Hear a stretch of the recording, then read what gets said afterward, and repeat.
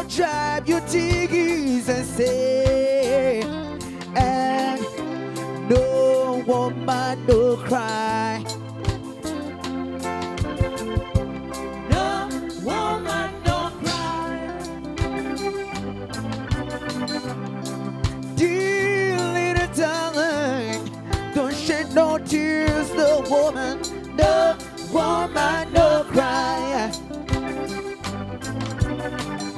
Said I remember when we used to sit in the government yard and trench down. And then Georgie would make a firelight as it won't. Lord would burn it through the night. Then we would cook corned beef porridge. Oh, bitch, I'll share with you. My faith is my only courage. So I gotta keep on pushing through. But what I'm gonna mean, come on. Everything's gonna be alright. Yeah, Rastafari. Everything's gonna be alright. Everything's gonna be alright. Everything's gonna be alright. Yeah, man. Everything's gonna be alright. Everything's gonna be alright. Everything's gonna be alright. Everything's gonna be alright. No woman, no crying. No woman, no cry. Oh, my little sister, don't shed no tears. No woman, no cry. No woman, no cry. Hear the sound of solo guitar.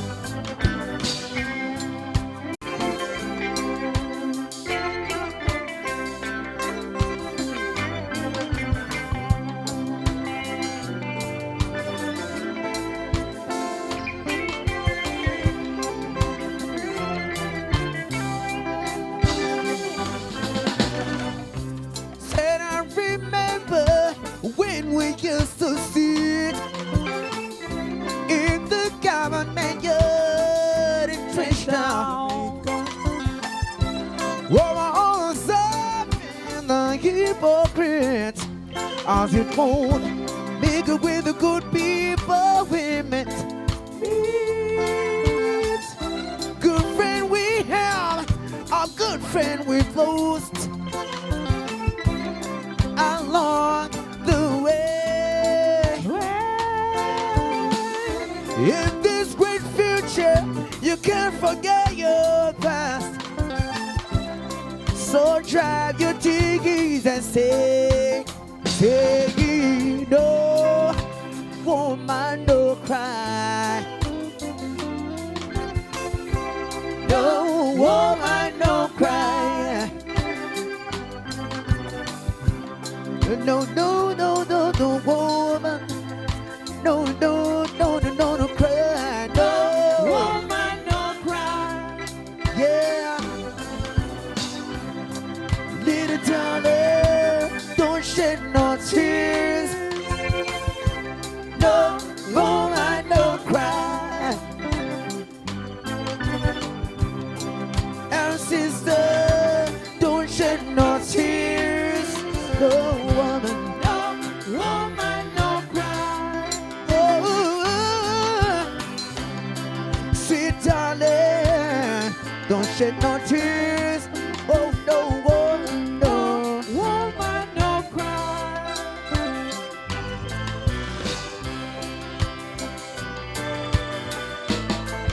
Yeah. Oh, no woman, no cry.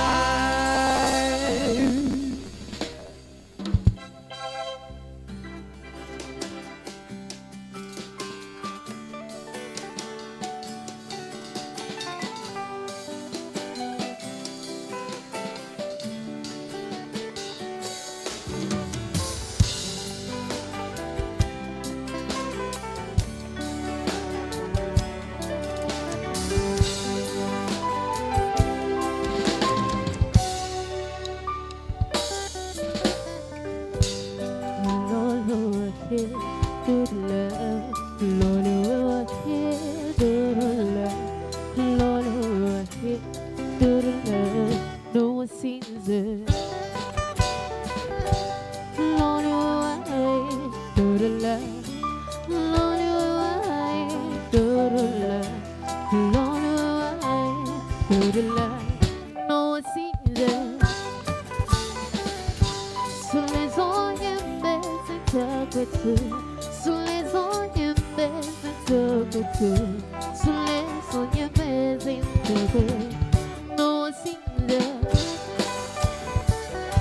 Sous les oiembe zintakwethu, sous les oiembe zintakwethu, sous les oiembe zintakwethu.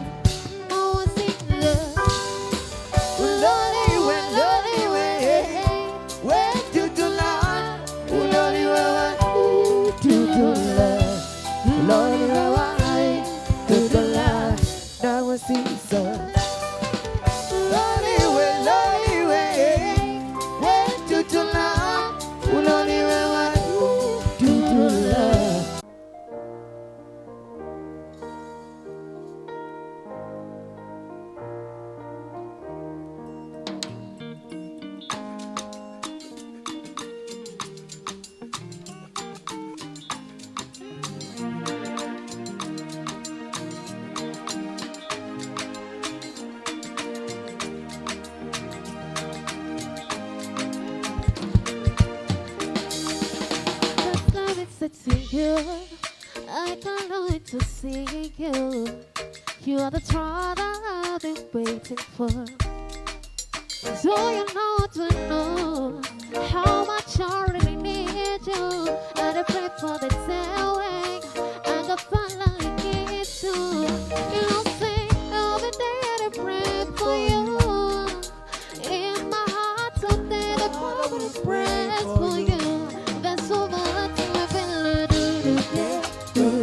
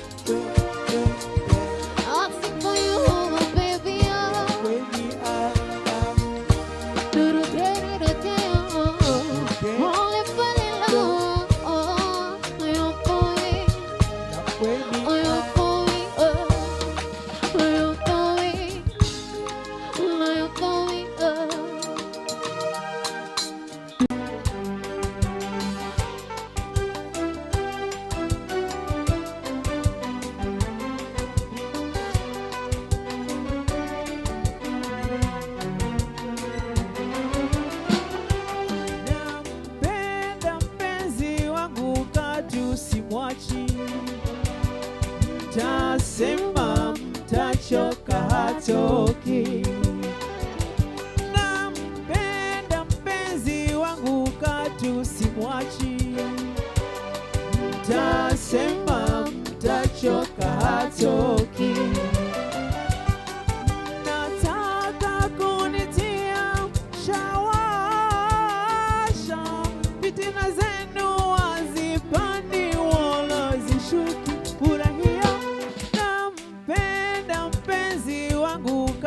Usimwachi, mtasema mtachoka hatoki. Nampenda mpenzi wangu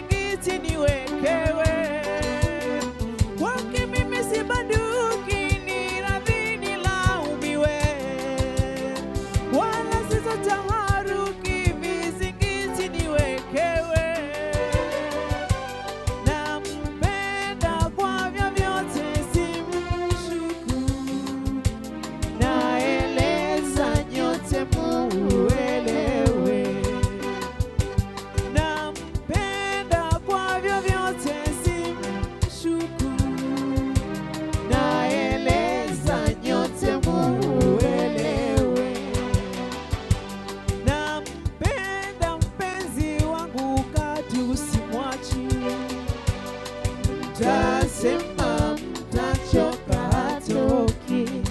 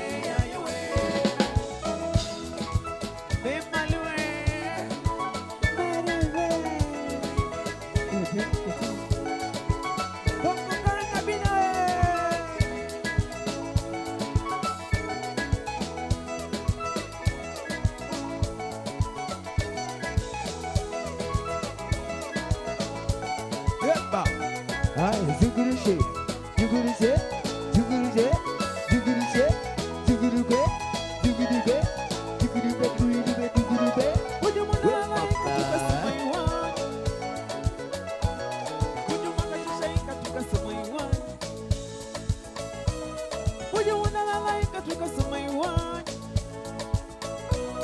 Buju wakajishaika tukasema iwan. Buju mwanalaika tukasema iwan. Buju wakajishaika tukasema iwan. Kokola Midalisi una mali Bombe kokola Kopi ona midalisi una mali Bombe kokola Abe hukola se una mali Bombe kokola Mapachi wa se una mali Bombe kokola Chala amani se una mali Bombe kokola Abe ujita se una mali Bombe kokola Bombe kokola Abe ujika te una mali Bombe kokola Bala bala mutaba te una mali Bombe kokola How are you? We alright. Are you? Yeah, cheza mama Cheza mama Zuguru che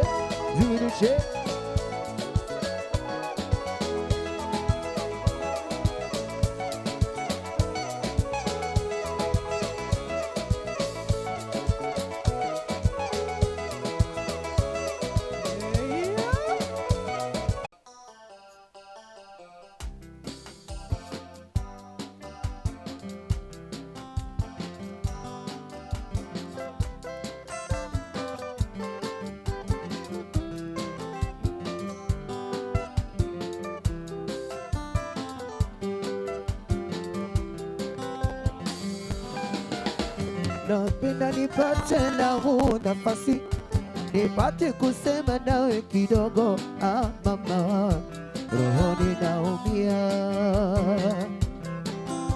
yeah.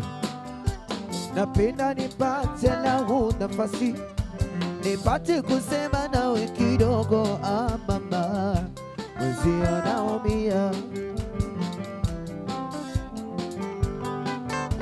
Hakika la kufanya bado sijaliona, nimeona leo bora ni kuimbe. Huenda punje roho yako ikaduda, ikaja siku ukaja nipoza moyo mama, rohoni naumia. Katika kuja kwako ewe wangu mpenzi, ni kama mganga utaenitibu katika maradhi yanayonisibu.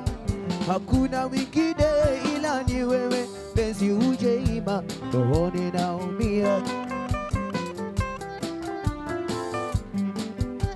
Katika kuja kwako ewe wangu mpenzi, ni kama mganga utaenitibu katika maradhi yanayonisibu. Hakuna mwingine ila ni wewe, penzi uje ima, rohoni naumia. Napenda nipate lau nafasi, nipate kusema nawe kidogo mama, rohoni naumia. Abraham Solo.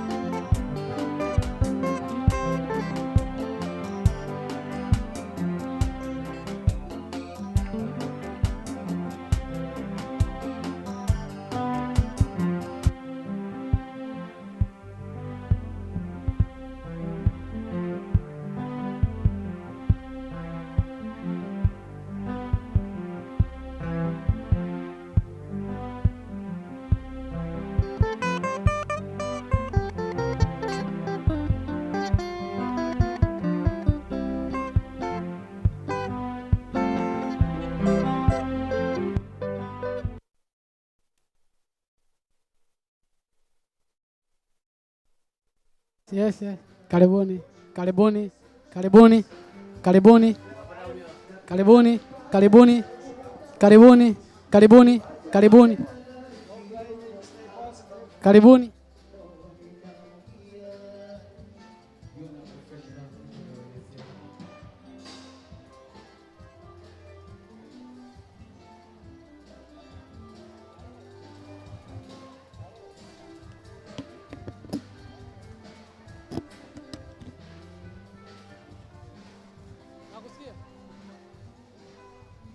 Karibuni, karibuni, karibuni, karibuni, karibuni.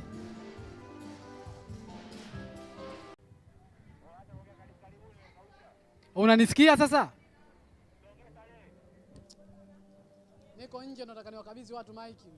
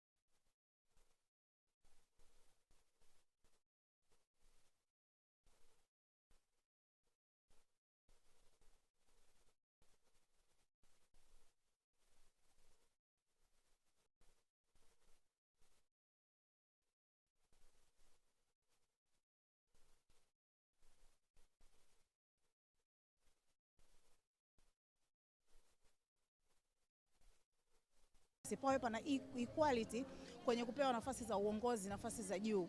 Kwa hiyo inachomaanisha sio za juu peke yake, yani waanze kupewa kuanzia huku chini ili waende wanakuwa wapate nafasi ya kugrow just like other like beings, yani wanaume wanapokuwa wanapata zile nafasi kwa haraka kwa kugrow. Tunajua pana changamoto nyingi, zote hizo pia kwenye conversation ya leo we have very competent leaders ambao tutakuwa nao kwenye discussions hapo baadaye, ambao wataelezea what are the challenges, what can be done, kifanyike nini, tubadilishe nini, ili yani hii safari isiwe safari ngumu sana kama ambavyo inaongeleka ama inafikirika.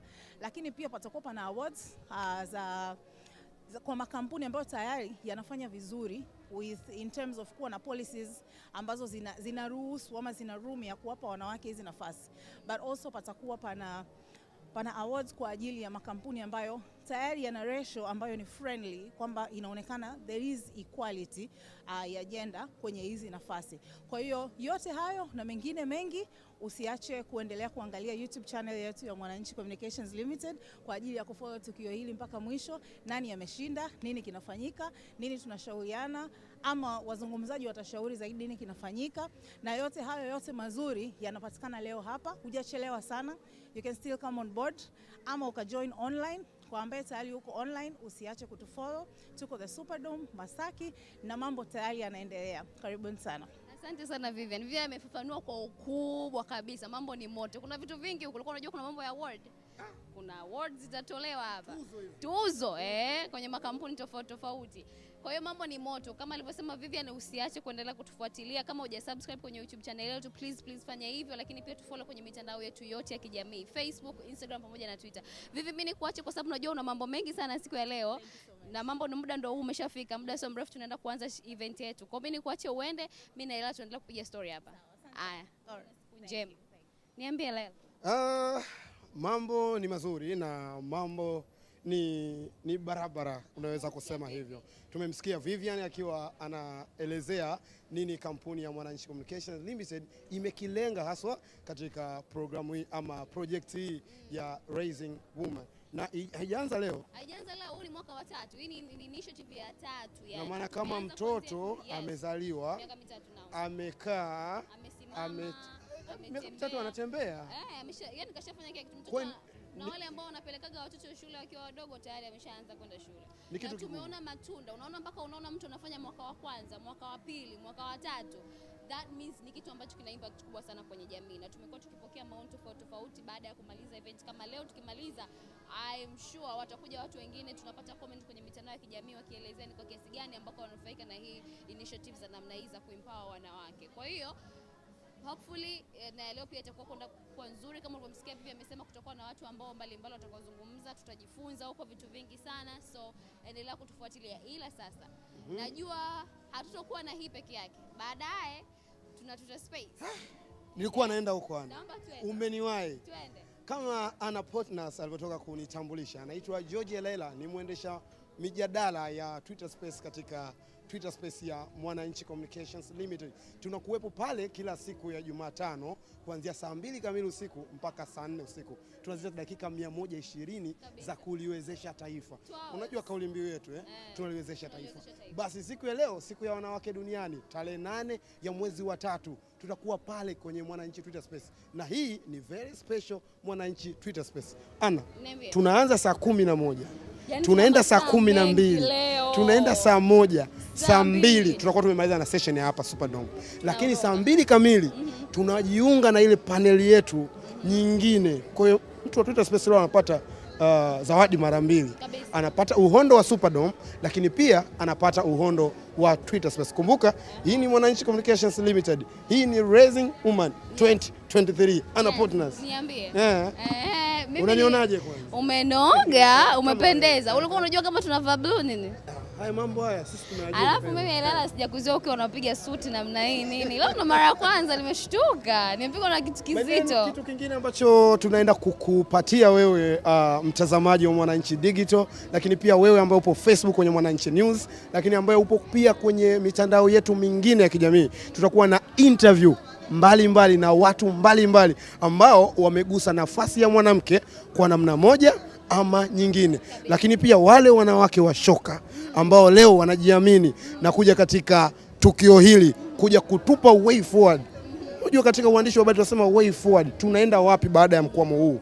Tufanye nini ili tuvunje huu ukomo wa ile barrier, ile selling ambayo ipo katikati, ili mwanamke naye awe kiongozi. Leo tutakuwa nao hapa Superdome kwenye red carpet. Tutapita hapa na niseme tu nafasi ya upendeleo tu George. Ni kwamba mimi nimefanikiwa kufanya interview na baadhi ya hao wanawake. Mara hii nakwambia nimepata bahati ya kufanya interview na baadhi ya hao wanawake. Nionyeshe wachache na mimi nikuambie wale ambao watakuwepo kwenye Twitter Space. Sasa nikisema hivyo tutamaliza uondo, si watakuja. Wapo kibao ambao watakuwa kwenye Twitter Space siku ya leo. Unataka kuwataja? Wa Twitter Space ya siku ya leo ambao kuanzia saa 2 watakuwa nasi moja kwa moja katika Mwananchi Twitter Space. Kwanza tutakuwa na Ana Henga. Huyu ni mkurugenzi mtendaji wa kituo cha haki za binadamu LHRC. Imagine kuanzia saa 2 tutakuwa naye on board moja kwa moja akitoa maoni yake, nini kifanyike, nini kifanyike ili kuleta usawa kwenye nafasi za uongozi nchini. Yes, lakini pia tutakuwa na Lilian Timbuka. Huyu ni mhariri wa habari kutoka gazeti la Mwananchi. Tumesema tumekuwa na watu wa nje, tumekuwa tukiwaandikia na sisi tunao. Tupo. Lakini pia tupo na Ana Foto. Tupo.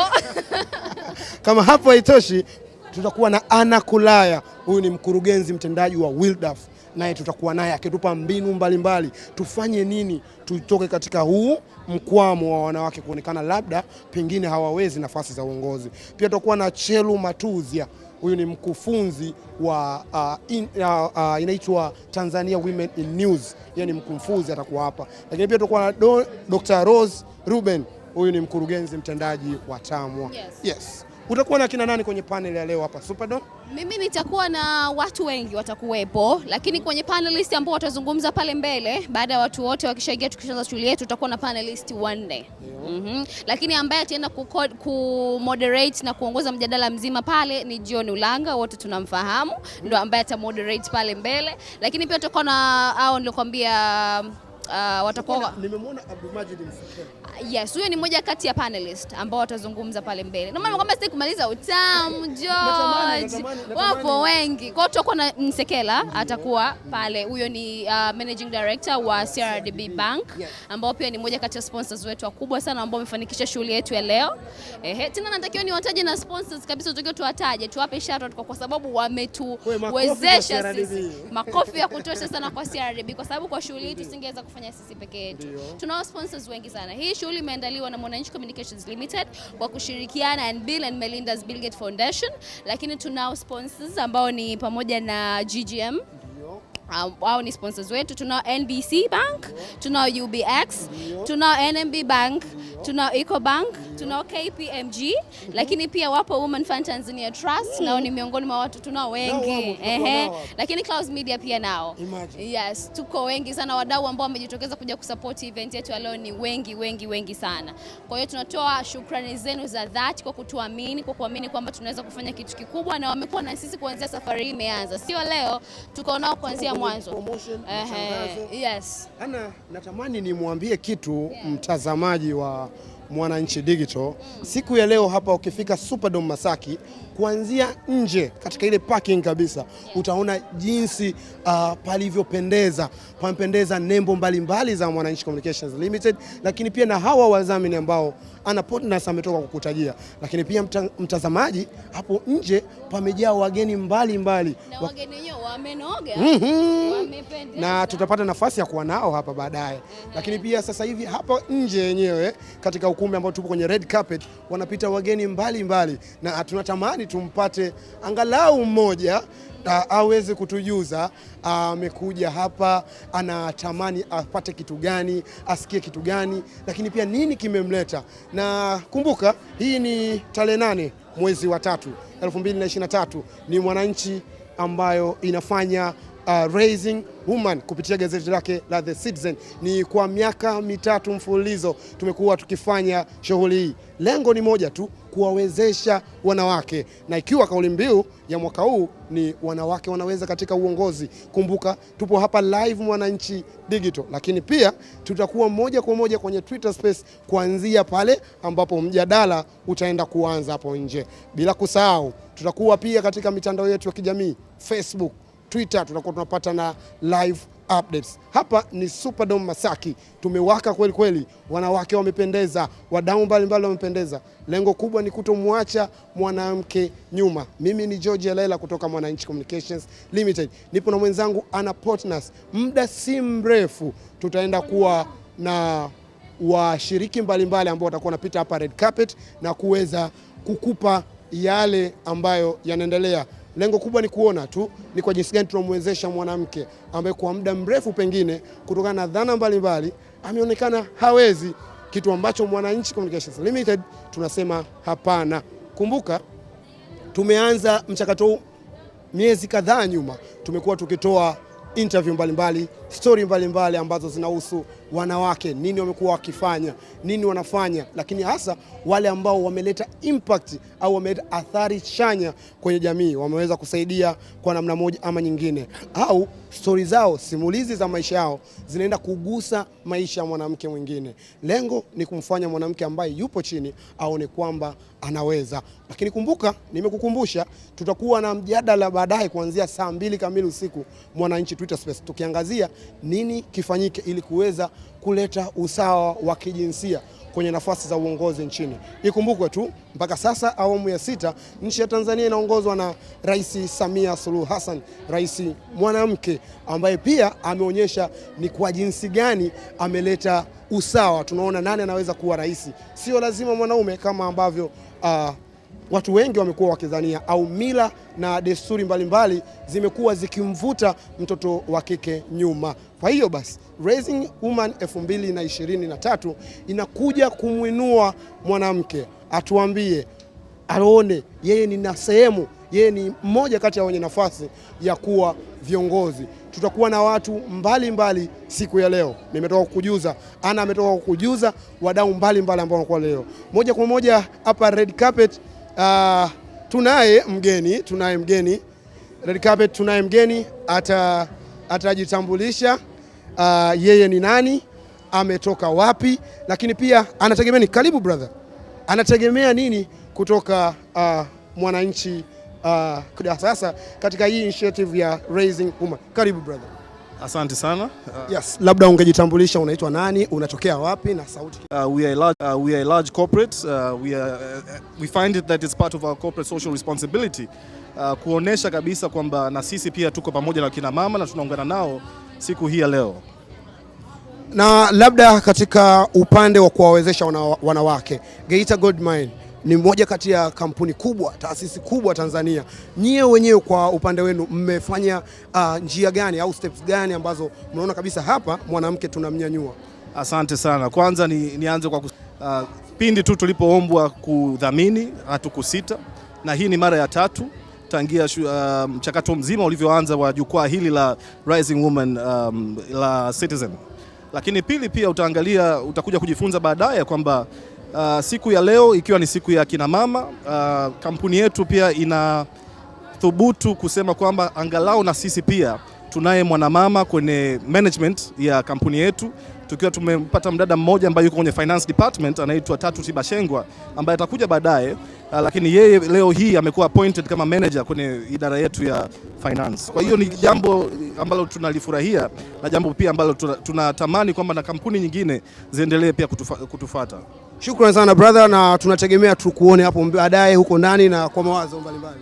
Asante sana. Wanasemaga wanaume hatushiriki kwenye haya mambo. Mimi na wewe na watu tumenyuka suti na tumekuja. Asante sana.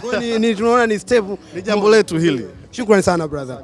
Yes, huyo alikuwa ni Mhando kutoka kampuni ya GGM, Geita Gold Mine. Hawa ni wadau wetu katika Raising Woman 2023.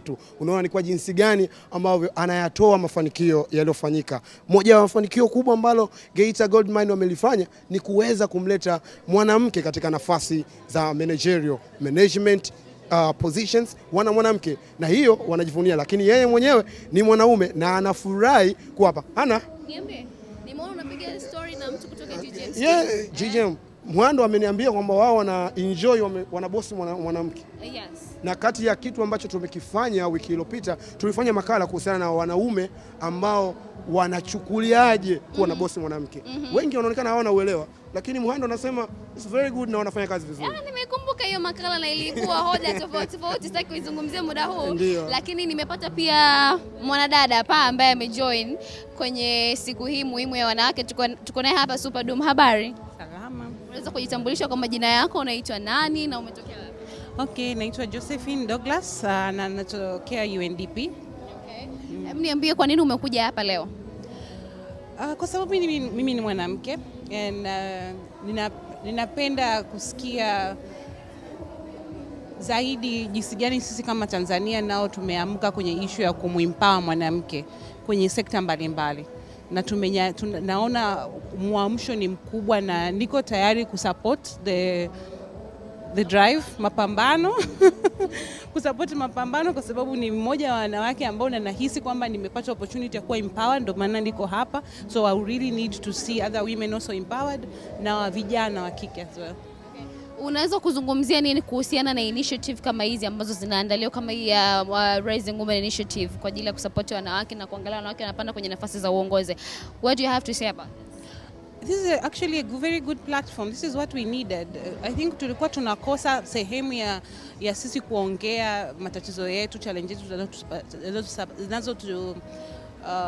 zinazotupata kwenye familia, kwenye kazi, kwenye jamii kwa ujumla. Lakini platform kama hii inaipa room jamii kuelewa changamoto za mwanamke, na pia na uhakika kuna mada mbalimbali ambazo zinaenda kuipa solution jamii, jinsi gani mwanamke anaweza kutatua shida mbalimbali na opportunity gani ziko kwa mwanamke kuweza kuzitap ili aweze kutatua changamoto zake. So it's a very good initiative na natamani ziendelee kuwepo, na sio tu kwa wanawake, hata vijana na magrupu mengine mbalimbali ambayo yako marginalized kwenye society. Ujumbe wako ni upi kwa wanawake ambao wanakuangalia sasa hivi kupitia Mwananchi Digital kwenye siku hii muhimu ya wanawake? Ujumbe wangu mkubwa nahisi ni mwanamke atambue kwamba we are very strong beings. I think kuna jinsi ambavyo tumeumbwa, tuna uwezo mkubwa sana kwenye kuanzia kufikiria katika utendaji na kutekeleza mambo na pia uongozi. Kwa hiyo ni muda wa sisi kuamka na kuchukua nafasi zetu kwa sababu we are here for that. Okay girl. Thank you. Thank you. Asante sana. Enjoy. Hao ni baadhi tu ya watu ambao wamejumuika na sisi. Watu ni wengi sana na muda si mrefu shule yetu itaenda kuanza, lakini bado tunaendelea kupokea watu hapa kwenye red carpet, wanapita na kuzungumza mambo mawili matatu, nini hasa ambacho kimewafanya wakajumuika na sisi hapa jioni ya leo kwenye kusherehekea siku ya mwanamke duniani ambayo huwa kikawaida na sherehekewa kila inapofika tarehe 8 mwezi wa 3. Na hapa naona George amekuja na mtu mwingine tena. Karibu dada. Umependeza sana, mwanamke kanga, mwanamke kabisa. Asante sana. Mwanamke kanga wewe. Mwanamke kitenge. Mwanamke kitenge. Mambo poa mpenzi. Habari ya jioni ya leo? Salama kabisa. Kwanza unajisikiaje kuwepo hapa siku hii ya wanawake, na utuambie kwa nini, kitu gani kikubwa kimekuvuta umetoka nyumbani mpaka umekuja hapa Masaki? Najisikia furaha sana maana mimi ni mwanamke, kwa nina furaha sana siku ya leo tunapojisherehekea sisi wenyewe.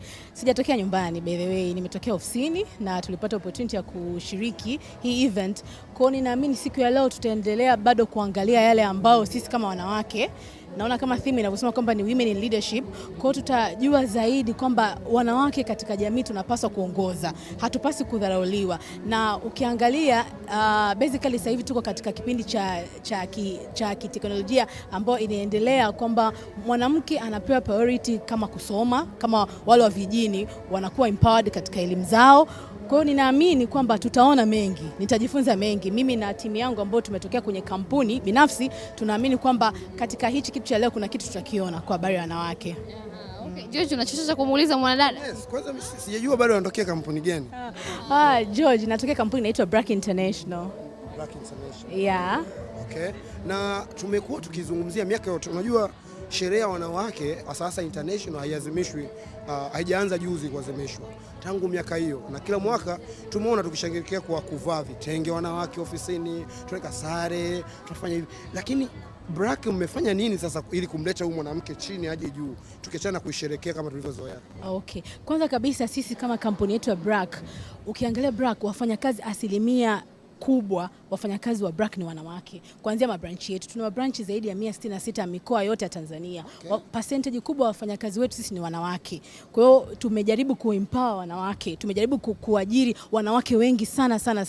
Na kama mfano sasa hivi CEO wetu mpya yeye ni mwanamke pia. Kwa hiyo hicho ndicho ambacho tunaamini tumekifanya na tunaendelea kufanya zaidi kama kampuni ya BRAC. Wanawake wako juu, George. Mimi nafurahi. Mimi na leo tumefurahi. Mimi nafurahi siku zote kwa sababu unaona progress inazidi kukua na initiative kama hizi kama ya Citizen Rising Woman ni mwaka wa 3 ni third edition na nimeona mabadiliko makubwa tangu imeanza. Tunaona namba ya wanawake kwenye nafasi za uongozi inaongezeka. Hii ni mara kwa ngapi unakuja? Kiuhalisia hii ni mara ya kwanza, lakini nimekuwa nikisikia. Sikuwahi kupata nafasi ya kuparticipate, lakini this time around ofisini nikawa among of the people ambao nimekuwa selected kuja kuparticipate. Okay, nakushukuru sana kwa ushiriki wako and next year tena unatakiwa uwe hapa uje utupe tena progress imekuaje kwenye kampuni. Thank you so much. Okay, enjoy the rest of the day. All right. Okay. Yes, Ana. Wakati natoka nimemuona tuseme wenye project yao kutoka The Citizen. Lucy, tafadhali karibu red camera. Amependeza? Amenoga. Mimi nilimsahau. Ghafla. Bwana. Ukahisi kama ni mtu mwingine. Lucy karibu. Okay, huyu ni Lucy Tomeka, atajitambulisha yeye ni kama nani na kuanzia wiki hii mwezi umeanza huu kuanzia tarehe 1 mpaka leo tarehe 8. Unapofahamu kwenye kampuni yetu tumekuwa wanawake wanashikia nafasi tofauti. Kwa hiyo huyu amekuwa ni mwi bwana wa Citizen. Atatuambia hapa na imekuwaje nafasi ya uongozi ameishikilia ameipokeaje na ameitendea haki kwa kiasi gani. Hi Lucy, how are you? I'm good, how are you? You look great. Thank you so much. Okay, tuambie leo kama siku ya wanawake ndio unajisikiaje kuwa hapa na nafasi yako umeishika na umetendea kazi kwa kiasi gani? Umetendea haki kwa kiasi gani? English is fine. Well, really appreciate you speak Swahili, please. It's The Citizen. Yes, but just let's do Swahili. All right, I'll try my best. Kama ni mhariri mtendaji, right? Yes, managing editor. It was humbling at first, scary, a lot of responsibilities, lakini this project imekuwa a very big platform for us. Imetuonyesha like anything is possible. You can do anything. Unaweza ukapewa majukumu ambayo you're not used to, and with the right support unaweza. So nimeipokea in a way that was more of a learning process on the job and doing the best I can. Yeah. Hii ni mara yako ya pili una participate kwenye kuhakikisha hii initiative ya Rising Woman inakamilika. The third, you were here kuanzia right from the day one, yes. Really? Yes. I thought this was the second edition. I have a question. Lucy, watu wamekuwa wakiona Rising Woman ikiwa nje kama hivi. Let's say leo tunaiona Rising Woman. Lakini kuna deep down kuna wale watu ambao wana struggle hasa na mzima kuwa na interview tofauti ambazo good na zinavutia. Creativity is the primary source of this thing, lakini kuna ile perception ya media ambayo watu tayari wanayo, so it's a lot of work back behind the scenes convincing hawa watu ambao tunataka kwa profile kwamba this is really good for you. Your story has a very big impact in the society. It has the ability to uplift watu. So groundwork is really intense, and you do this kila siku. So it's a lot of work, it's a lot of commitment, and it's a lot of creativity, but it's totally worth it. Okay, so una kipi cha kuwaambia watu ambao wanatarajia fourth edition ambao next year hopefully, na tunaanza kujiandaa kuanzia mwaka huu, lakini kwa nyinyi kama ambao mmeshikilia gazeti la The Citizen ambayo ndio The Citizen Rising Woman, what do we have to expect for next year? It's always bigger and better. That's what we should say, bigger and better, more detailed profiles, better stories to tell, more impact that we're hoping we can put out there. So yeah, expect bigger and better. Like unaweza kusema ni kwa kiasi gani tumefanikiwa kuanzia tumeanza edition ya kwanza since you were there mpaka sasa hivi ni third edition. Tumepiga hatua kiasi gani? Big leaps kwa kweli, kwa sababu unajua when something new is starting, especially in a market that is already heavily saturated, it's very challenging to say kwamba first of all tutabaki resilient to keep it going. Secondly, itapokelewa the way the Rising Woman Initiative has been received, kwamba yani watu wameshaanza kuongea, guys, next year please profile me. Kwa hiyo we've really taken big steps, and I'm proud of that. I'm proud to be part of it. Yeah, very, very big steps. I can't put it in percentages because I don't think tumefika 100% bado, but I would put it north of 80. Tunafika. Mimi nahisi tumruhusu Lucy. Tumwache Lucy aendelee. Aendelee na majukumu mengine. Na azifikishe salamu pia kwa wengine, kina Salome, kina Thompson, na wenyewe pia nafikiri watapita pia tutazungumza nao. Lucy, tukuache uende ukaendelea na mambo mengine. Okay, have a lovely evening.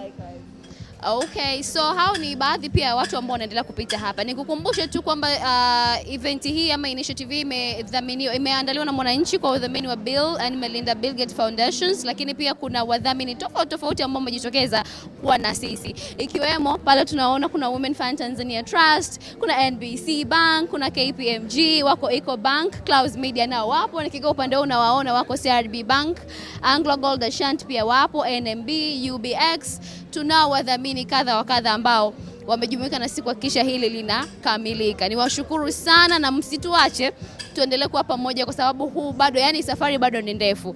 Next year tunawatarajia.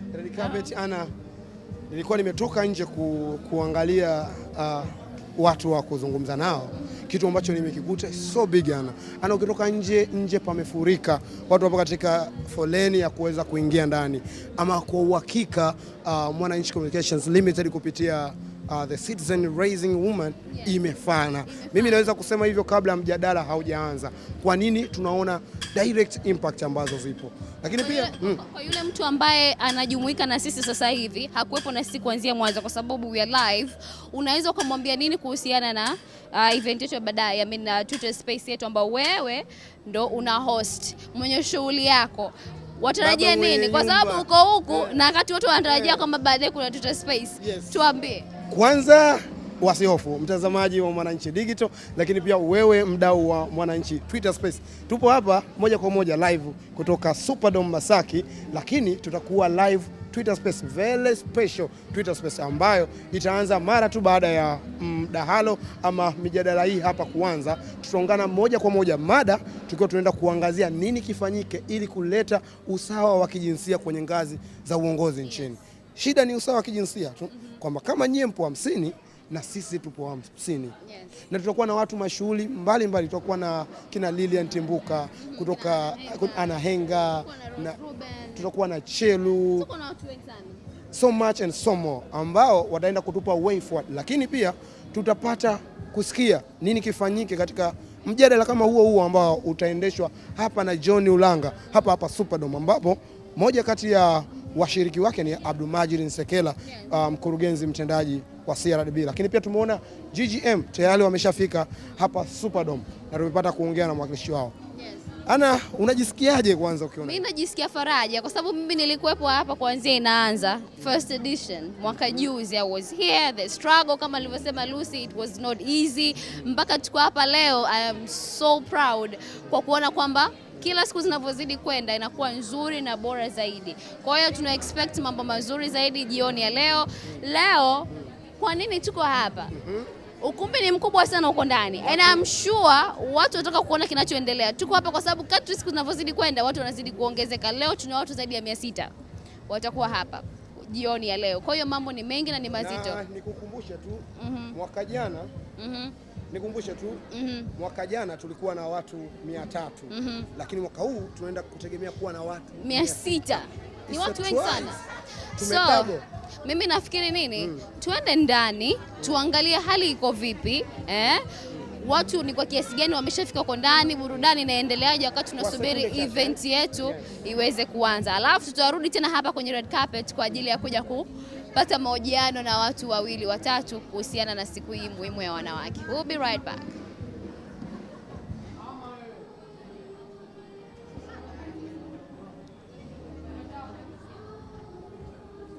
Nasikiaje watu, yani nimeshindwa kuvumilia kuendelea kukaa.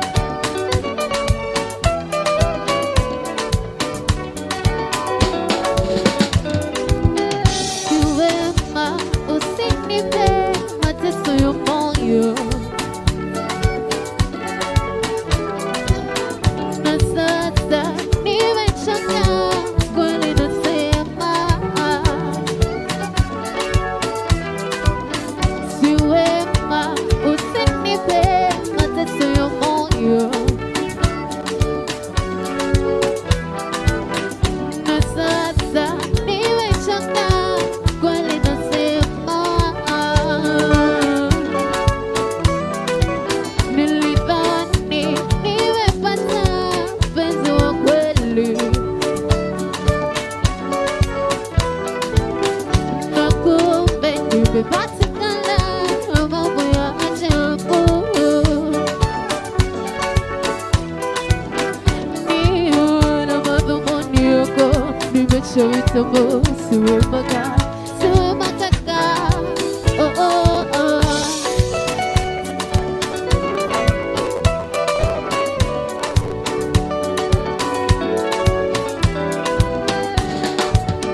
Unajitamba mbele ya rafiki zako kwamba mimi sina la kusema mbele yako. Umeniweka kwenye kiganja baba, unalotaka ndilo ninayofanya, sababu wewe ni mzuri sana.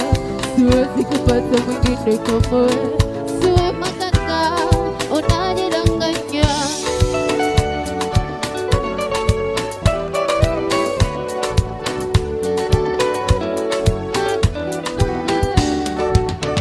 Wema wako ndio ulionipa fadhila zote, kumbe kwako ni bure. Malipo yake kunifanya mjinga baba.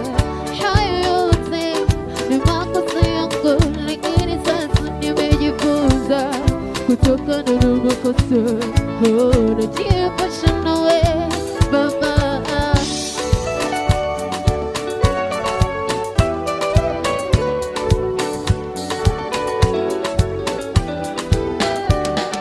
Nimezunguka Tanzania bara, Unguja na Pemba nimefika. Nimeona vijana wenye sifa, wenye kujitambua wakafurika. Nimezunguka Tanzania bara, Unguja na Pemba nimefika. Nimeona vijana wenye sifa, wenye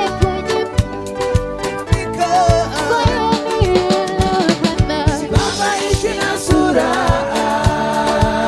napenda tabia njema. Baba ishi na sura, napenda tabia njema. Baba ishi na sura, napenda tabia njema. Baba ishi na sura, napenda tabia njema. Baba ishi na sura, napenda tabia njema. Baba ishi na sura,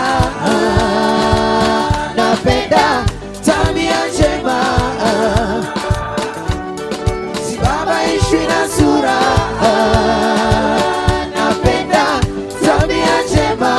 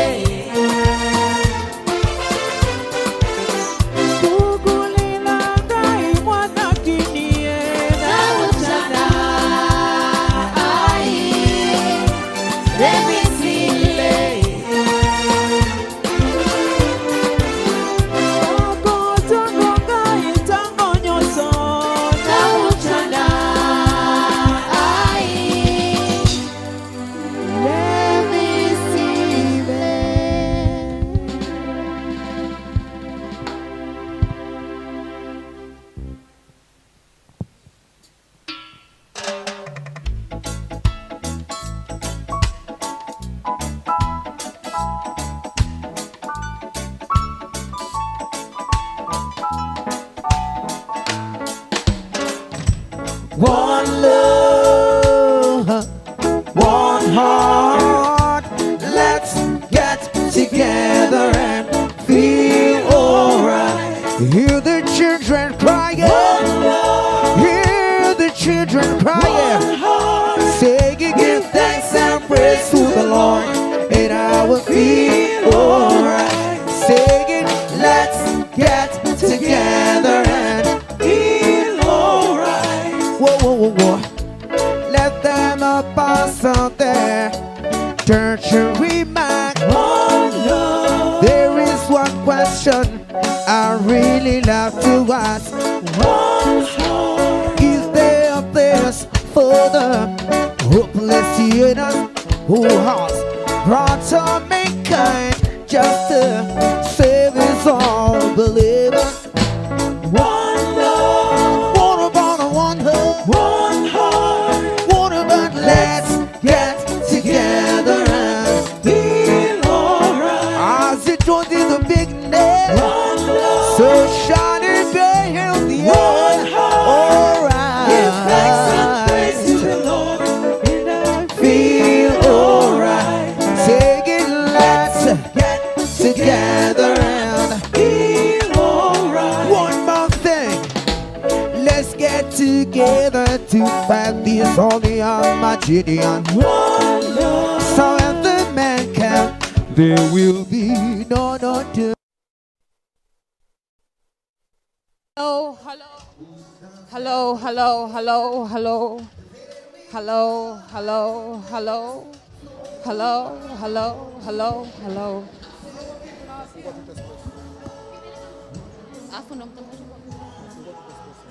Hello, hello.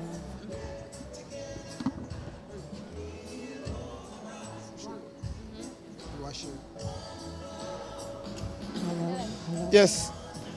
Karibu tena mtazamaji wa Mwananchi Digital. Hello, hello, hello. Good evening, ladies and gentlemen. Habari za jioni mabibi na mabwana. Facebook, tupo live YouTube. Good evening. That's when I say good evening and you say good evening back. Good evening, ladies and gentlemen. Tuenda kuwa live. Mbele yetu tuna wageni kadha wa kadha na tulikuwa hapa red carpet, mimi George Lela pamoja na Anna Potnas. Moja kwa moja tujiunge na ni mhariri mtendaji wa The Citizen, gazeti ambalo Tonight is a night of celebration, it's a night of inspiration, it's also a night of great fun. The Citizen Rising Women Initiative. Huyu ndo mwenye gazeti lake. And with that, I'd like to ask us all to rise so that we can start our event tonight with the Tanzanian national anthem.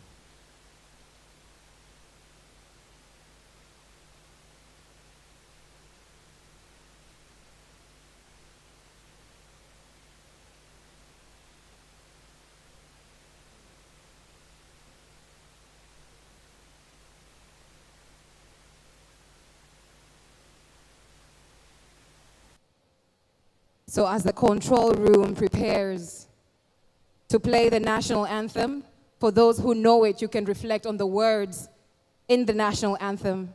The anthem was actually written as a prayer for the country and the continent.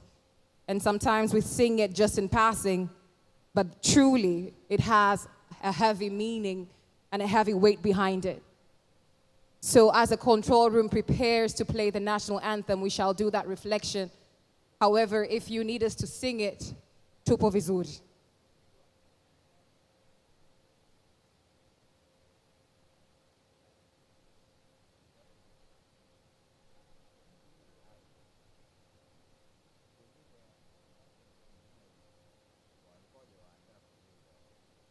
Ladies and gentlemen, I believe many here are very cognizant of the Tanzanian national anthem. Naombeni tuimbe kwa pamoja. Mungu ibariki. Yes. Wabariki viongozi wa hekima ya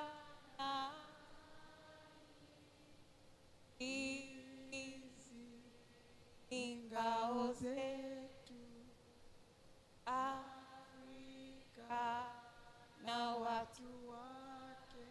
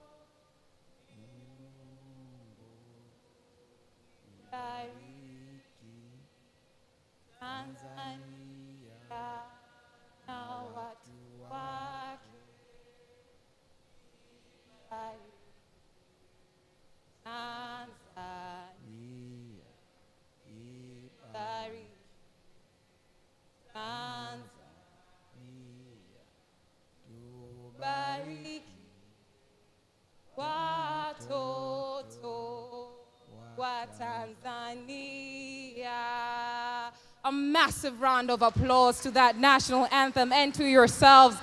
Makofi, mabibi na mabwana, asanteni, you can have your seats. And that's what you do. As Tanzanians, this morning I learned it's not about a problem. The problem is not the problem. The problem is not finding a solution when the problem arises. And so we had a solution. We know the words to our anthem. So thank you for singing together. And with that, we are going to start. And to start us off, we have the future generation. We have the future generation, the next generation of future female leaders here to lead us, to speak to us, to present to us what's on their hearts and minds.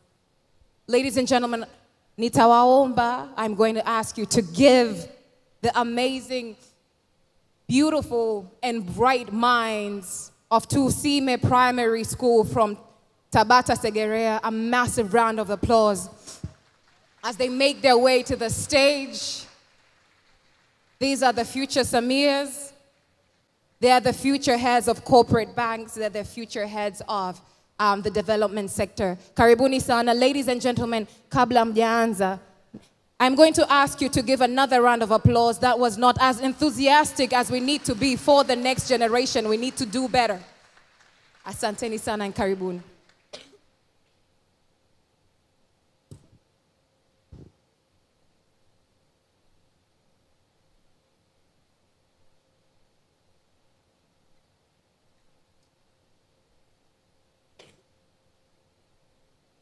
Good afternoon, everyone. My name is Joyce Mata. I'm in Standard 7 at Tusime Nursery Primary School. Today, I'm going to recite a poem about nurturing leadership in young girls to lead the nation. I'm here to recite a poem. My poem is about educate the girl child. To educate the girl child, you educate the nation. Do not deprive her of quality education. Let her know what to say and when to mention whenever she speaks to the nation. In the past, she was marginalized. Weak, worthless, unable, the girl child was baptized. Parents, guardians, governments despised. The boy child, even the weaker one, was praised. The whole world celebrates Women's Day today to recognize the achievements of women today. Powerful, worthy, and able they are today. Education has molded women today. Educate the girl child, all you peasants. Educate the girl child, all you poor and rich. Educate the girl child, all you Tanzania, for she needs education to take the lead. Mama Samia Suluhu Hassan of Tanzania, Salih Zud of Ethiopia, Salome of Georgia, Halima Yacob of Singapore, strong women with huge potential. take lead of presidential seats, and engineer development. Education, women can. Tulia Axon, prominent lawyer, taking lead of our parliament, sparkling knowledge and wisdom. May God help me be like her. Oh, Tanzania, nurture the girl child to take lead. Teach her creativity and respect for others. Teach her independence as well as teamwork. Problem solving and perseverance are great necessity.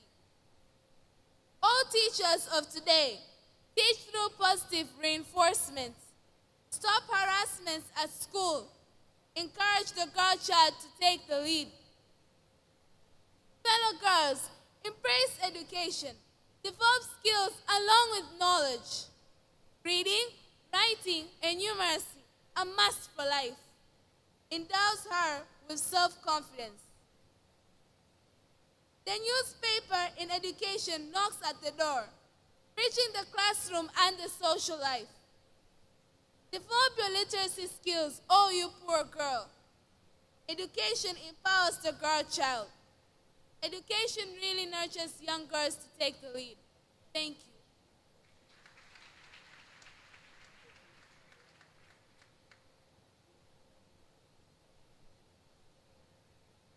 Good afternoon, everybody. My name is Janelle, and I am from Tusimina Same Primary School. Today is a special day we women call Women's Day. In this day, we are going to explain about the achievements and challenges a woman has faced throughout life. In the past, a woman was really isolated, discriminated, and exploited. You see, this is also known as gender discrimination. Gender discrimination is a situation in which there is an equal treatment of persons. In this case, men and women weren't even taken to school. We didn't even get quality education. One of the acts of gender discrimination was early marriage. Can you imagine a young girl of 15, 16, or 14, instead of being in secondary school, is getting married? Is that really fair? This is because in the past, girls and women were taken as nothing in the community. As you can hear, it is absolutely not fair for women to be done like that.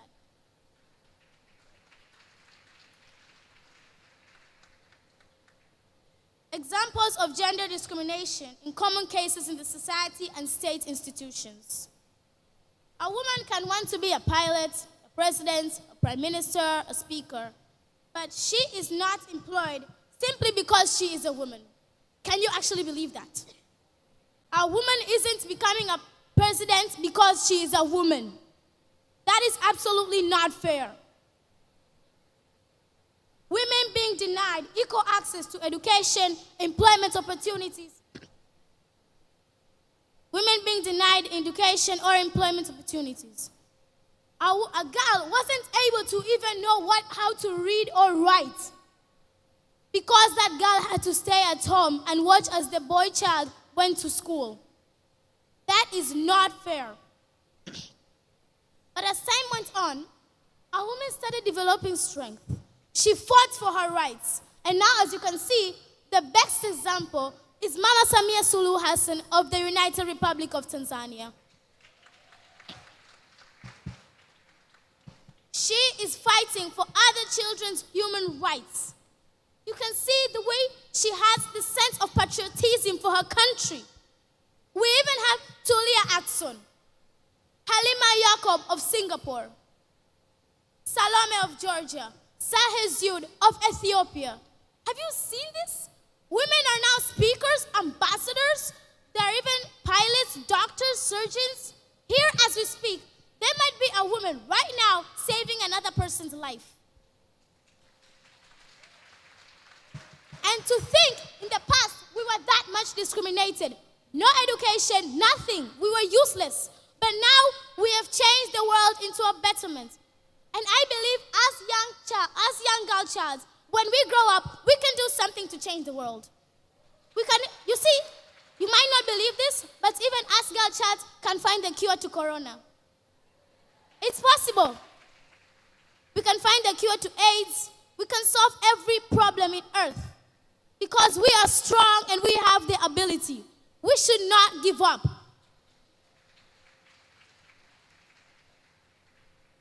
Finally, I would really like to praise my school. Of course, my school is not doing any of those practices, because my school is the best.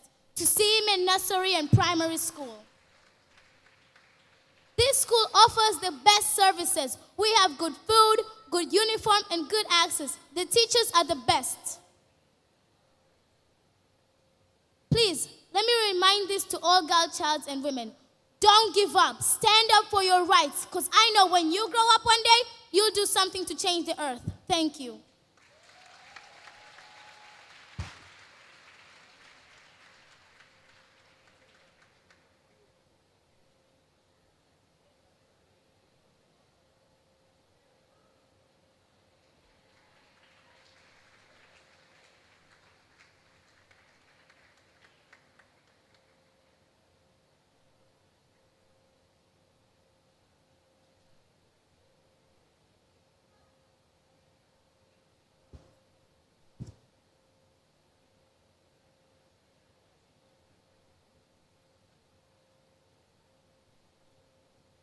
We are pupils from Tusime Nursery and Primary School.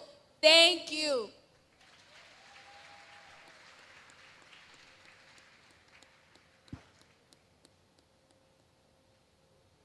Ask yourselves, when you were that age, what were you doing?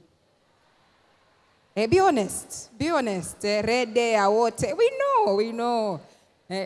Germany, a hand of applause to the Tusime Nursery and Primary School, but then more specifically, a hand of applause to the teachers that have done massive round of applause to the teachers.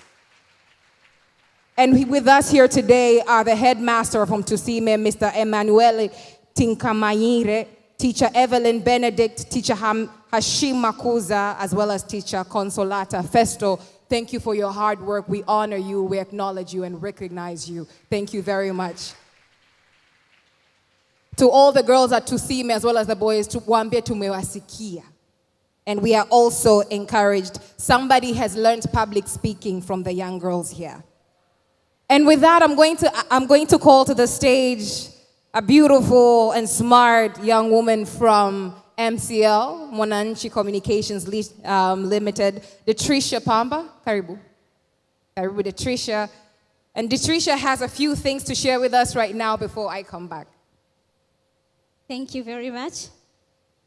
Hey, ladies and gentlemen, good evening. Wow, as the students were going down, I did not hear a round of applause that was loud enough. Were you not touched? You were not touched? You were. Another round of applause. Actually, I would like to attest this. I am a Tusime alumni, so I was very much touched. It's a great school. Great students. But then we wouldn't be here without our sponsors. So I would like to thank our partners and sponsors, Bill and Melinda Gates, CRDB Bank, UBX, NMB Bank, Women Fund Trust Bank, Anglo Gold Ashanti Gator Gold Mine, NBC Bank, EcoBank, KPMG, and Clouds Media Group. A round of applause for them. So we are going to see a few videos from our partners and sponsors, then we're going to get back. Thank you.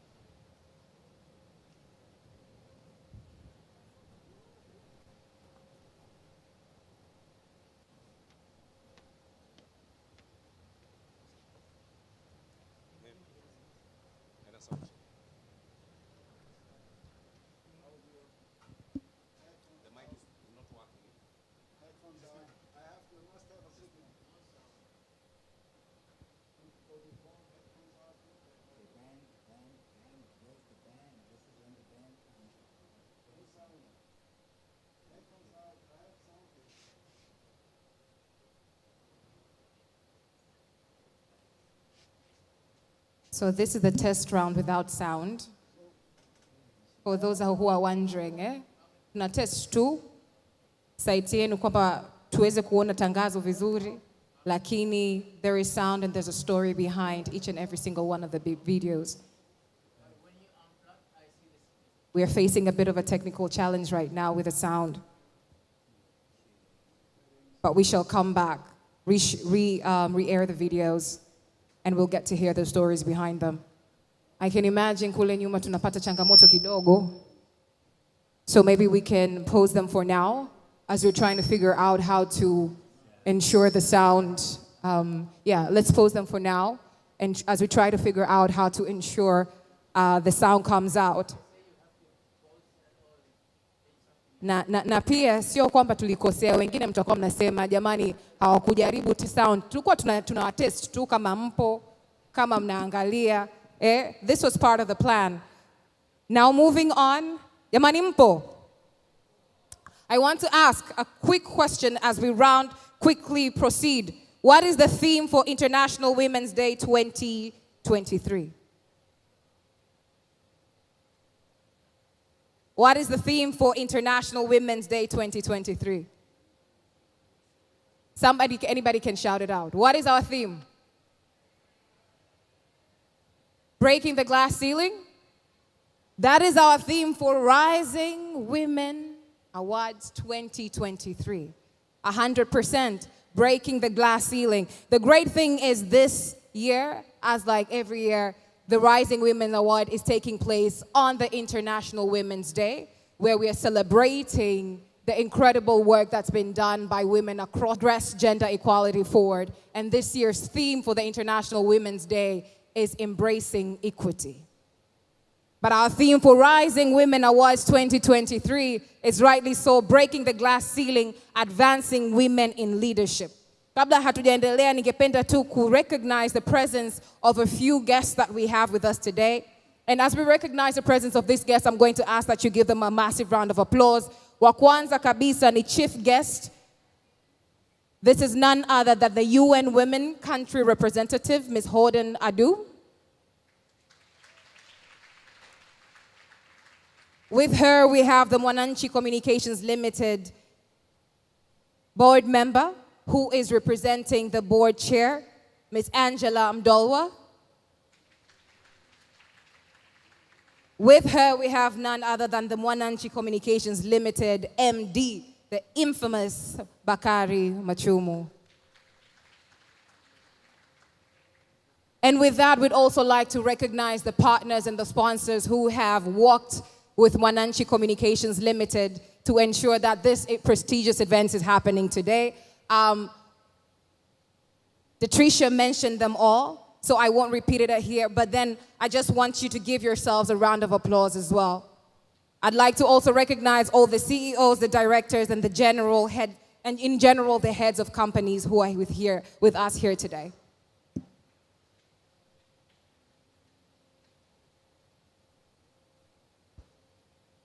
You know, when you have an application on your phone, and sometimes you might know how that application works, lakini utajaribu kutumia kitu afu kashangaa hakifanyi kazi. But then your application tells you that you need to update it. That was me being updated about a change in the schedule. So tumekuwa updated kidogo, tumefanya reboot. And so what's going to happen right now is we're going to jump directly to our panel discussion. We were to have a few conversations before we jump to our panel discussion. So with your permission, ladies and gentlemen, we're going to jump directly to the panel discussion. And with that, I'm going to invite the panel's moderator, Mr. John Ulanga, to come to the stage, invite his panelists, and engage in an incredible conversation. As he's coming on stage, I'm going to ask you to give him a massive round of applause. Makofi ya kichoyo hayaruhusiwi on International Women's Day. But I'm also going to ask you that be on the lookout for interesting conversations, interesting comments, and be ready to put them on your social media pages. We'll share the hashtag soon. Asante sana, karibu sana, Mr. Olanga.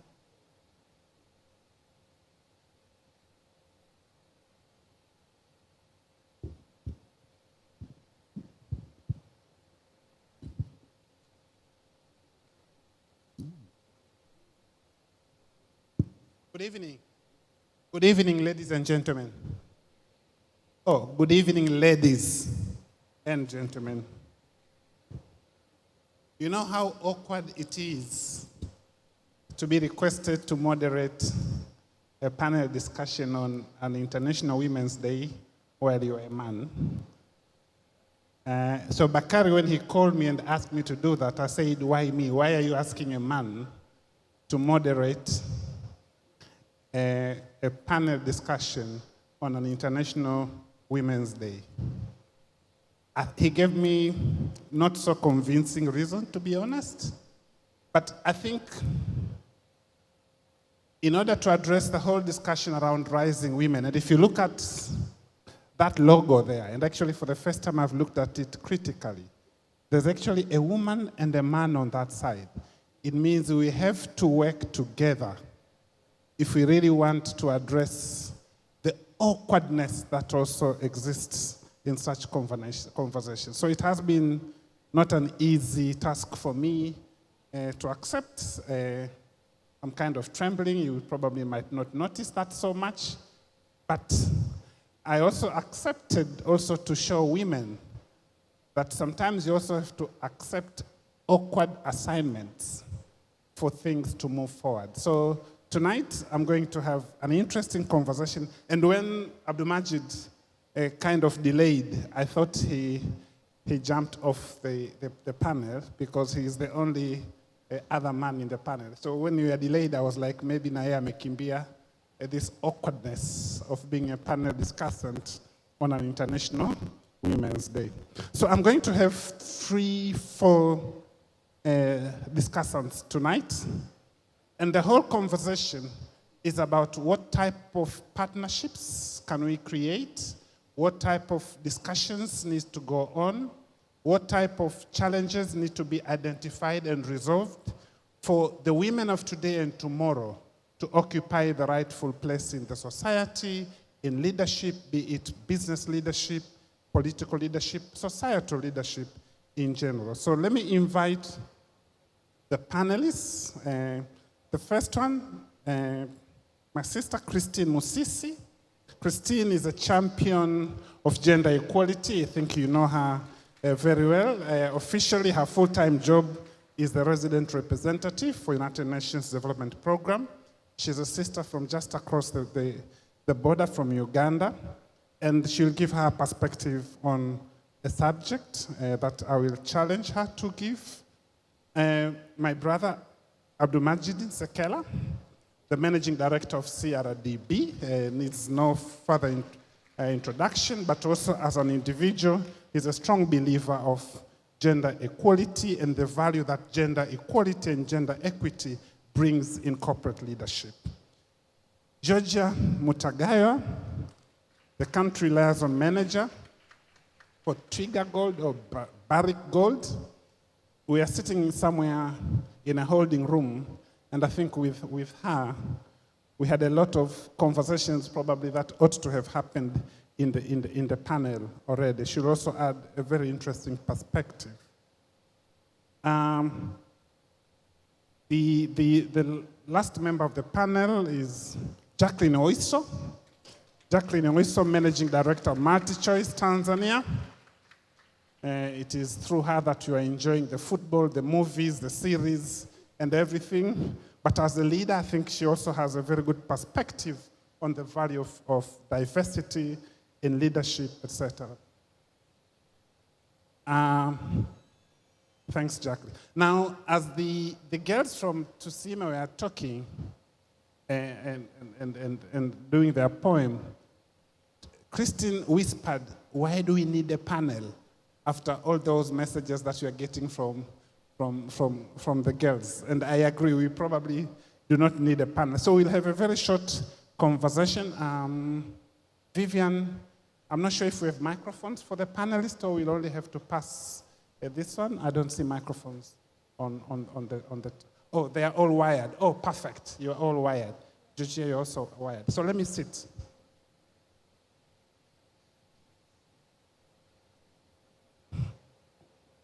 So let me start with Georgia, maybe.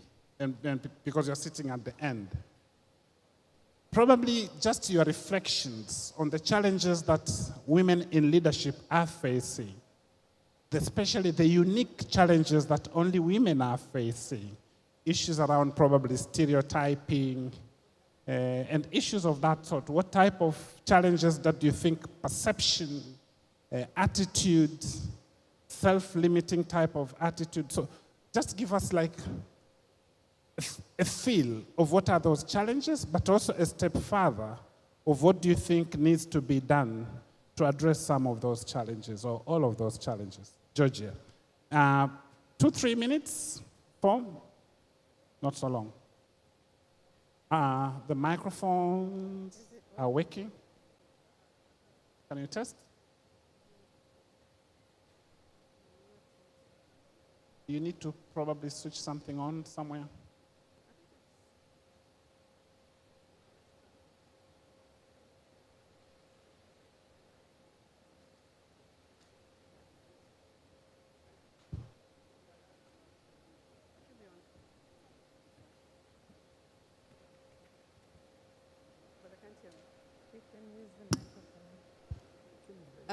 Good evening, everybody. Thank you, John. So first, I'd like to say that we are in a we face very unique times at the moment. I think this is probably the first time that we have 2 generations in the workplace. I look at the young women at work, and they could be my daughters. So the workplace, honestly, has changed. And maybe the issues that I will bring up might not be pertinent to what that they are, because the challenges that young women face today, the 20-something-year-olds, are probably different from those of my day. But one thing which is subtle, but it's there, that women face is what I call micro-sexual advances harassment. And it comes shrouded in very, very subtle forms, and it's difficult for us to put a finger to it, you know? It could be a male supervisor texting you good night or good morning every day. Although the advance is not physical, but it could be making you uncomfortable. I mean, ladies, we've been there, so we know that. And I think something else that we face, which is a barrier, is what I would call the old boys network. And because we don't have the old girls network, so guys get to win. It's changing, but it is still there. There's also the issue of exclusion, where an assumption is made that because you're a mother, you're a wife, you're a whatever, you shouldn't be invited to an event. A decision is made for you, although you are an individual. So there are a lot of decisions that are made on behalf of women, and it's assumed that it is okay to do so because of the cultural setup.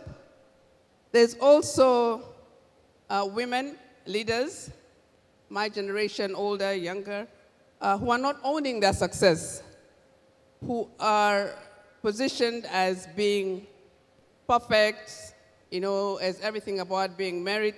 And I think as older women, we do a disservice to younger women when we don't show them how hard it is. We don't tell them about our failures. We don't tell them that it is okay to fall, fail, and rise again. So in a nutshell, I would say the challenges in the workplace are very different. We have a lot of generations, even in the room today, as I look around, I see the 20-year-olds, 30-year-olds, 40-year-olds, 50-year-olds like myself. And we really need to look at these generational differences and issues because they're different. Young women want something totally different. And it is not really up to us to prescribe. They want purpose, and organizations need to give them purpose. Thank you, John. Thank you, Georgia. Maybe just a follow-up. For ladies like yourselves, Georgia, Christine, Jacqueline, who have traversed that path, have seen those challenges, what type of advice will you give to the likes of Tusime and other upcoming women who are still rising? What do you think they can do to address some of those challenges, some of them being deeply entrenched in the society? What attitudes, what strengths do they need to build for them to break through the glass ceiling? Back to you.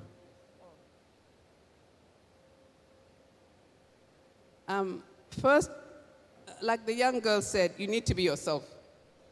And you need to show up not as a girl, as a person. I think we need to teach young boys and men to see us as asexual human beings. They shouldn't see us as women. They should see us as people. One. Two, we should teach young girls to speak up, to reach out, to demand things. I see young women at work demanding things, and it's hard sometimes, but we have to understand it's a different generation. We have to give them the space, and we have to hear them out because the world has changed. Thank you so much, Georgia. Abdulmajid, listening to Georgia, and she identified some of the challenges that women are facing in workplaces. What do you think are some of the best practices that your bank or organizations can adopt to create a more gender equal workplace? A workplace which values inclusion, a workplace that values equity, a workplace that values diversity. What do you think are some of the best practices that can be explored or adopted? Thank you.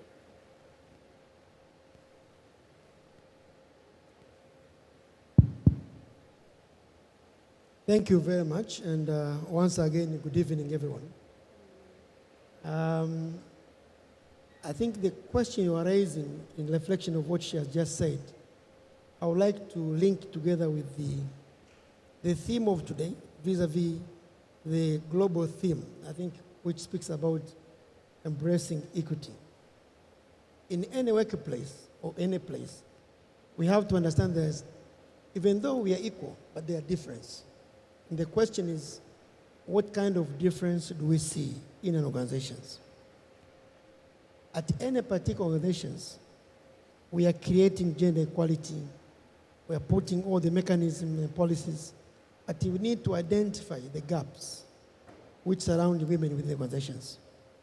If we speak the case, for example, at CLDB, I think what we saw at CLDB, we have about 44% of our workplace are women. And all of them are very competent, but not all of them, or majority, are not in leadership. I think the biggest question was why? And we identify some of the gaps she has just mentioned.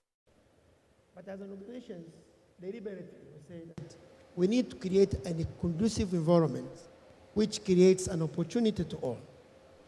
One, looking at the women specifically, we actually started with what you call She Initiatives, and where we encourage women, first of all, to identify the gap themselves, in line with what the organizations is actually approaching as a policy of inclusiveness.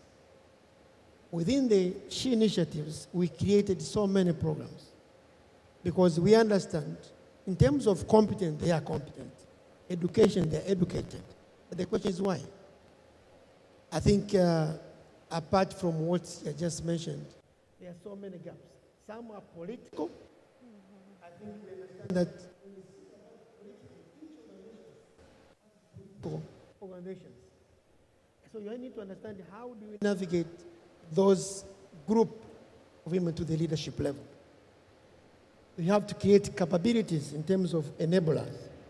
So at CLDB, what we did, we created a number of programs by identifying talented women who are ready to lead, but they are not seeing themselves as leaders. So we created a partnership, and you mentioned about the partnership. We partnered with IFC and identified about 100 women who are talents. We gave them a training which we called Ready to Lead. That was 2021.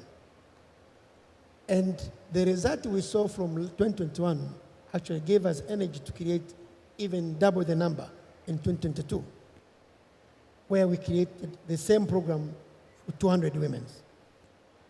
But from the organizational level, we actually look on the operating model. Does the operation bring the efficiency in terms of raising women? Or do we have vertical leadership? And that's why we said we have to create a role which fits for growth and give opportunity for women. We have Female for Future programs where we sent about, I think the first program we sent about 4 women. The second program we sent 15 because we saw the benefit of 4 women who attended the first program, how they are faring in their current roles and how they are being promoted to another role. So last year we sent about 15 women. And I'm happy that the majority of those are now leaders. This year, obviously the number will double, talk about 30. But we have also partnered with Strathmore University for executive leadership, where a group of women are being trained in terms of leadership and the quality of leadership. But most important, I think, what we have been preaching at the institutions, how do we create confidence? Because we speak about enabling them. I think they are ready to be enabled. What you don't need to say enable them, create environment for them to excel. So CRDB, I think we are very much happy. And I can even put testimony here. When you look CRDB currently in terms of strategy, 5-year strategy has been led by women. We have our head of strategy is a woman. She has been appointed to be a CEO for DRC Congo, which is the most difficult country to lead as a CEO. And we have recently also appointed another CEO to lead our foundations. So that's, you need to give opportunity, but also encourage them to compete. Because we're not raising just the women, we're raising competent ones, and they are all competent. Thank you so much, Abdulmajid. Thanks a lot.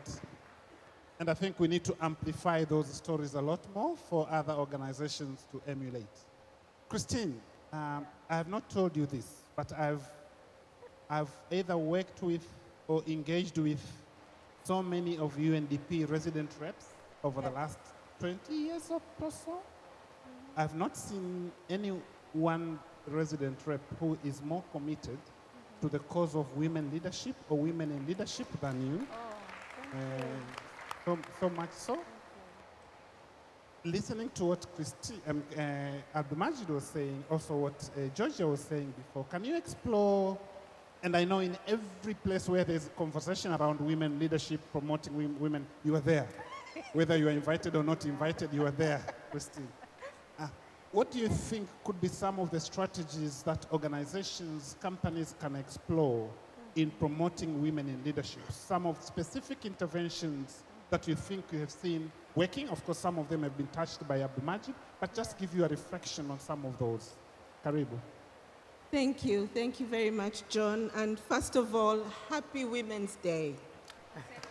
All of you women are wonderful, we are great, we are enough, we have substance, and, we are here because we deserve to be here. So congratulations, all of you women who are here today. Now, I think that developing systems or strategies that empower women in the workplace to leadership requires, first of all, understanding what are their limitations. Why are they not moving up? And some of that, of course, Georgia has explained. But we were discussing off stage how difficult it is for women sometimes to make the decision to apply for a position. And you're thinking, okay, I've given her an option to apply, why is she refusing? For a man, it is very straightforward. I get promoted. For a woman, she has to put so many things into consideration because even we professional women have the triple role or the double barrel role, as they say. So when I am considering a promotion, I need to ask myself, do I have enough time? Or do I have the capacity to make my time more elastic? Because it's going to mean a 12-hour, 16-hour day for me. And will I be able to do that. So when an organization understands that, then you need to create a working environment and work-life balance policies, as well as the technologies that are required for women to be able to manage these roles.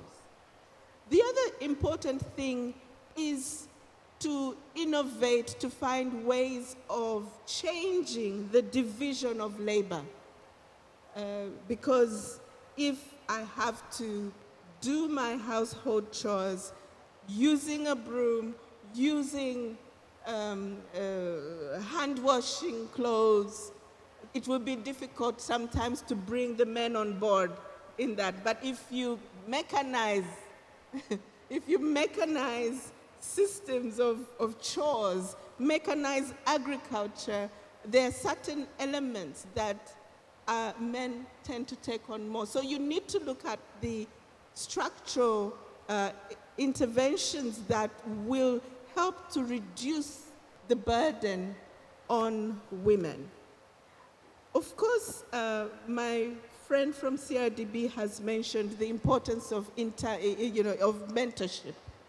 Having very clear leadership paths for women, a mentorship system that enables them to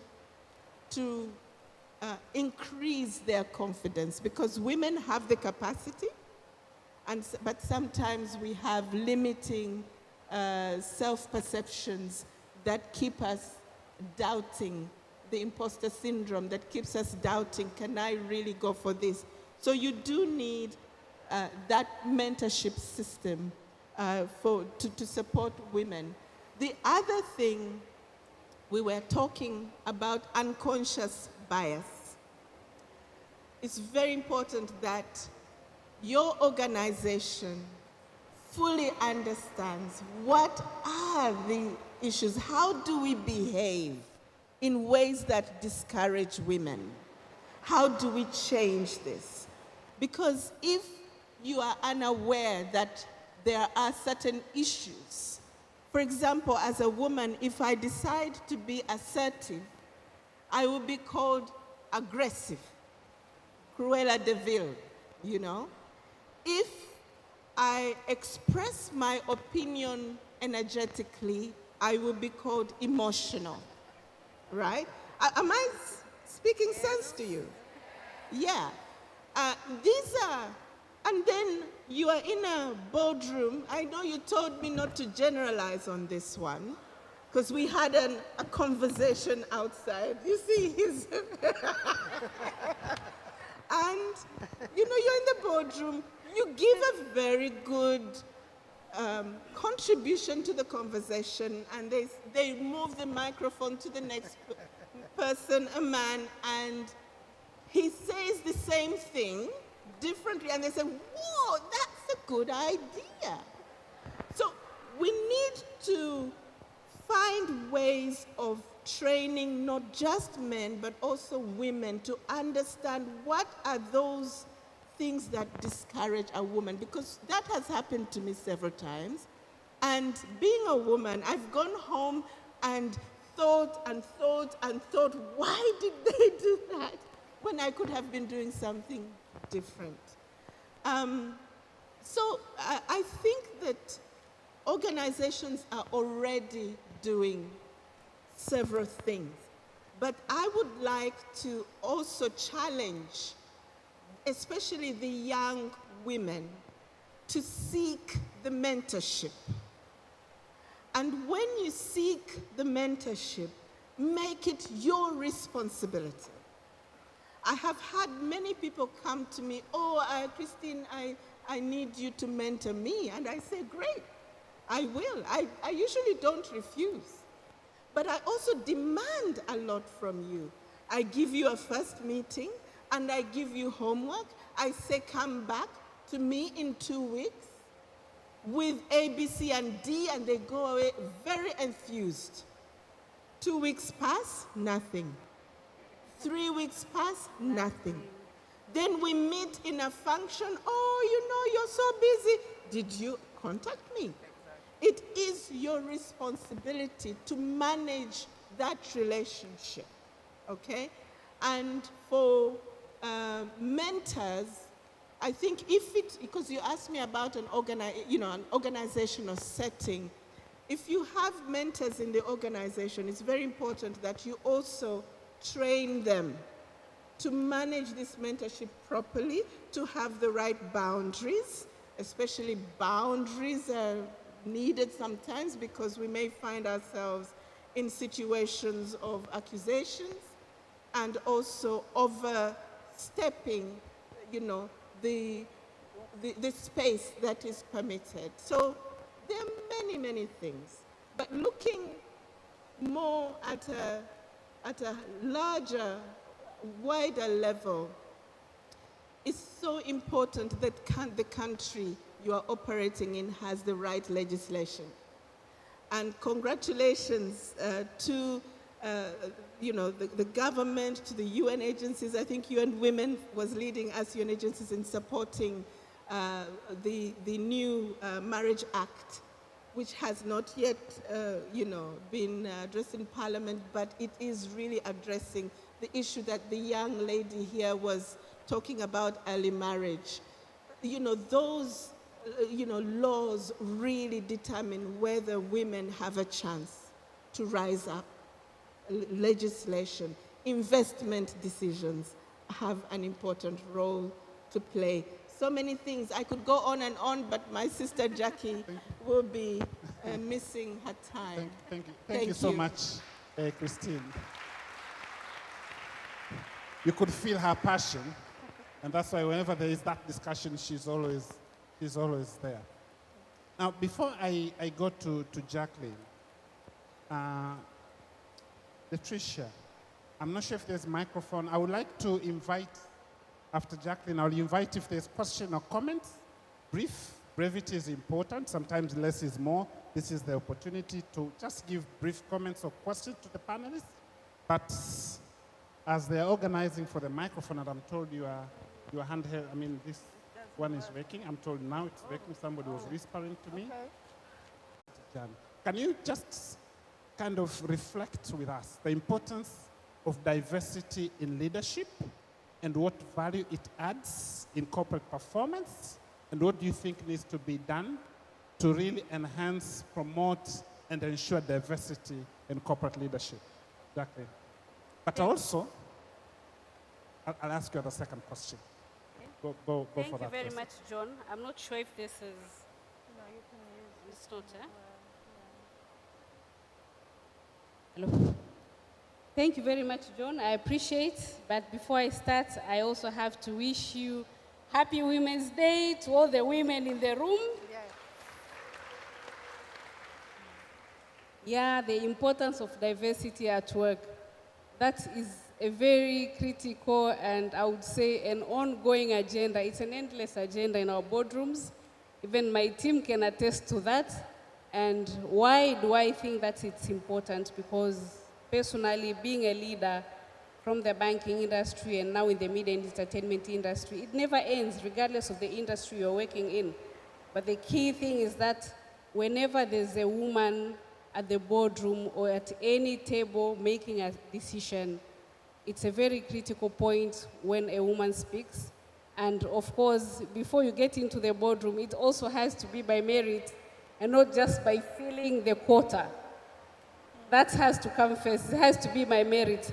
So someone should not say that I'm appointing you as the managing director or a board member or so and so because I need 2 women or 3 women in the board, so I'm coming to you. So that is something we as women have to be very careful about such propositions. So after that, then you get into the boardroom and start making decisions. Then the difference which you see, because in most of the boardrooms, they're still dominated by men. In my previous experience, and even as we speak now, I'm still the only female in the boardroom, and when it comes to making decisions, you clearly see the differences with the way the men think, and that's how they're made up, naturally. But women will always think of how can they involve other women, how they can have even not only women, how can they make everyone participate in a certain activity, in a certain decision, even when it comes to promotion? For instance, for myself, I always think the composition of my management team. Then I think, again, the composition of middle management team. Again, across the organization, is it balanced or it's not gender balanced? So this gender lens always comes in when we have women leaders on the boardroom table. So that's one of the key things which I always look at. And the other thing, which is also an instinct, which I would say it's an inborn talent within women, it's also the capacity or the ability to identify the black swans within your organization. If you don't know about the black swans, you can Google. There's also a book about black swans. But it's basically identifying the best talent within the organization. And how do you do this? You cannot just sit in your office as the managing director and expect to know the skills and talents of your team. You have to walk around, you have to meet them. Some of them are in different regions across Tanzania. Even if you try and travel around Tanzania, it might not take you less than 3 or 4 weeks. I normally do that, and it's very cumbersome. I would say it takes a lot of time, but it actually helps you to see even the skill and talent, the passion within people. Sometimes we forget ourselves sitting in Dar es Salaam in the boardrooms with air conditions, and you think, oh, so I think I'll place X into Y position and A into B position, but sometimes it's not right. You need to understand your people, take time. As women leaders, and even in general, even male leaders, we have to go out there, otherwise you won't have or never achieve inclusiveness and also participative teams as well as management level. Because you cannot say that I just want to have women in the management team or even in the middle level team if you don't know them. Sitting on a chair like this, on a comfortable sofa like this, and they're dancing like this. You might assume they're enjoying some music, not knowing that that seat is so hot, such that the only way to survive is to find those maneuvers of seeming like you're dancing. Leadership seats are hot. And probably, Christine, you remember the conversations we are having outside. Multiple responsibilities that women have or are expected to have besides the leadership position. And if anyone looks at your story, it's also a story of resilience. Yeah. The challenges that women go through. And you have to be resilient and persevere to survive. What is your advice? How do we build that resilience of not only multiple responsibilities, but also workplace challenges that can seem to be surmounting to any individual? So women resilience, sometimes, just go for it. Thank you, John. That's a very interesting question. You are seriously poking me.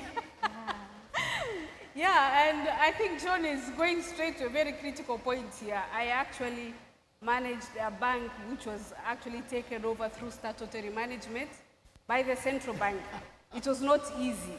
And from the time I stepped in as the CEO, I could clearly see there's serious trouble in this institution and something will definitely happen. But again, in several such industries, especially in banking, you cannot just walk away. It's a matter of accountability and your personal integrity and also your career path. So there are a lot of things to think back.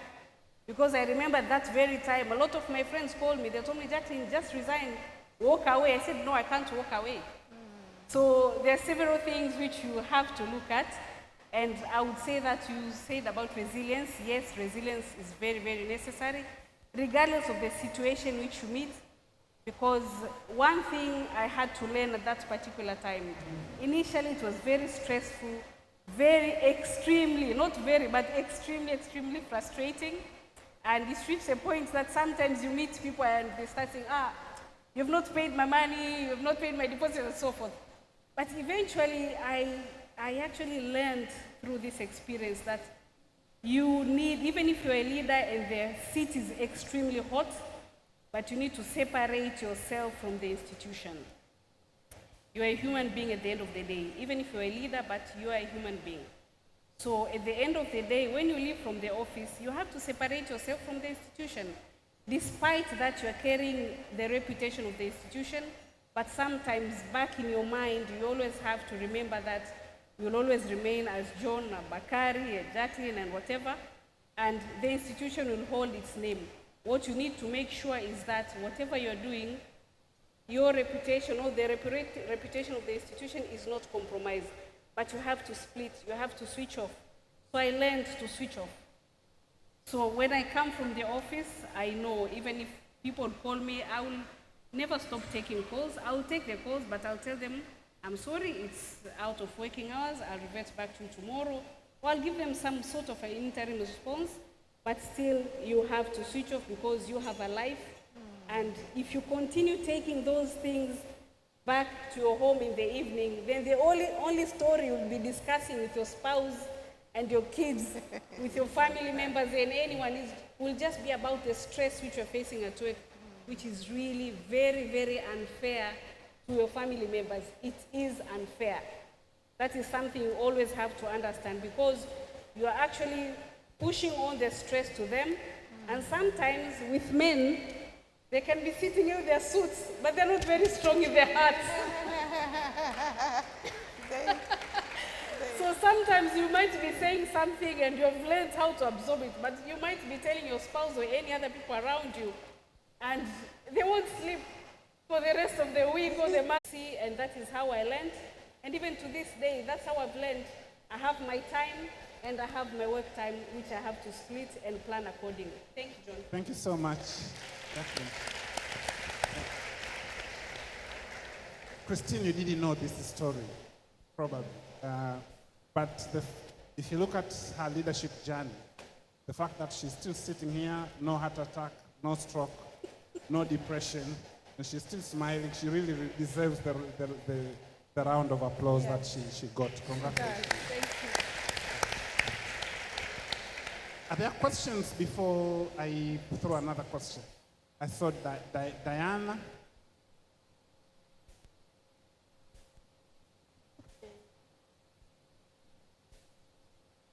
I'll take three, okay. I'm seeing Emma. So Christina, as you're talking about the mentorship thing, Yes. I could see some of my mentees in the room who have deserted me. Yes. Evelyn out there, they are smiling, feeling guilty. It's true. So yes, mentees, you have to really maintain that relationship. So microphone to But may I?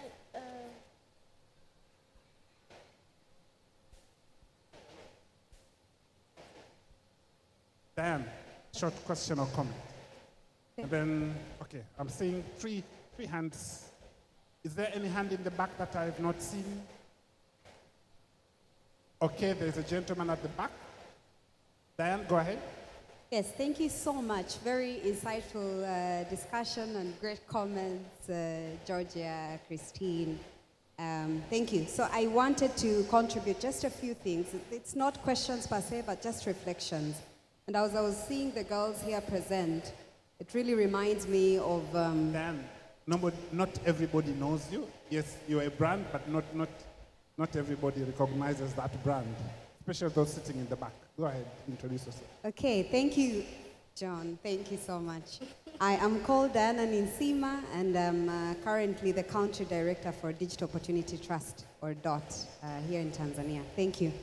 Yes, so as I was seeing the kids here present and all that, and I know we've been having this reflection around gender pedagogies, so going back into school where it all starts. So how do we work on approaches that are redefining positive femininity and masculinity from when boys and girls are growing up?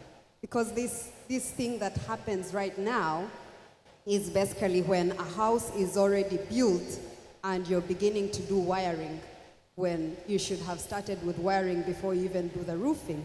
So how do we embed these within the education systems where we're redefining femininity and masculinity? So that's one point. And then the concept of gender social conditioning.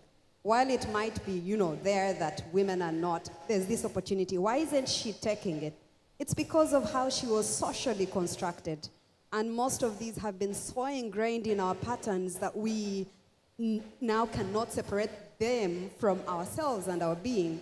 So having approaches that really support women to, people call it reparenting the inner child that was probably parented in a manner that never raise your voice, never ask for it, never demand for this, never be too assertive. And she's now going into a career where people say, you have to speak up on this table. So we need to see, how do we groom and reparent this inner child that was wrongly parented from the start? And now this concept also of equality not being sameness. There's organizations saying, we have 50-50 women, but where are those women? Are they in the SMT? Are they at the decision-making table? Or are they just basically these other lower levels? There's an organization that deals in family planning, and the entire SMT is men. And I always tell them, no wonder the family planning methods I use don't work, because they are busy being designed by men. And finally, we have brevity will be highly appreciated.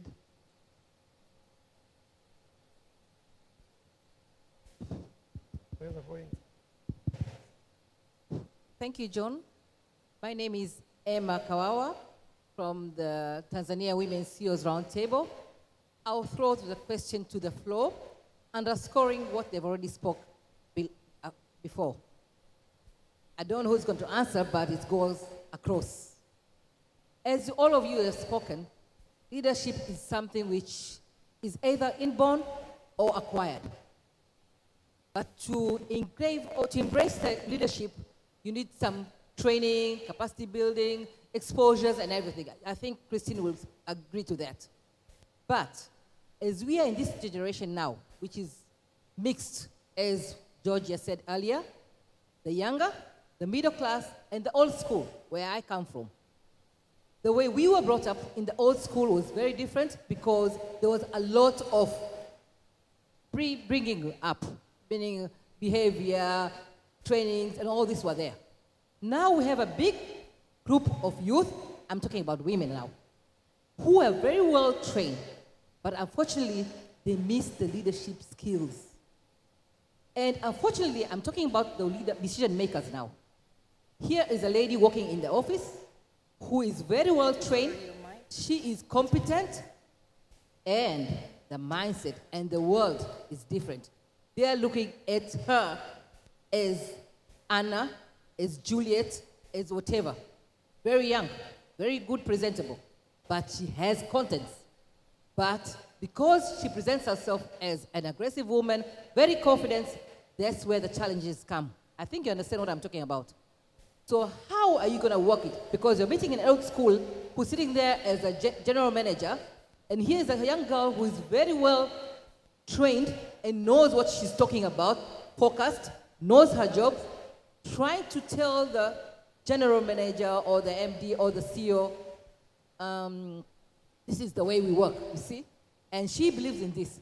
To get the two to work together, this is the question. There's a problem there.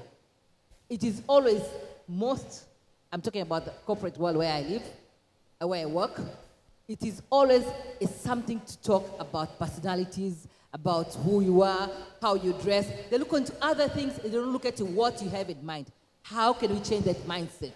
But in addition to that, I will stress the point to the young girls who are coming up. They need to invest in training on leadership skills a lot. Self-training, because you need to have that to understand how to work with your older schools or your bosses or even your colleague. But I still have to throw the question to the panelists to give me an answer to that. Thank you. Thanks a lot, Emma. Asante sana. Please, go ahead. Good evening. Good evening. Good evening. When I say embrace equity, actually embrace equity. Embrace equity. Thank you. My question can be answered by anyone on the panel. Not everyone knows who you are. Oh, I'm I sorry. My name is Ruth Serem Odhiambo. I'm an HR consultant. I'm going to ask her questions related to the law, because one of the panelists said that we need support systems that support women to rise and to embrace equity.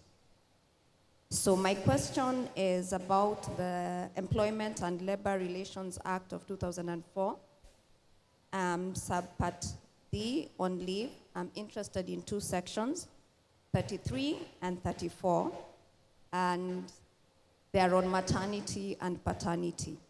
The one on maternity worries me because on subsection 8, there's employer is only obliged to grant maternity leave, 4 terms of paid maternity leave. Do you think that is fair and inclusive? Same question, is it fair and inclusive on section 34 that talks about paternity leave and other types of leave to only grant 3 days paternity leave?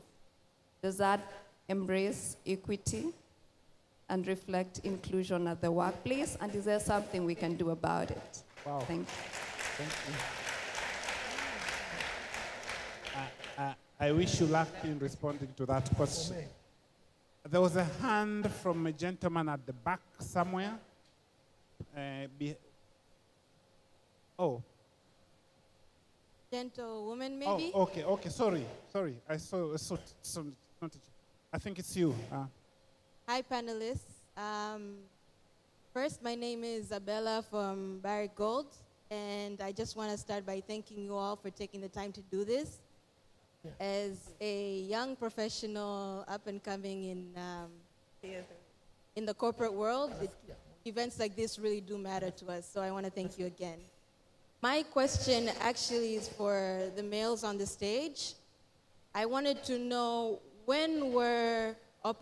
have you ever been mentored or led by women throughout your career? And what were the main takeaways during your experience with female leadership? And for the lovely women on stage, what are the key differences that you hope to make as female leaders in your sectors, in your companies right now? Thank you. So the question is to the men on the stage. You, I think. Have you ever been led by a woman in your career? And what difference or experience you can share about being led by a woman, if that's or being led by women? So you can pick and choose the questions that you like to respond to. I'll just invite every one of the panelists to pick and choose 1 or 2 questions. Again, brevity in response will be highly appreciated. And then I'll throw 1 question just to get your parting thoughts as we conclude the panel discussion. Georgia, you seem to be reflecting on some of the questions. Sorry? Yes. The second question from the last speaker. Last question. The second question from the last speaker. They are both to us men in the group. Oh, okay. Yes. Okay.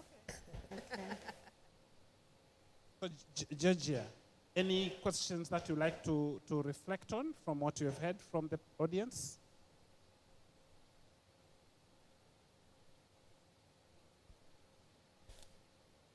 I don't think it is working. This is working.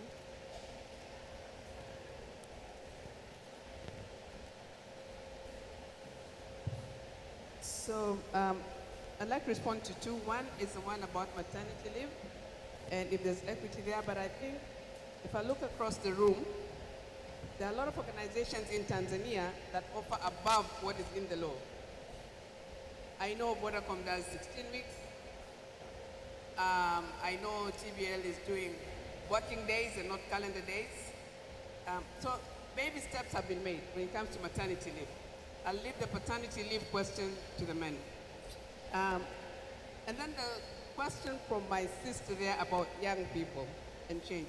So from where I sit, I think because we are an intergenerational workplace, we have to change. And it's not about having your mission and your vision and all these nice sounding words. We have to look at how we translate this change into action, and how do we ensure that young women can lead. And trust me, young people can lead. If some of the organizations I've worked for, the MD has been pretty at at TBL, so young people can lead. But how do we ensure that translate the change that we want into action? And tuachane na maneno. Let's leave the visions and the missions on our walls there, and let's put action into our words so that young people get to be heard. Whether we like it or not, we do not speak for young people all the time. The world has changed. You know, so let us look at how we bring them in, and let us look at how we groom them, mentor them, because look at the world today, a lot of CEOs are young people. Whether it's Thank you.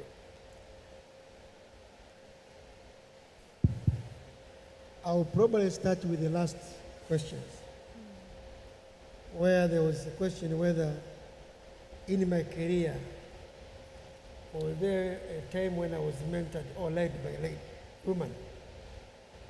I will probably say that yes, and maybe I'm also who I am because I had my previous boss was a lady. I think most of you know about Ineka Buzimeka. She was the CEO for my close competitors who speak today. I may not speak, I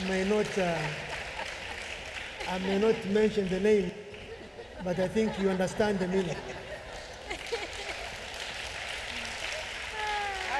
And I can see some of them. I think one thing I would like to acknowledge, first of all, it was about trust. She gave me a trust. Secondly, she also exposed me on many leadership engagement, but she also challenged me. I think the most important of the success factor was not about exposing me, challenging me, was my readiness to take the challenge as an opportunity. I think by the time I was working with her, she gave me all the responsibility I can be able to explore on her behalf. And I was able to represent the institutions and herself in the right way, but I was also accountable and took the right ownership of the assignment. But the second issue, I think, which we need to understand if you are inspired to be leader, there is a problem of specializing yourself on the key role you are currently holding. Basically, if you look for an organization, you need to expand your thinking beyond what you are leading now, or what you are being assigned. You need to understand the organization directions and be able to contribute positively. You have to be learning all the time. And when I link with the question raised by my sister on the other side, when she spoke about is the leadership inborn or acquired? Take an example of the young lady she was talking here. Today, she's young, but look at her confidence and the level of delivering the message. One thing is about being exposed, but I think she has taken her time to understand what she has been taught to. So there is self-initiative on the other side. And when you have been given an opportunity, whatever the role you are, any institutions, any organizations is looking for the best performer. In the organization of 10,000 people, how can you be spotted from the list? You must be a person who creates impact within organizations. You must be a person supporting your colleagues to grow. And that's how you can grow within the organizations. So I'm happy that she was one of the role models I can also highlight as a person who supported me during my tenure within the organizations I worked with. But nevertheless, I think before joining my previous employer, I was working with my current employer as an officer in different levels. There has been a good number of ladies who also, I can mention, I think we know Vic Charlie. I don't know she was Victoria Charlie. Victoria Charlie. She was by that time she was the director of HR. And we spoke about a leader what qualities do you need to hold in terms of the personal quality and the quality you can acquire through career progressions. That's the most important. If I come back to the question whether it's inborn or acquired, everybody is inspired to be a leader. Everybody. And I think the challenge has always been, does the workplace create environment for you to pursue the career? And that has been a bigger problem. My sister here spoke about the barrier with the organizations. And I spoke about politics. I don't mean about political rally on the street.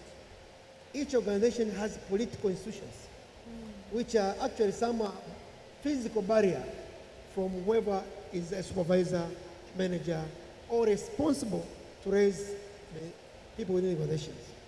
And the institutions, if it has not created an environment which is fit for growth, you may not be able to grow your career. And that's why you see some of in your career path, some people are moving from there and there, and you find themselves that they have reached where they are. But some have been able to grow within the organizations. So, if I was to connect with the comment made by my sister on the other side, she said that does the organization have the policies, procedures that create that environment? I would say I think CRDB program is the best practice to go. We have the procedures, we have the policies, but you actually advocate to each function. And we have gone to the level of the board level where each role which advertising, there must be a lady behind it. Whether they have applied or not, we have to force them to be able to identify their potential strength in the career. Thank you. Thanks a lot, Abdul Majid. We now know where CRDB are seated. Kenneth, I didn't see you before. I can see you now. Christine, any questions you would like to respond to? Thank you very much for the questions. Emma, is leadership born or acquired? I think we need to define what leadership is. Because I believe that leadership is influence. And you influence more when you add value to others. And others follow you willingly. If others follow you because of your position, I believe that is the lowest level of leadership. So we all need to learn how to lead by adding value to others, by learning to lead without authority. And that provides a good environment for us to learn and to have a wider constituency in terms of the influence that we have. Most of the people you see here have added value to many, many lives and many professionals. So I believe it takes, it takes a lot. And then my sister Diana, you were asking what would it take to embed these principles, these issues, learning the issues of femininity, masculinity, positive femininity and masculinity right from the young age. Even if we reform the curriculum, but we do not transform the mindsets of the teachers, we may be wasting a lot of effort. A lot of effort needs to be put in creating the new teacher in the world we are in today. And the young people we are training are a little bit more advanced than we are in technology. But they have a deficit of wisdom from our experience. And again, this goes to what Emma was asking about in the office environment. We need to restore our African values, even in modernity, so that the wisdom our young people are receiving can be sifted through a lens of our values, which are of Ubuntu. I am what I am because of who we are. And I think if we get that right, you know, our attitudes and abilities for leadership will improve significantly. I think you answered the issues relating to maternity and so on. Yes, I'll hand over to Jackie. Jacqueline, any questions that were to you or any questions you'd like to reflect on? Yes, John. It's about a combination of having the SOPs and also the question from Madam Emma. And what I would say is that a lot of companies, probably even all the companies here, have the SOPs which are talking about gender parity and so forth. But at the end of the day, it's you as a leader. And sometimes a leader, even without a title, you don't need to be the MD or the head of department or the line manager to talk to these people. What we are seeing right now, even what I'm also personally observing in the company which I'm leading currently, I've been there for slightly more than 4 years.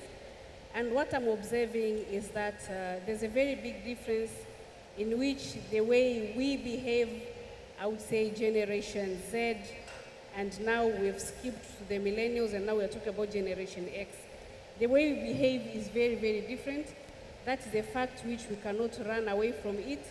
So if we want to continue being sustainable leaders, I'm not saying that we should leave these organizations forever, but if you want to have an inclusive team and engage your team appropriately, what we need first of all is actually to understand that these people automatically, they will behave different from you. Because we are talking of people who are 20 or 25 years younger than you, they will never, ever behave the same as you behave. Yeah. So what should you do? We should sit and talk to them. Everyone in the team who is, I would say, the elders, they should be talking to them. We should not wait to escalate issues to the topmost level in the organization. We should be seeing the newcomers and talking to them. It's not written anywhere, the policies, the books, the labor regulations, you'll never find these things. But you have to be a practical leader, making sure that you're talking to these people, because it is true, they know everything in terms of the technical skills, but the emotional intelligence would never be the same. So we have to find a way of actually showing them the right way, the way they should engage with the rest of the people, the way they should respect the elders, the way they should speak to different people depending on the audience, the way they should wear at work. This is something which we always see. I believe even the rest of you actually experience. Sometimes you find the female staff would come with skin tight and maybe a long shirt or long t-shirt. Fine, it's very fashionable, but it's not appropriate for work. You just tell this person, go back home and change. The next day, they'll never do that again. So these are things we should always do. You should not just look at them and wait and go and look at the policy book, what it says. So don't wait for the policy books. You as leaders, you know the right things to do. These people are different. Take time to listen and actually make them change for the best. Thank you. Thank you so much, Jacqueline. John, there's one thing that Diana was asking about the 50-50 policy. I just wanted to share that the United Nations, we have the Secretary General and then we have the heads of agencies under Secretary Generals. Hodan, I think we have achieved 50-50 by now, yes, as a UN. And also, when you come to the Tanzania UN country team, I think the women are more than the men at that level. And I think the important thing now is to work on the management level. You know, the senior management is there now. We are pulling up more women at the management level. Thanks. Now, I'd like to give you an opportunity, 30 seconds, if you can help me with, I'm pressed with time. Your final reflections on what you're all passionate, very transformative leader. You are for gender equality, promoting women in leadership. But one day you will move. the most important role that a leader or leadership should focus on to ensure these efforts, because it's marathon, it's not a sprint, to ensure these efforts are sustained and we attain or we maintain the gender equality and reap the benefits? Georgia, you are reflecting. 30 seconds each. Okay. Okay, so first I think we need to bring men into the discussion. Yes. You know, there's no point in us as women discussing women's issues without men. So we need to bring men into the discussion, and we also need to create a pipeline of talent, and especially of young people. And more so because now we're talking about technology. So without men, without that pipeline, it will not be sustainable. Consciously have to invest in that. Thank you so much. Georgia? Abdulmajid? You mentioned about living, at the time of living the role.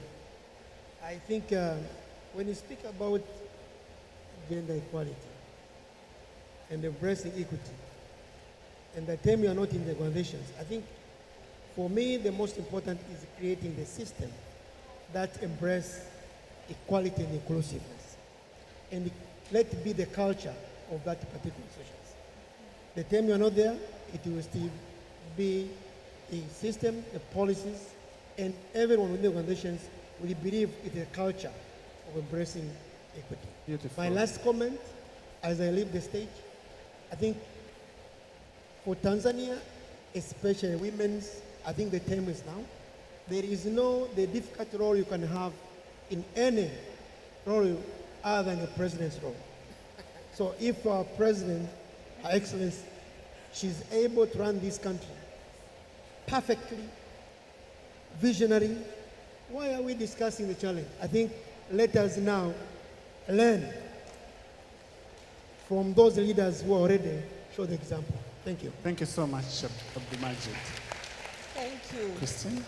In addition to the system that you set up, a monitoring, tracking mechanism is very important. Performance rating has to include gender equality. But I think, and also the culture, as you mentioned, but I think most important is to have a succession plan, not just for the next leader, but the next leader without authority, the next leader who is there to promote gender equality, making sure you have a critical mass of people that are committed to that. Thank you. Thank you so much, Christine. Jacqueline? Yeah, thanks, John. I will partially divert from the women agenda. We also have the boy child. I think the corporate world has been talking so much about the girl child, but I think at a certain point of time, especially in the corporate world, we will start seeing men who are actually weak when it comes to decision making and also inferior, because ladies are slowly becoming aggressive, and even more aggressive day by day. So we should also not forget about the boy child, and we should be developing these people from a very younger stage. We saw the students from Tusime nursery and primary school, so it should not be only about the girls, but also the boys, because eventually these people are going to live together as in marriage. They're going to live together in their work and life. So definitely we should also look at both boys and girls when we consider about our society growth. Thank you. Thank you so much, Jacqueline. And thank you for speaking on our behalf. Now, maybe for me, let me just spend 1 minute reflecting on the question asked by the lady at the back. Have we ever, men in the panel, have we ever been led by women, and what does it feel? I think one thing we tend to forget always, whether you're a man or a woman, amongst your first leaders is your mom. And we are a result of that nurturing from our parents and especially our moms. But personally, I was reflecting, the first comprehensive leadership program that I went through was a British Council Interaction Leadership Program. And the facilitator was a lady, Mrs. Agrippina Mosha. And we learned a lot, I learned a lot from her. But the second program that I went through was a Synagogue Fellowship Program. It's based in New York.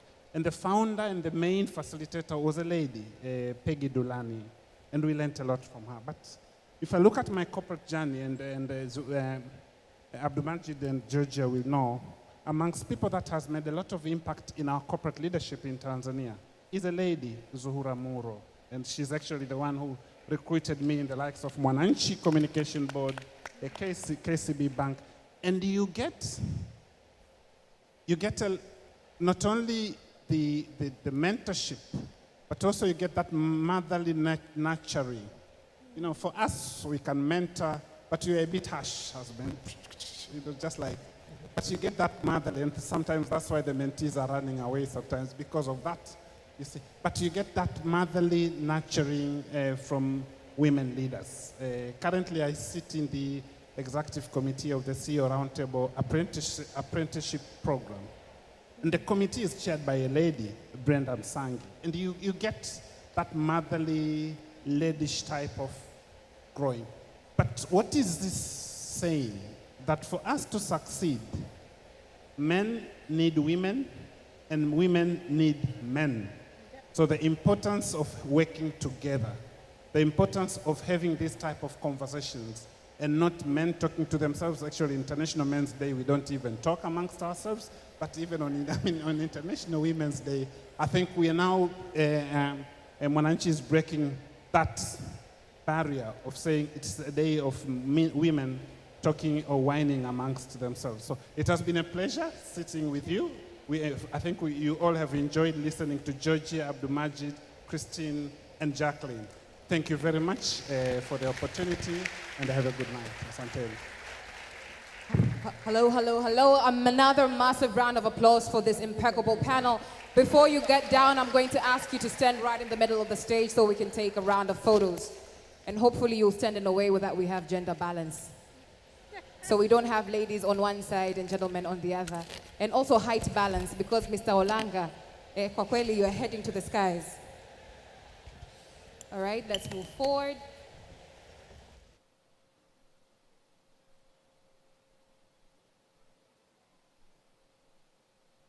There we go.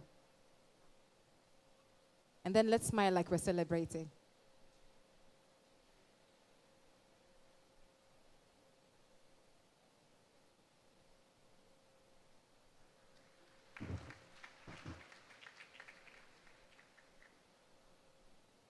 To the panelists, I'm going to ask that you, except Mr. Langa, who's rushing for a flight, Jacqueline, I'm going to ask you to wait on the stage for just a moment. I'd like to ask some of our leaders to take a photo with you, if that's okay.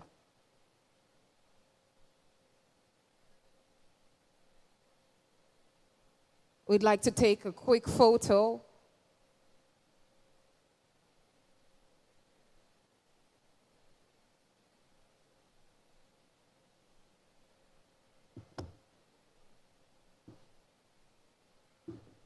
All right, may I please ask the MD for MCL, Mwananchi Communications Limited, board member for Mwananchi Communications Limited, Angela Ndolwa, to join them on the stage for a photo. A hand of applause as they head to the stage, please. May I please also ask our chief guest, Ms. Horden Adu, to also join them on the stage. May I please also ask Hanif Jaffa, board member for Mwananchi, to join them on the stage.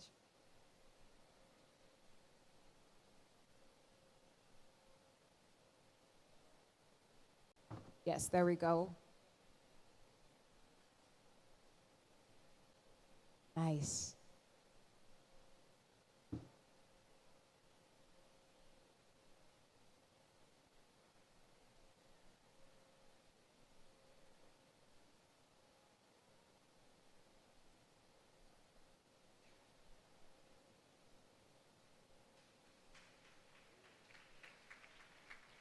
Thank you very much. A hand of applause. Another hand of applause. Insightful conversations. Asanteni sana. Ladies and gentlemen, I can imagine kwamba mpaka sasa hivi you have taken a lot. Some of you have notes. I've seen the question cards on the tables with a lot of comments and questions, a lot of comments to put on your social media pages, and we're going to speak on right now how we're going to engage everybody else who's not here so that we can also share the learnings and the incredible conversations we're having at the venue on social media, so we get to engage with everybody else who is not here. Tutaangalia ni jinsi gani tutaweza kujumuika na wale ambao wanaungana na sisi mtandaoni kuhakikisha kwamba wote tunaenda pamoja na mazungumzo. Mr. John Olanga hamuoni sasa hivi, ilibidi akimbie kwa sababu he had a flight to catch, but I'd like us to send him off with a round of applause even though he's not here. Ataangalia video na ataona kwamba we did acknowledge that he ran an incredible panel. Makofi yalikuwa ni ya kuchora, tutajaribu tena. Let's give Mr. John Olanga another round of applause for being the only man standing together with CRDB CEO, for being the man standing, speaking and championing for women's issues, gender equality in the workspace. It was a beautiful panel. Na moja kwa moja, I want to say one of the things that didn't happen because of time, we literally skipped our introduction and then went directly into the panel, and so there are some things that we missed, but I'd like to rewind and go back to where we were, just to kind of set the stage and share why, we all know why we're here, but share a little bit on the digital innovation and technology for gender equality, which is the theme for the International Women's Day, on which we're holding this Rising Women Award. One of the things I asked earlier, I asked, do you know, can anybody tell me the theme for International Women's Day, or basically not necessarily the theme, but our theme line, and we had embracing equity. Embracing equity, sio? Aha, kama niko mwenyewe hatuelewani. Embracing equity. Okay, what I'm going to do, I'm going to ask us to do a little bit of an exercise, if that's okay. So I'm going to ask you to put your right hand up. So right, this way. I'm going to ask you to put your left hand up, and then I'm going to ask you to give yourself a hug. Oh, yes.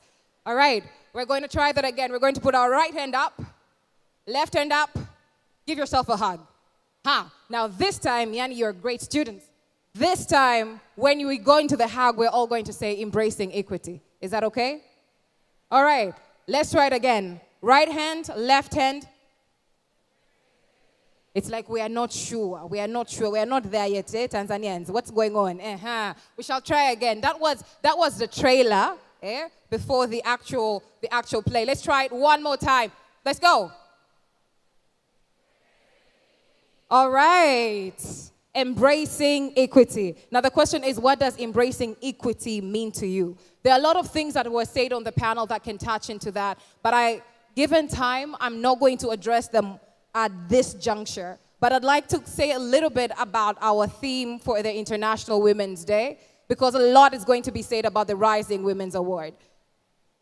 The theme for International Women's Day, one of the things that it does, it gives us an opportunity to explore the impact of the digital gender gap on the widening economic and social inequalities.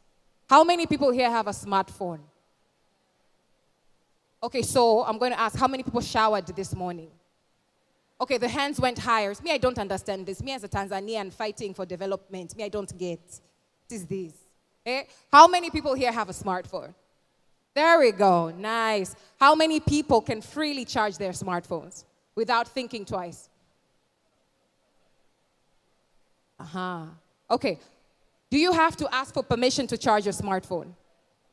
Right, you just charge it, right? Do you have to ask for permission to use your smartphone? Right. Do you have to ask for permission to use your smartphone? Everybody say no, but the fact of the matter is that is a reality for millions of women in Tanzania. When we're talking about digital and gender, we have to reflect on the fact that there's a privilege that we have been granted in this space, but there are many out there, even in our capacities as the private sector, there are many out there that do not have those privileges. So as we're embarking on this conversation, we're talking about breaking the glass ceiling, advancing women in leadership. Dear women leaders, let's think about how we can take more together with us.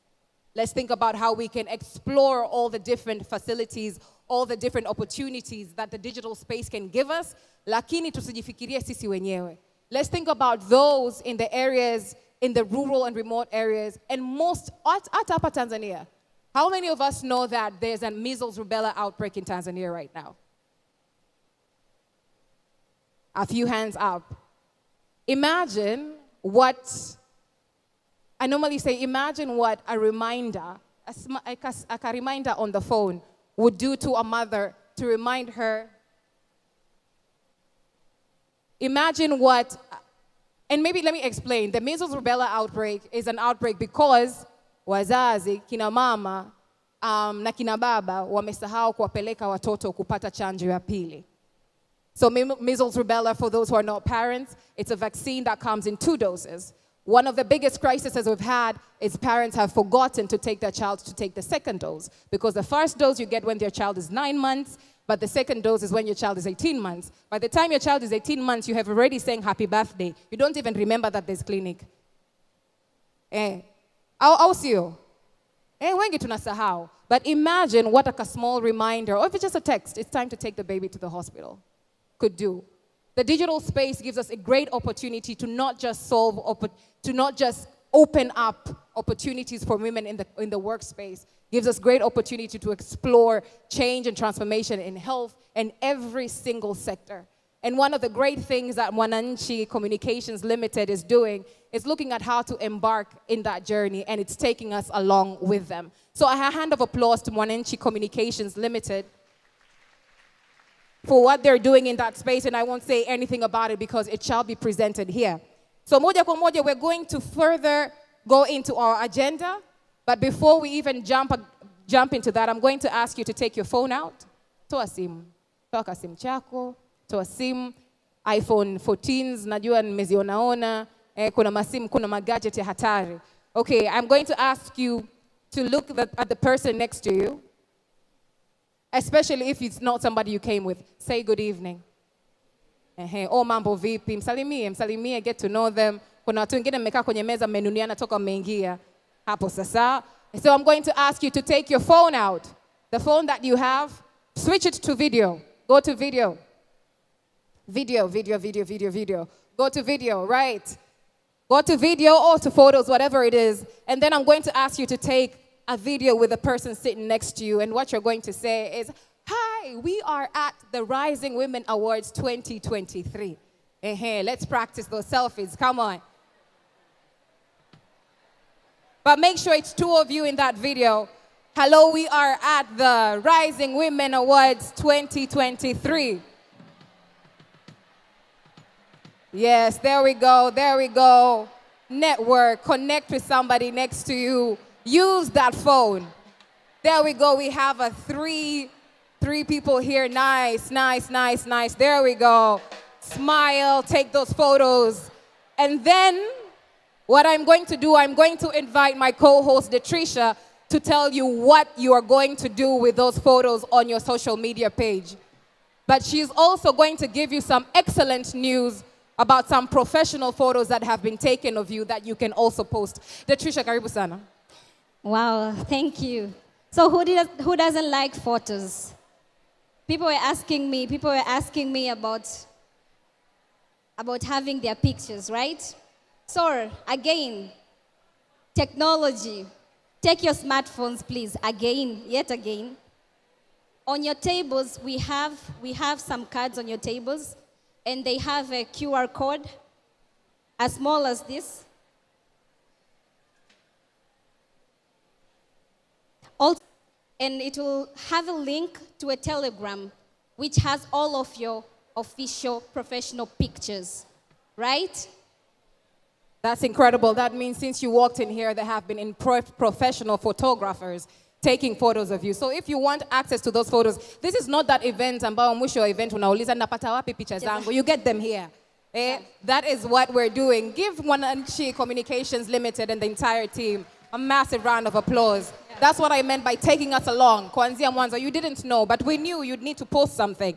Yeah. Now, before we proceed, perhaps, Adrisha, allow me to announce this. The person with the car number T480CEZ. T480CEZ, please head over to the entrance. You are needed. T480CEZ. Thank you, Changamoto Halila. itakuja pale ambapo mtu ameazima gari. Ehe, hapo sasa shida itaanzia pale. Itabidi umtafute aje kuazima gari uende. Anyway, so I'd also like to tell you, on those videos that you recorded with each other, right? You'll be wondering, what should I do with these videos? So please, if you want to post that on your social media, use our hashtag RWI Rising Women Initiative 2023, embrace equity, and hashtag SheCan. While you post, also please tag us on our social media, Instagram at The Citizen TZ, on Twitter, The Citizen TZ, Facebook, The Citizen, and LinkedIn, The Citizen. But also, I'd like to tell you that we are live on Mwananchi Digital on YouTube, but also we are live on Mwananchi Twitter Space, that is at Mwananchi News. So I'll repeat the hashtags slowly for you guys to capture it, okay? The first hashtag, RWI 2023, RWI 2023. The second hashtag, embracing equity, embracing equity. The third hashtag, SheCan. The third hashtag, SheCan. The fourth hashtag, IWD 2023. Were we able to capture those? How many of you guys are following us on our social media? Whether Instagram, Twitter, by a show of hands? That's pretty low. How did you know about Rising Women? How many are following us on social media? If you're not following us on social media, then please go back to our Instagram, Facebook, Twitter, and follow us. We'd really appreciate. But also, on your tables, we have free copies of the Citizen newspaper today. So please, the newspapers that you find them on the table, you can go with them at home. That's free, that's for you. Thank you, Mwananchi Communications Limited, for thinking about us, actually. The third thing, there's question cards on your tables as well. If you have any comments, if you have any questions, either to the panelists, if you have any suggestions, please write them and give them to the ashes. They'll pass around. And any feedback that we have to give, anything that we have to answer, you'll have them on our social medias or on our newspaper, The Citizen. So don't worry, we got you. Don't forget to give us those feedback, those questions. We're looking forward to hearing them.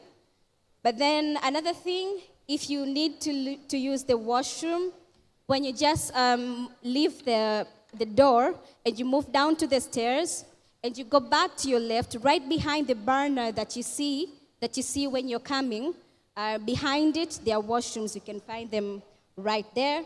If you need any help, please look for the team around, branded in the Citizen shirts, just like me.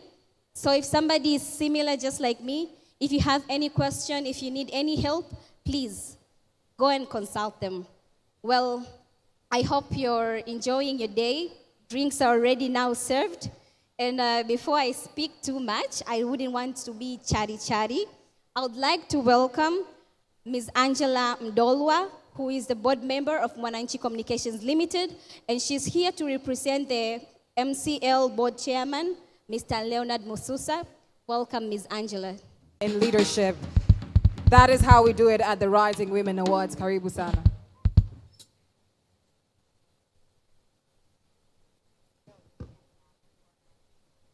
Good evening, ladies and gentlemen.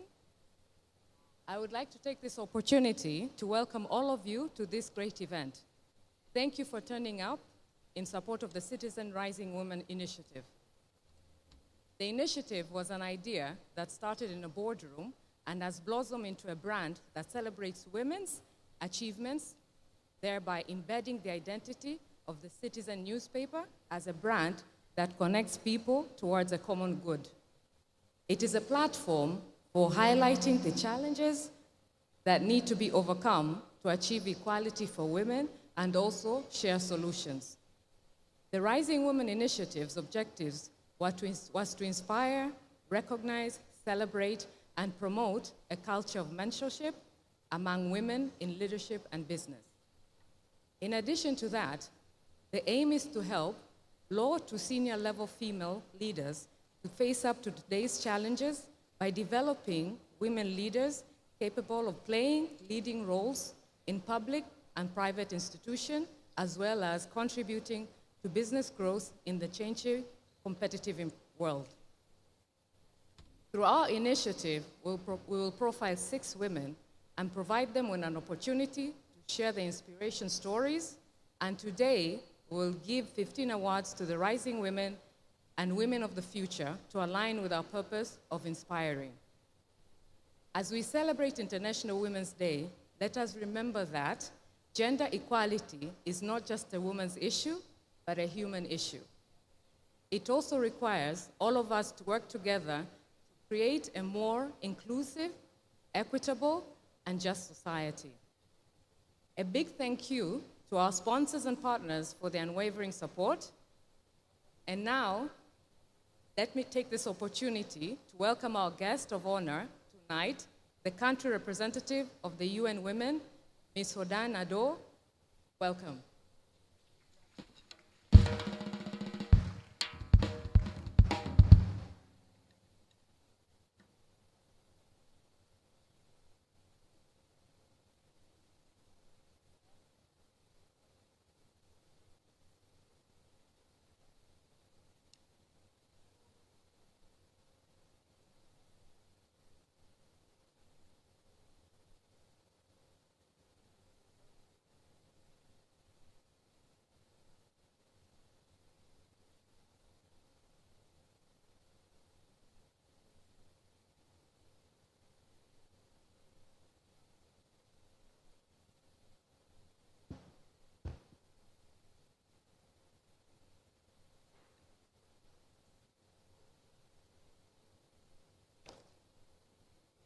Thank you so much. Good evening.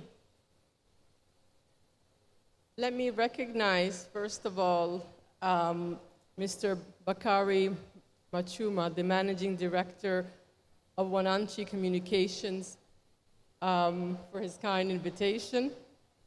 All of the private sector leaders who are here, the entire team of Mwananchi Communications. This is absolutely spectacular. Congratulations to you all. My dear sister, Christine Musisi, the UNDP country representative, the panel that was here as well, members of the media, ladies and gentlemen, Mabibi na mabwana, good evening, habari, zajoni, assalamu alaikum. It is really an honor and a pleasure to be with you here tonight on International Women's Day for the 3rd Rising Women Initiative of Mwananchi Communications. I would like to congratulate the organizers, Mwananchi Communications, and all the partners for conceptualizing and executing this initiative so well. Hongera sana. If we are going to embrace equality in real terms, platforms such as these that bring us together are essential to celebrate achievements, exchange ideas on advancing gender equality in the workplace and throughout society. It is heartening that this event is being organized by a media organization, as the media has such an essential role to play in raising public awareness, influencing public discourse, and pushing our shared aspirations towards driving progress for the women and girls of this beautiful country. We congratulate the outstanding journalists who boldly tell stories of women and girls promoting gender equality issues, women's visibility, women's human rights, women's voices. In today's world, most of us would agree that we have made significant inroads towards achieving gender equality. Overall, more girls are getting educated, more women are entering the workforce and starting businesses, and we have more women in management and senior decision-making positions than we've had before. This year's global theme for International Women's Day focuses on the importance of technology and innovation in advancing gender equality, and as a critical area that affects us all. I would like, therefore, to focus my address on this theme tonight. The digital revolution presents unprecedented opportunities for women and girls. And we are also seeing a lot of positive developments in this area, with women and girls' access to technologies growing steadily every year. However, as it was noted in previous discussions, inequalities continue to persist. In the technology sector globally, women not only occupy fewer positions, but they also face a gender pay gap of 21%. Women worldwide are also 18% less likely than men to own a smartphone, as we was told earlier, and far less likely to access or use the internet. In Tanzania, women are 13% less likely than men to own a mobile phone and 7.6% less likely to have access to internet. These differences can translate into significant consequences for women and girls, but in particular for women and girls in marginalized communities in rural areas. The digital divide can limit women's access to life-saving information, mobile money products, agricultural extension, or online public services. In turn, this fundamentally influences whether a woman completes her education, owns her own bank account, makes informed decisions about her body, feeds her family, or gains productive employment. But if harnessed effectively, technology and innovation can be a game changer to catalyze poverty reduction, decrease hunger, boost health, create new jobs, mitigate climate change, improve energy access, and make entire cities and communities and more sustainable and more accessible, benefiting women and girls, men and women. Men and boys, sorry. From life-changing agricultural technology to transformative mobile applications and artificial intelligence, possibilities to save and improve lives and achieve Tanzania's development goals, where everyone lives life of freedom, dignity, seem truly limitless. So what can we do? What are the recommendations? What needs to be done? Firstly, we need to support women and girls, especially the most marginalized, to get equal access to digital skills and services. One innovation that we've looked at that is also applied in many countries in the region is the effort to provide opportunities for young girls, girls in high school, and in some places, girls in middle school, to learn coding and other digital skills that will help them to be in an environment that is safe, that is productive. But in many of these situations, we've seen opportunities that are such as, in summer camps, so that girls will not be, taken away from their academic studies, but to make sure that we look for opportunities for poor women, for underprivileged women and girls to have access to extracurricular activities that are helping them to make STEM fun, to make STEM accessible to them.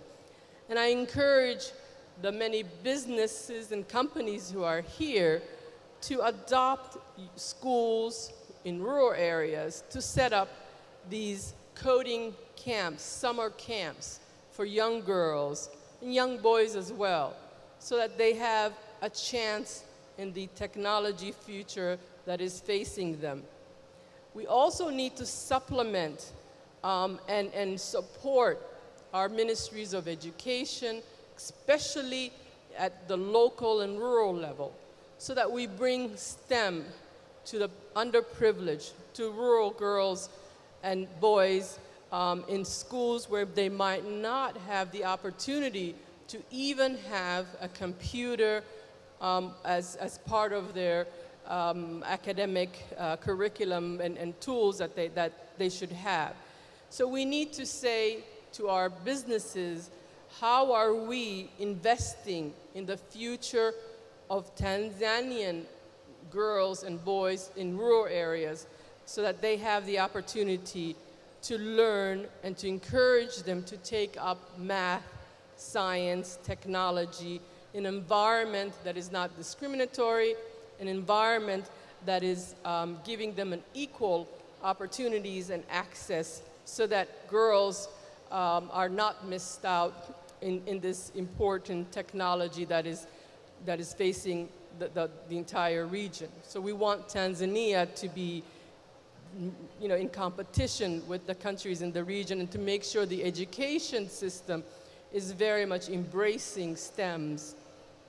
We further need to ensure that technology, of course, has to be safe, it has to be inclusive, it has to be affordable and accessible to everyone, and that women and girls are a central part as well of the design, of the development and deployment of technologies, so that these products reflect their realities and that they are able to engage in them in a safe environment that prevents any abuse of violence that they might be experiencing. So we need to ensure regular systems that are in place in terms of regulations, laws that protect children and women from any forms of abuse online and so forth. So we need to make it safe, but also informed in terms of how they can access them. And finally, we must also ensure, of course, as was a lot of discussion was heard earlier on jobs and leadership positions for women, but I think within the theme of International Women's Day, we need to make sure that the tech institutions, the tech industry opens up the space for women and girls to be in leadership positions, that they are recruited, that they are given the trainings and the resources to take up key decisions and positions in the tech industry, as it's very critical in terms of the future for the country. Leadership, or how do we make our workplace more conducive for women so that women can prosper, so that they can achieve their highest potential and the opportunities that our employers can provide for women to excel. And Diana had mentioned earlier that I just want to highlight this very important global initiative, which is a joint effort between the United Nations Global Compact and UN Women to support private sector in adopting the women's empowerment principles. And this is an effort for private sector to companies and organizations to ensure that their environment is conducive for women to actively participate and to grow and prosper.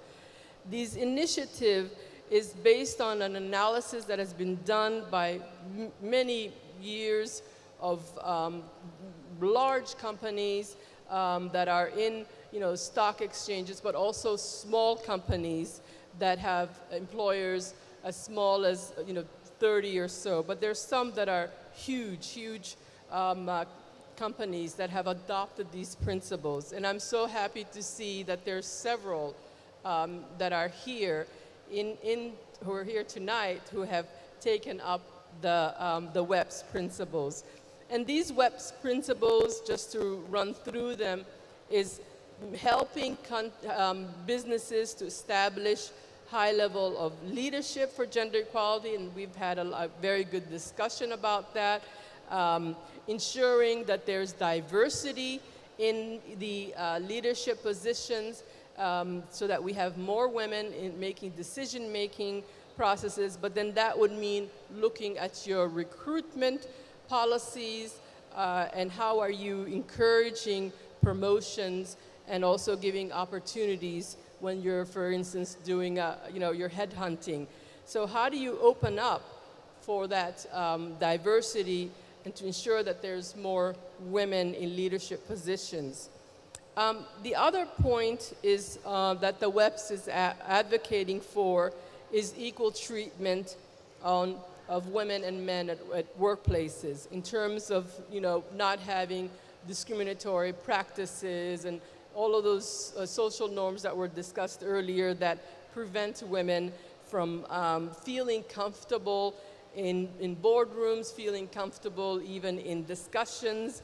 So it is how are we establishing an environment in our workplaces that is treating women and men equally in terms of promotion or even getting assignments for women and men, and as well as also getting the recognition in so many ways that could be done, and a lot of interesting analysis that are available.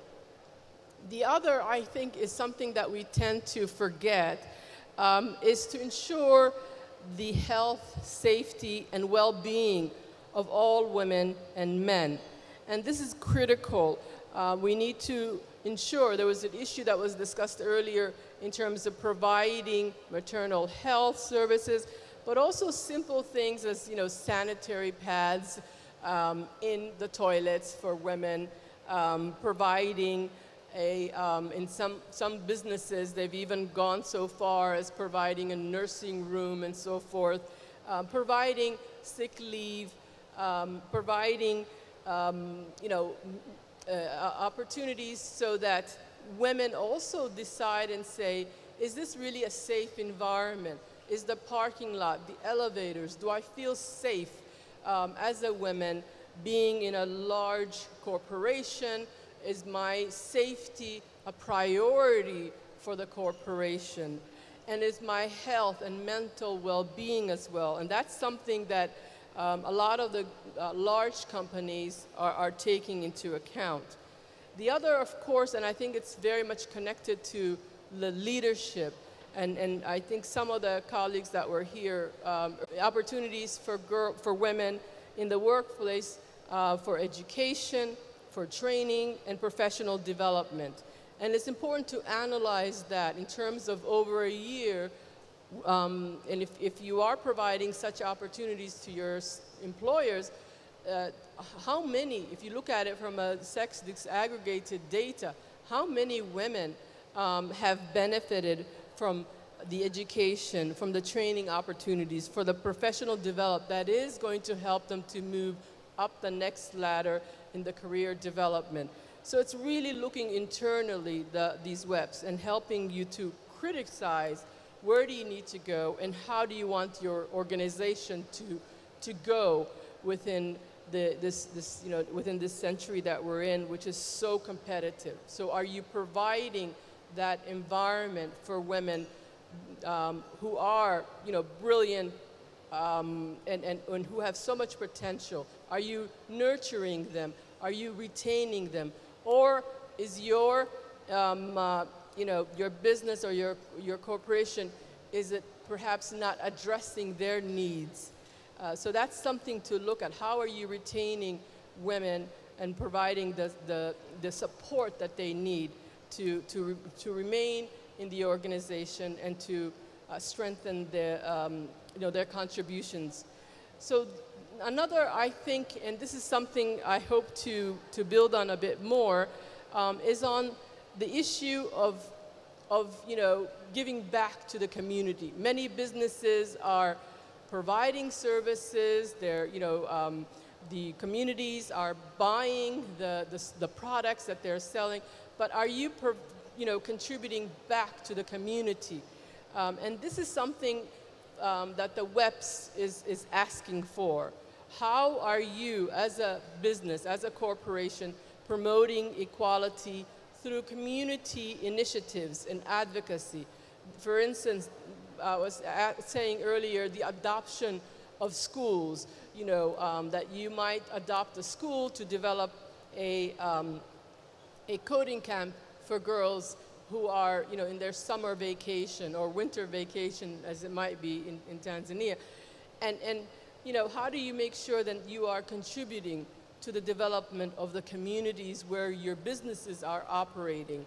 What are the measures you're taking into place? And then when you do that, are you engaging with women's organizations in those communities? So it's not just a dialogue between the male traditional leaders, but that you are actually making a real effort to consult with local women's organizations and providing support to those communities. Then I think, it's constantly monitoring. Christine had said that earlier. Monitoring, tracking progress, where you are, where you came from, and where do you want to go. And I think, for us in UN Women, we've been supporting these WEPs for the past, my gosh, it could be 10, 15 years.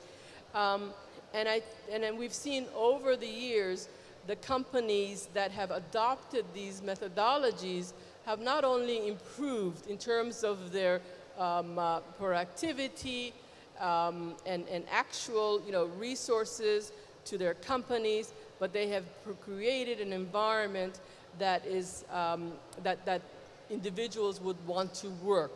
So it's important that we look at this very carefully. So with that is what I'm, I guess, getting at is, as you look for investments and so forth, how do you then give back to the community? How do you then give back to national policy processes that are contributing to gender equality and the empowerment of women and girls in the country? And one particular, I think, area that I would like to encourage the businesses who are here and perhaps others is to support the initiative that President Samia Suluhu Hassan has adopted or committed to. And this is the Generation Equality Commitment, where Tanzania has taken up the Action Coalition on Economic Justice and Rights. If you recall, in 2021, many of the businesses who are here, the CEOs, had actually financially committed to the generation equality. And in Tanzania, the amount of resources committed, I think, were over, maybe like about close to $500 million. So what we're now saying is that we're at this midpoint. What are you giving back to the community? What are you as private sector giving back to generation equality to help support Tanzania meet its international commitments to economic justice and rights? And I would just like to say that yesterday in New York at the UN Commission on the Status of Women, which is a global forum, Tanzania as a country reaffirmed its role as the global leader for generation equality. This definitely demonstrates to the entire globe that Tanzania, and in particular President Samia Suluhu Hassan, has committed to this global imperative for intensifying actions for gender equality.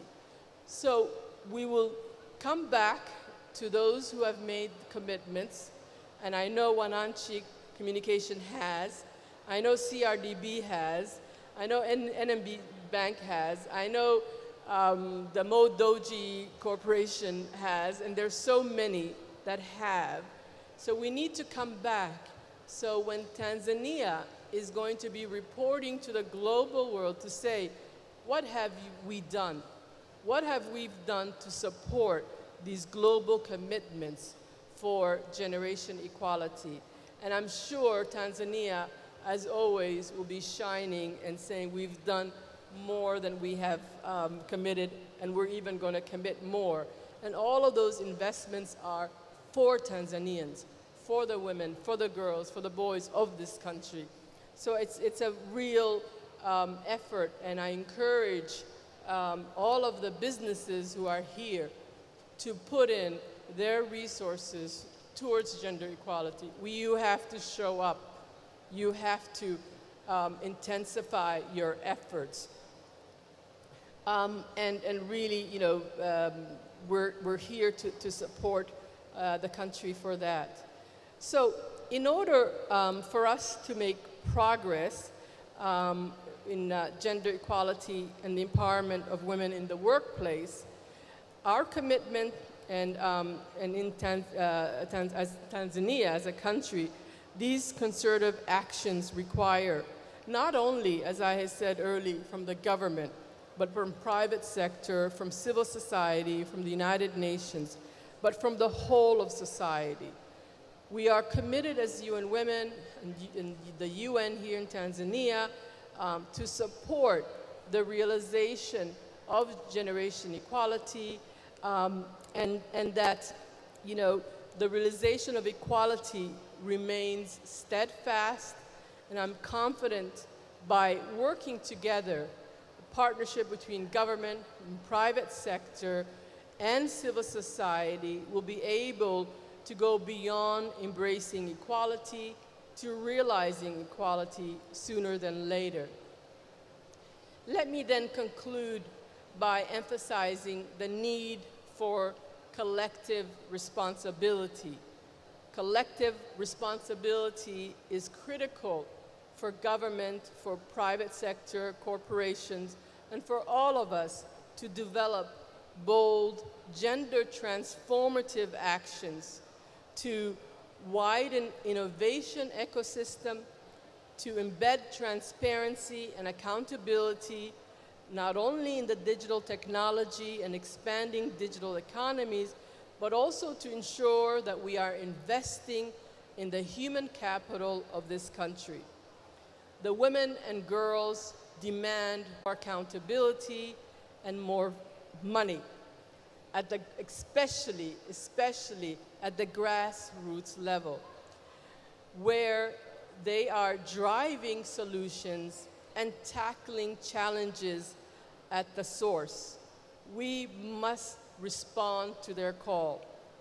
And finally, I would like to thank you all once again for allowing me to be a part of this very inspirational event. I congratulate once again Mwananchi Company and all of the partners that are been supporting this very fantastic initiative. And especially, I would like to congratulate ahead of time the companies that are being recognized tonight for their exemplary achievements in promoting inclusion, diversity, and equality in decision-making within their respective companies. I look forward to the discussions that follow and to the interactions that we will have together in the course of this evening. Happy International Women's Day. Heri ya siku kuu ya wanawake dunia. Asante sana.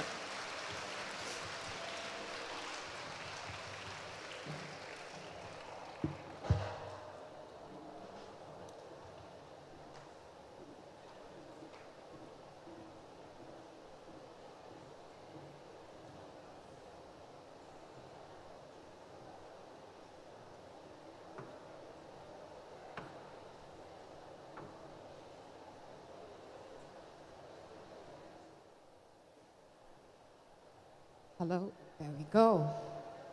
Another round of applause to Ms. Hodan Adu, who is the country representative for UN Women here in Tanzania.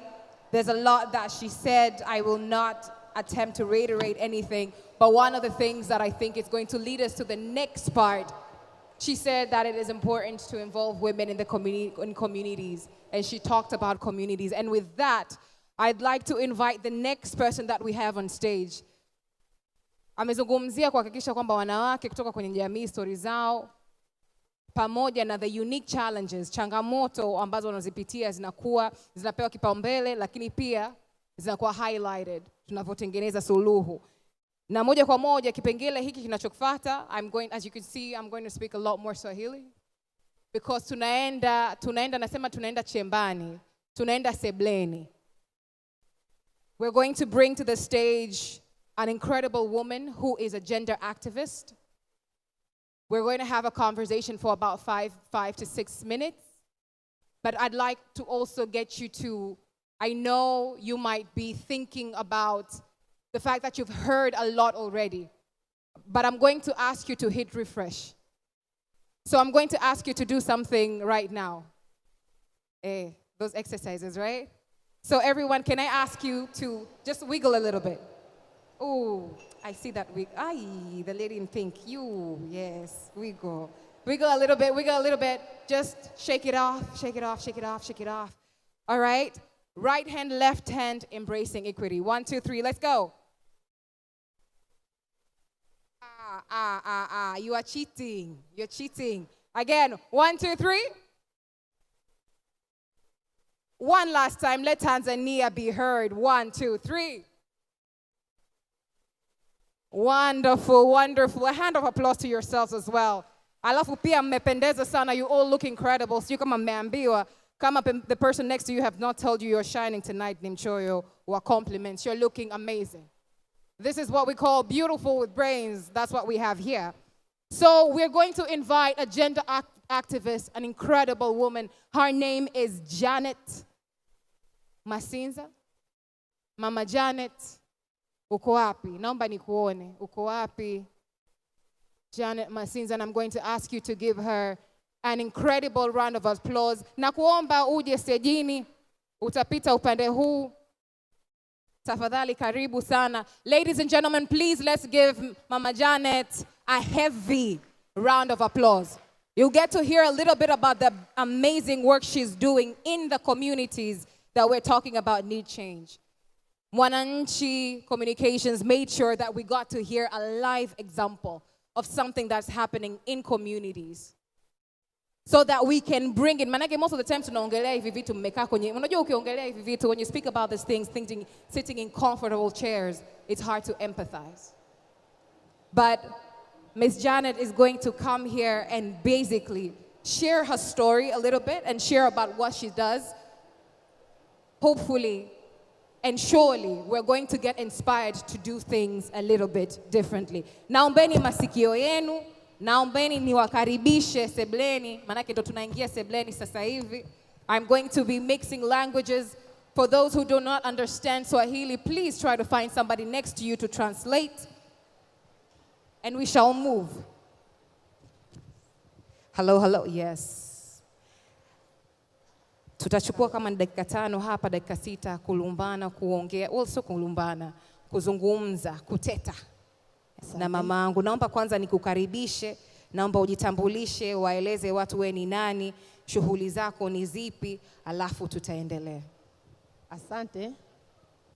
Kwa jina naitwa Janet Mawinza. Ni mkurugenzi wa shirika la wanawake katika jitihada za kimaendeleo, kwa kifupi WAJIKI. Shirika linalofanya utetezi wa haki za wanawake na watoto na makundi yaliyoko pembezoni. Na kwa sasa hivi linafanya kampeni ya vunja ukimya, safari salama bila rushwa ya ngono kwa wasichana na wanafunzi inawezekana. Asante.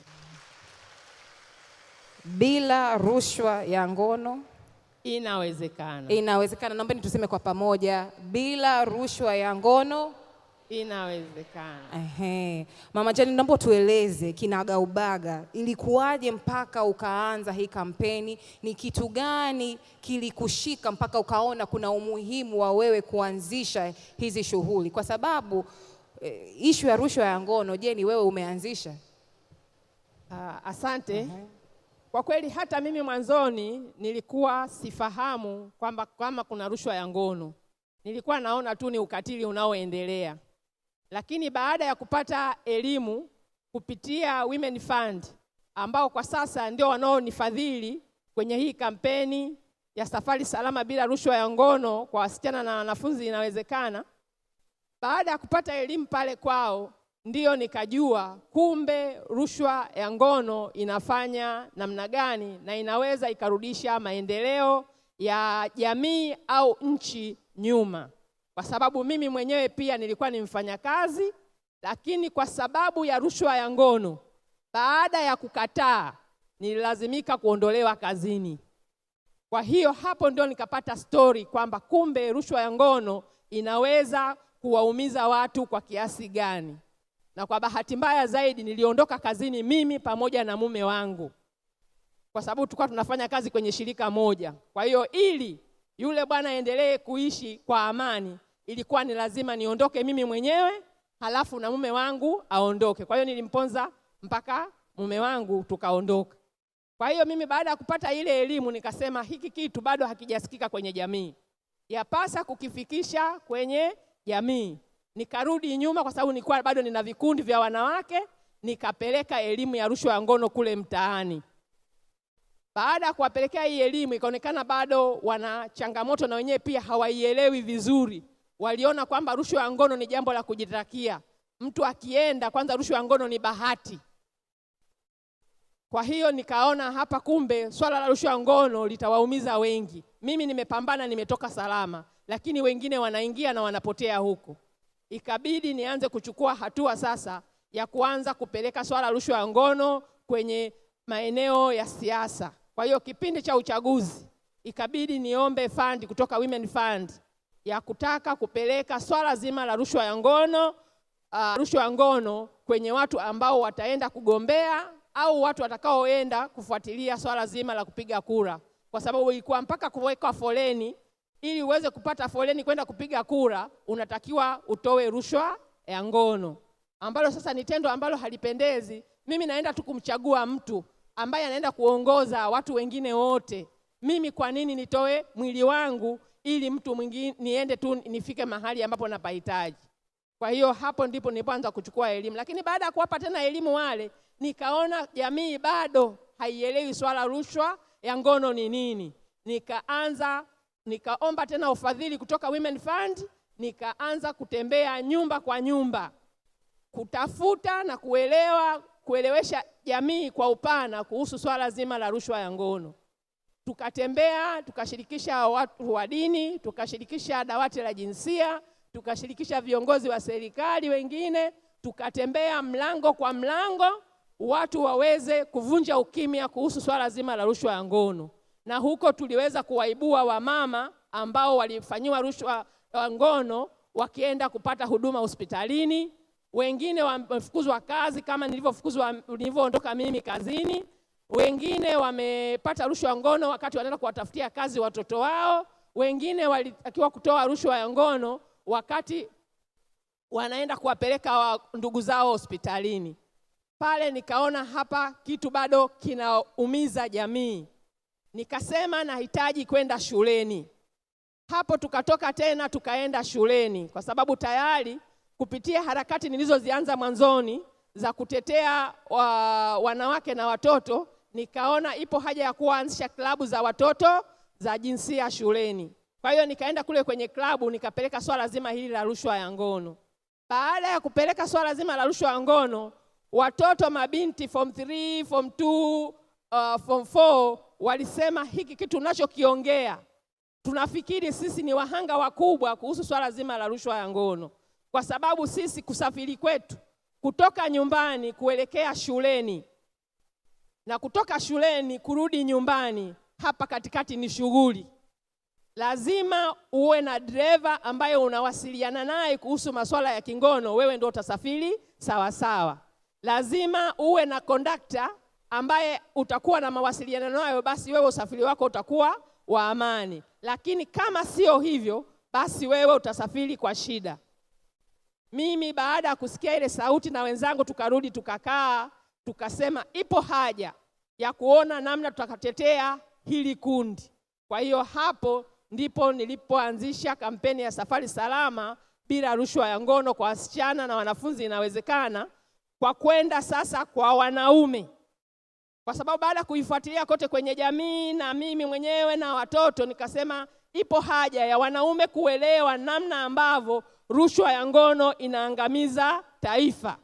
Kwa hiyo tuliamua kutoka na kwenda kuwafuata madereva wa bodaboda, madereva wa daladala, na kuanza kuongea nao na kuambia sasa tunataka ninyi mwisho wa siku mbadilike kuwa walinzi wa watoto. Kwa hiyo hii kampeni tukaianzisha, tukawaleta madereva wa bodaboda darasani, tukawaleta madereva wa daladala darasani, halafu tukaanza kutembea nao nyumba kwa nyumba, na wao wenyewe kijiwe kwa kijiwe, kituo kwa kituo, stendi kwa stendi, mtu kwa mtu, kuhakikisha kwamba kila mtu anaelewa swala zima la kuwalinda watoto. Na mpaka sasa ninavyosema, tunao madereva zaidi ya 6,000 ambao tayari wameshabadilika na wamekuwa vinara katika kusimamia masuala mazima ya ulinzi na usalama wa mtoto. Na hapa wanaendelea kutoa elimu kwa kupitia t-shirt. Tunatengenezea t-shirt wavae, halafu wavae t-shirt kuendelea kuelimisha, kwa sababu umma hauelewi rushwa ya ngono ni nini na namna gani inaua. Wavae t-shirt kuonyesha jamii kwamba kuna kitu kinachoitwa rushwa ya ngono na wanatakiwa kuvunja ukimya. Kwa hiyo wanavaa t-shirt madereva wa daladala, lakini madereva wa bodaboda wanavaa reflector, kwa maana wakati wote wanapokuwa kazini wao wawe wanakuwa wanatoa elimu kuhusu swala zima la rushwa ya ngono na jamii iendelee kuvunja ukimya. Na bado haikutosha, tukawapatia stika madereva wa daladala wabandike kwenye magari yao, kuhakikisha kwamba mtu aweze kujua kitu ambacho kinamuumiza mtoto, hasa wa kike. Kwa sababu ninapoongelea mtoto wa kike ana mahitaji muhimu na ana haki zake. Mahitaji yote ya mtoto yako kwenye haki za msingi. Kama ni haki za msingi, haupaswi kuzitumia haki hizo kwa kubadilisha na tendo la ngono. Kwa hiyo tukawapa hizi stika wakazibandika kwenye magari yao, tukawapa na stika nyingine za vunja ukimya, na namna ambavyo dereva anatakiwa amuone huyu mtoto kwa jicho la kuhakikisha kwamba huyu mtoto anasafiri salama bila kumfanyia kitendo cha ukatili. Lakini tukawaambia pia waendelee kuwakumbusha jamii kwamba wanatakiwa kuvunja ukimya pale wanapoona kwamba kuna swala lolote linaloendana na rushwa ya ngono, aidha amefanyiwa ili afanyiwe counseling, au kama hajafanyiwa basi hatua ziweze kuchukuliwa mapema. Na hii tumeendelea kuifanya hivyo. Tunaenda shuleni, tunawapa elimu, na sasa hivi tunashukuru kwamba madereva sasa tunaenda nao shuleni kwenda kusema mitego ile wanaowategea watoto wenyewe wanaenda kuitegua shuleni. Kwa hiyo sasa hivi tunashukuru hawa madereva tuliowapata, tunaenda nao shuleni kwenye klabu za watoto, ambapo wanaenda kuhakikisha watoto wanaenda kuwa salama, na kamati zao za ulinzi zinaendelea vituoni wenyewe sasa hivi ndio wanaibua kesi, wakimkuta mtoto yuko kituoni wao ndio wanamchukua na aidha kumleta kwetu au kumuunganisha na ustawi wa jamii au kwenye madawati ya jinsia. Kabisa. Asante. Asante, makofi kwake tafadhali. Labda kwa kumaliza tu, je, unatupatia wito gani kama audience, kama wageni wa Rising Women 2023 2023? Asante. Wito ninaoutoa ni kweli kabisa, swala zima la rushwa ya ngono ni swala ambalo kila mtu anatakiwa kuliangalia kwa macho mawili. Ni rahisi sana kumuona mtu anatembea, ni rahisi sana kumuona mtu ameenda mahali amerudi na mkafikiri kwamba ni mzembe, lakini sio mzembe. Changamoto ya rushwa ya ngono imejificha, na kama imejificha inahitaji ujasiri kupambana. Na niwaambie ukweli kwamba pengine hata wanawake waliokuwa tayari ofisini wakikuta mwenzao analalamika au anapambana kuhusu swala zima la rushwa ya ngono, wanaanza kumrudisha nyuma na kumuona kwamba hawezi. Mimi mwenyewe binafsi, kama ingekuwa ni rahisi, kama ningekuwa mzembe, nilionekana ni mjinga katika ofisi nzima, lakini niliwaambia nilikuja hapa kwa kufanya interview na si kutoa mwili wangu. Kwa hiyo sitapandishwa cheo kwa ajili ya kutoa mwili, sitapewa sehemu yoyote kusafiri au kufanya kitu kingine kwa ajili ya kutoa mwili. Chochote kitakachotokea kitokee mbele yangu. Haya ni maneno ambayo naendelea kuwapa wanawake. Chochote kitakachotokea mbele yako, acha kitokee. Hakikisha mwili wako usiwe daraja kwa ajili ya kupata kitu. Tunapoondoka leo kama wanawake wapambanaji, hakikisha mwili wako hautoki kwa ajili ya kupata kitu. Kitu chako upate kwa sababu ya kichwa chako.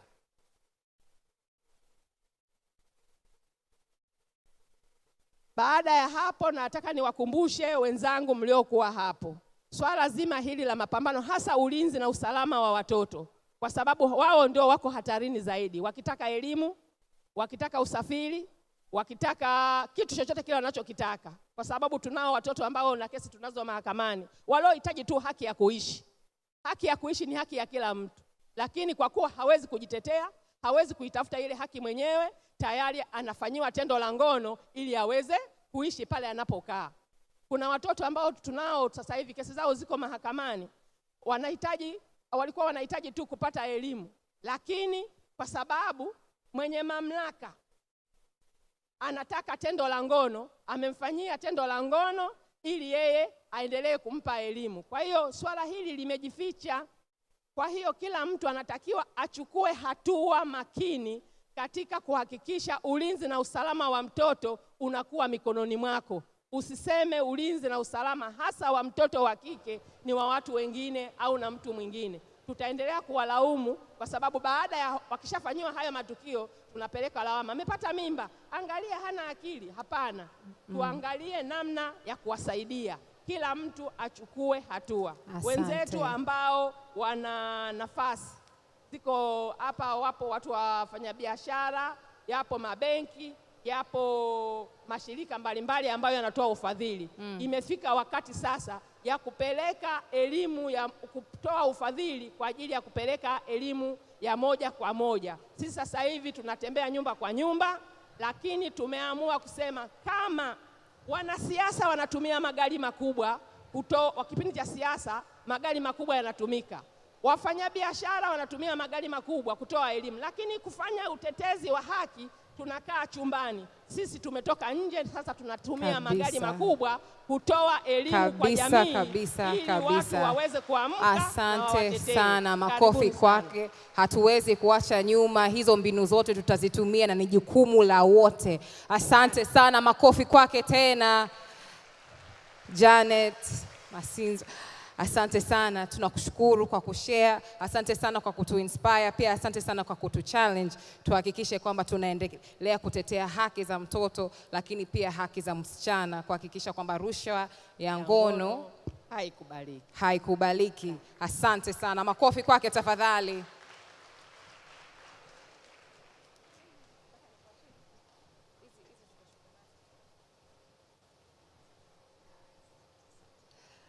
Asante, tumsindikize na makofi yeye pamoja na timu yake kwa kazi yote aliyofanya kuhakikisha kwamba analinda jamii yetu, analinda wasichana wetu na analinda watoto wetu. I was saying a round of applause to her, to the incredible work that she was doing. The fact of the matter is, in the beginning, she literally just gave of herself. But as of now, she's working with women. She has had a lot of support from Women Fund Trust Tanzania. Hongera sana kwao. And with that, we'd like to, at this point, get to that time where we get you to view the video that we tried to play earlier. This is a video that encapsulates messages from all our sponsors and partners. Control room, over to you.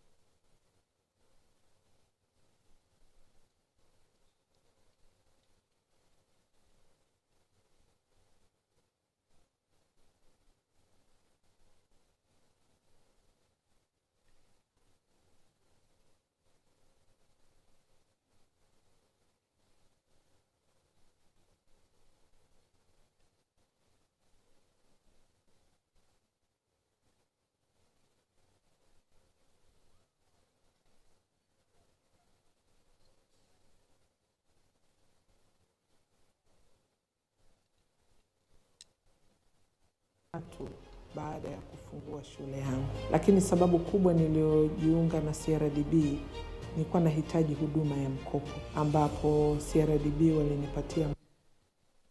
Variety and information overload. Communication and connections are everywhere. Chances, opportunities, or just mere luck are all possibilities. Clarity, reliability, and confidence is key. Taking chances moves you forward. But reliable and informative sources get you there. More content, better business for you. The Citizen. It's the content that counts. Kwa majina naitwa Aisha Mzee, ni mmiliki wa shule za Premier ambazo ziko Kiromo, Bagamoyo, mkoa wa Pwani. Mwaka 2013 nilijiunga na CRDB, na wakati huo ilikuwa ni miaka mitatu baada ya kufungua shule yangu. Lakini sababu kubwa niliyojiunga na CRDB nilikuwa nahitaji huduma ya mkopo, ambapo CRDB walinipatia mkopo, na safari yangu ya kuwa mwanamke mahiri nilianzia hapo. Nilikuwa impressed na CRDB kwa sababu kwa kipindi kile nilikuwa najaribu kuangalia riba wanayoitoa. Kwa hiyo riba pia ilinivutia kuomba mkopo. Nimekuwa nikitumia huduma mbalimbali za CRDB. Kwa mfano na internet banking ambayo mimi namaliza kila kitu ofisini kwangu.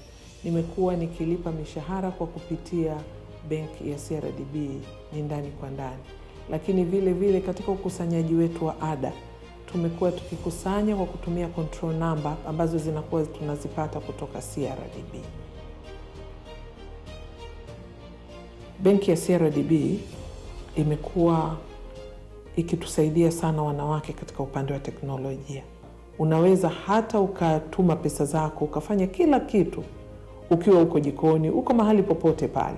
Wana products nyingi ambazo tunazitumia. Kama nilivyosema awali, mimi nimekuwa nikifanya vitu vyangu nikiwa ofisini, nimekuwa nikifanya vitu vyangu hata nikiwa niko nyumbani kwa kutumia mifumo na teknolojia ambayo inatolewa na CRDB.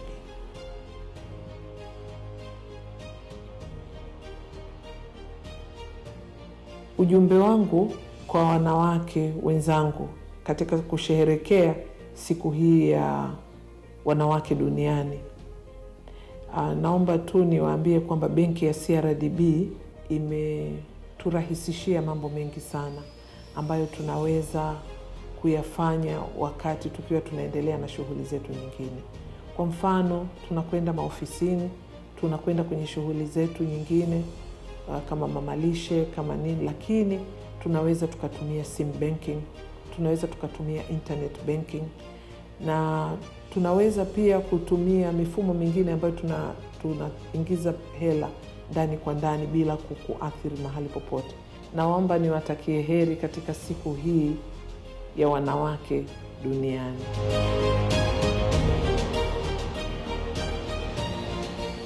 CRDB Bank, tunakusikiliza.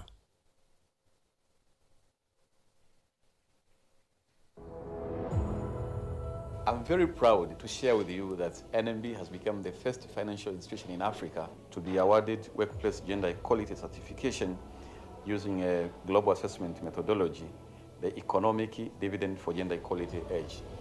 The recognition comes after rigorous assessments and evaluation of our workplace gender equality, performance against global and industry benchmark assessment by the Edge Certified Foundation.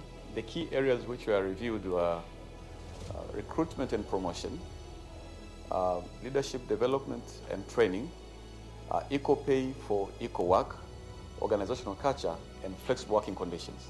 We are committed to promote a strong culture of diversity, equity, and inclusion, reflecting the diversity of our clients. We aim to continue providing our employees with equal opportunities by working with them to unlock their fullest potential and achieve their ambitions. Currently, women make up of 48% of our workforce, 30% of the management team, and 31% of all senior positions in the bank. This is a proof that NMB provides environments which are better for fostering gender equality at workplace. NMB Bank, close to you.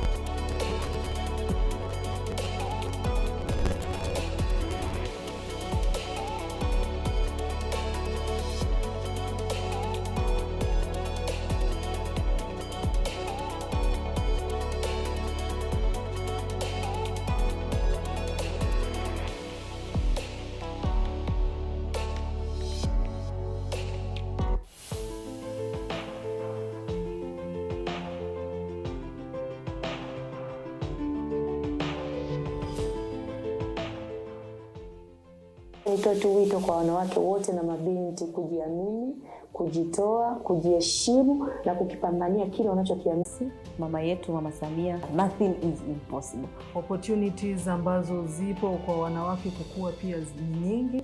So ni sisi wanawake ambao haswa kimsingi tunapaswa ku-identify hizo opportunities na kuzifanyia kazi. Profession is not about gender. It's about who you are. Inabidi kuweka juhudi. Tusiogope kusubutu, tusiogope kujaribu. Inaweza kufanywa na mtu yeyote. Kijana ambaye wa kiume au kijana wa kike anaweza kufanya kazi vizuri kabisa. Wajitambue kwamba wao ni jeshi kubwa na wanaweza kujisimamia iwapo watapewa nafasi ya kujitambua. Wajitegemee. Wapunguze kufikiria kwamba kutakuwepo nafasi ya kuteuliwa au nafasi ya kipaumbele kwa ajili ya jinsia. Tuna wanawake ambao wanaweza kufanya kazi, wanaweza kuwa viongozi. Watoto wa kike, sio kwamba kila kitu hatuwezi, tunaweza. Tuzijue haki zetu, lakini pia tujitokeze ili tuweze kutambulika na mchango wetu uweze kuonekana. Tujiamini ili tuweze kufanikiwa zaidi. Na waomba wanawake tujitokeze kwa wingi kwa sababu wanawake tunaweza.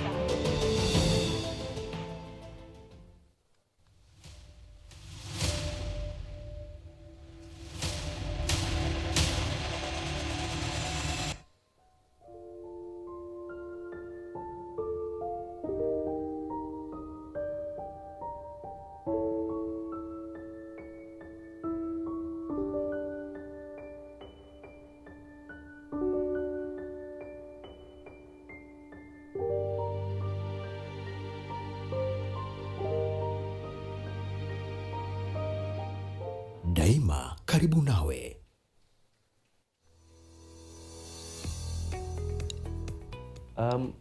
The time has also come again when we are celebrating International Women's Day.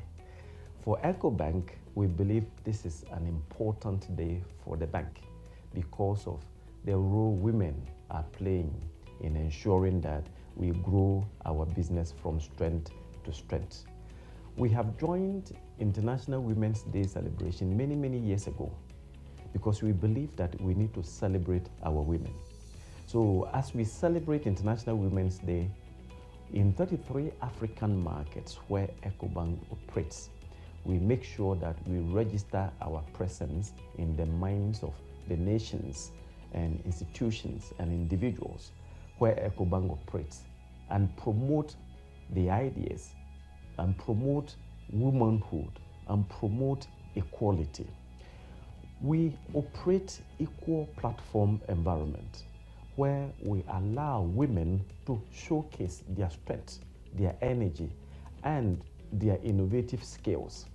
We believe that we couldn't have been where we are today without contributions of women. In EcoBank, women occupy high-level positions at the board level, at the group executive level, at country levels, and within the country's senior management levels. Women have been promoted on merit because they deserve to be promoted to such key positions. That is why we think that EcoBank has to be actively involved in celebrating International Women's Day. So what are we doing on International Women's Day? We have partnered with the media house, The Citizen, to promote their program, Citizen Rising Woman.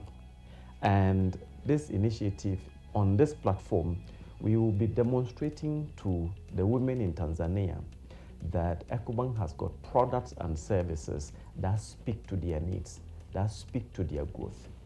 Why is EcoBank so focused on International Women's Day?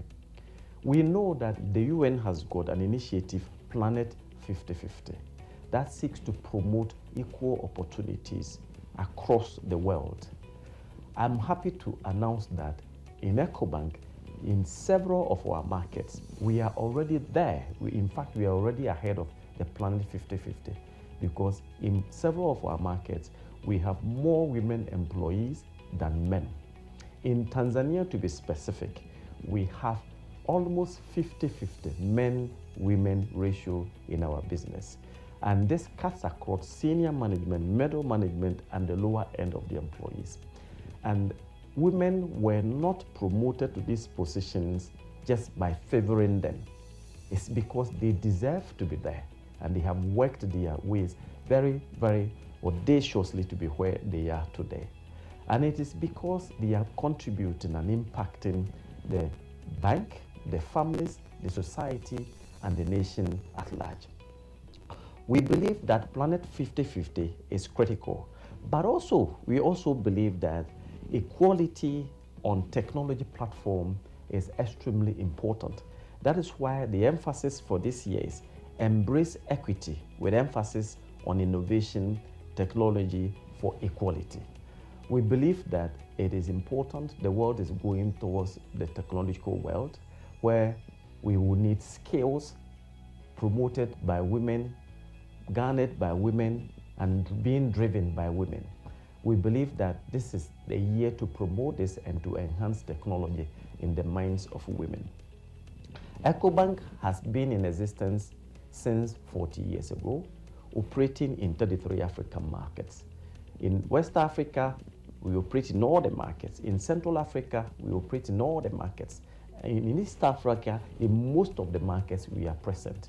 In Tanzania here, we are in all the countries that share border with Tanzania.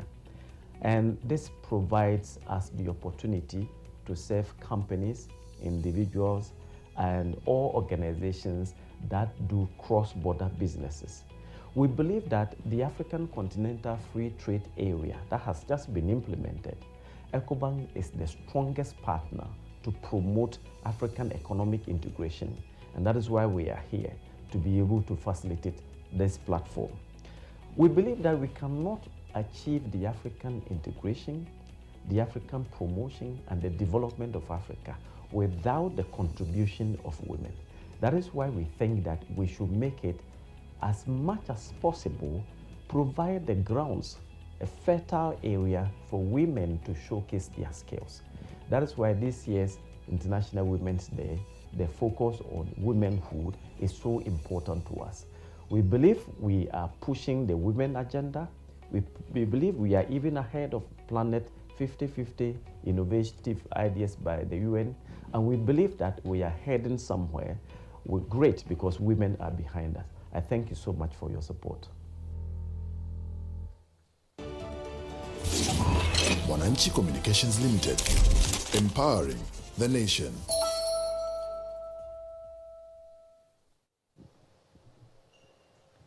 Mwananchi Communications Limited, empowering the nation. Ladies and gentlemen, tunafahamu kwamba kuna wengine mazungumzo ni yamekuwa mengi, mambo ni yamekuwa mengi, kuna shamra. Some of you are wondering, jamani, let's get to the awards already.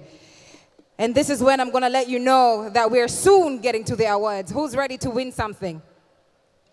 Sasa that was a test, so there's nobody. Kuna mikono flani kule. Jamani, who's ready to win something?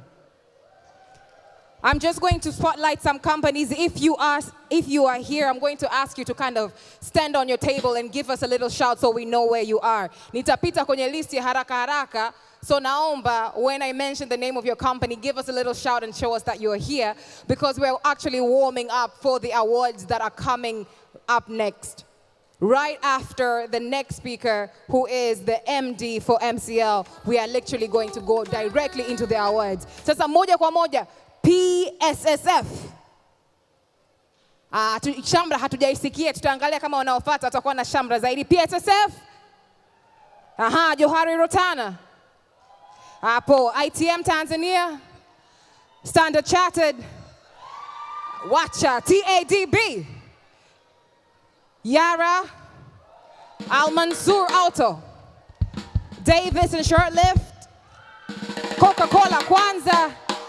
Tanzania Breweries, Liaison Group, Soma Express, Aga Khan Foundation, CFAO Motors, MultiChoice Tanzania, Wacha Vibe Kamalote, Umoja Switch, Bank of Africa, Heineken, Institute of Directors Tanzania, East African Crude Oil Pipeline.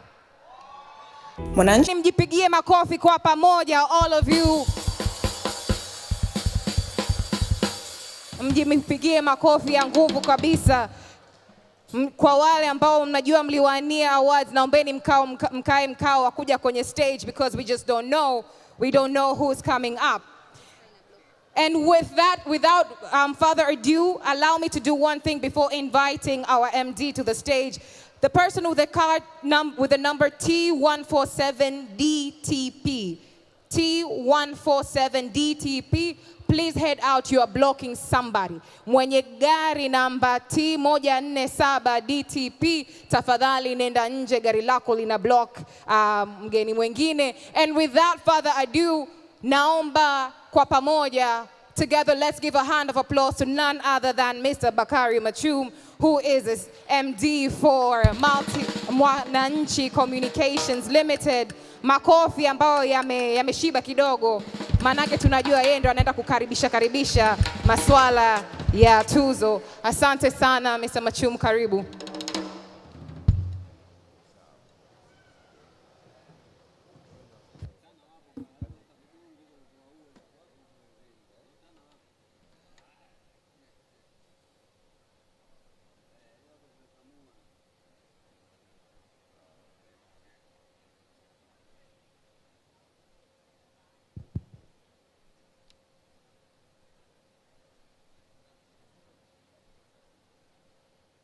Happy Women's Day. Haijakamilika eh? Happy International Women's Day. Mmepoa sana. Au njaa imeanza kuuma. I'll try make this quick. Our special guests, Madam Odane Adu, UN Women Representative to Tanzania, Director Angela Mdolwa, board member of Mwananchi Communications, and other board members around here, Stanif, and John Ulanga, who left to catch a flight. Speakers of the panel which we just saw, Abdul Majid, Georgia, Jacqueline, and Madam Christine, asanteni sana. And by way of answering to a question which was asked earlier, if we've ever been led by a woman, Georgia was my first mentor, editor at the Business Times Limited when I came to start my career in journalism. So mnajua tumetoka wapi. CEOs around here, directors, managers, and leaders of business, civil society organizations, and public organizations, all invited guests, and those who are following us online, our partners, KPMG, Bill and Melinda Gates, Clouds Media Group, and our sponsors, starting with our main sponsor, CRDB Bank, other sponsors, UBX, NMB, Women Fund Tanzania Trust, Geita Gold Mine, NBC, and EcoBank, and of course, our hosts here at the Superdome, and all other service providers, members of the media and team MCL, bila kuwasahau ma MC wetu, Alila, Sandra, na Detisha Pamba. Good evening. As the theme of this year commemoration of International Women's Day goes, digital innovation and technology for gender equality, highlighting the role of innovation technology in promoting gender equality. And we are here today marking the third year of the MCL initiative under the influential English daily newspaper dubbed the Citizen Rising Woman Initiative. So today I want to tell you a short story about the evolution of the Citizen Rising Woman Initiative. It will be in two parts, two quick parts. One, when we started in 2021, we had a big question internally, asking ourselves, we are going to be recognizing organizations which have done very well in terms of promoting and empowering women to excel in leadership positions. And they say, you have to walk the talk. Now, we looked internally, na tukaona wala hatutoshi. So when we came to launch the first edition, I stood on the podium like this one, and I tried to preempt the conversation. So I declared that we are not doing well in this aspect, hoping that people will spare me in social media and the Mwananchi Communications. Wapi tulichapwa mtandaoni sawa.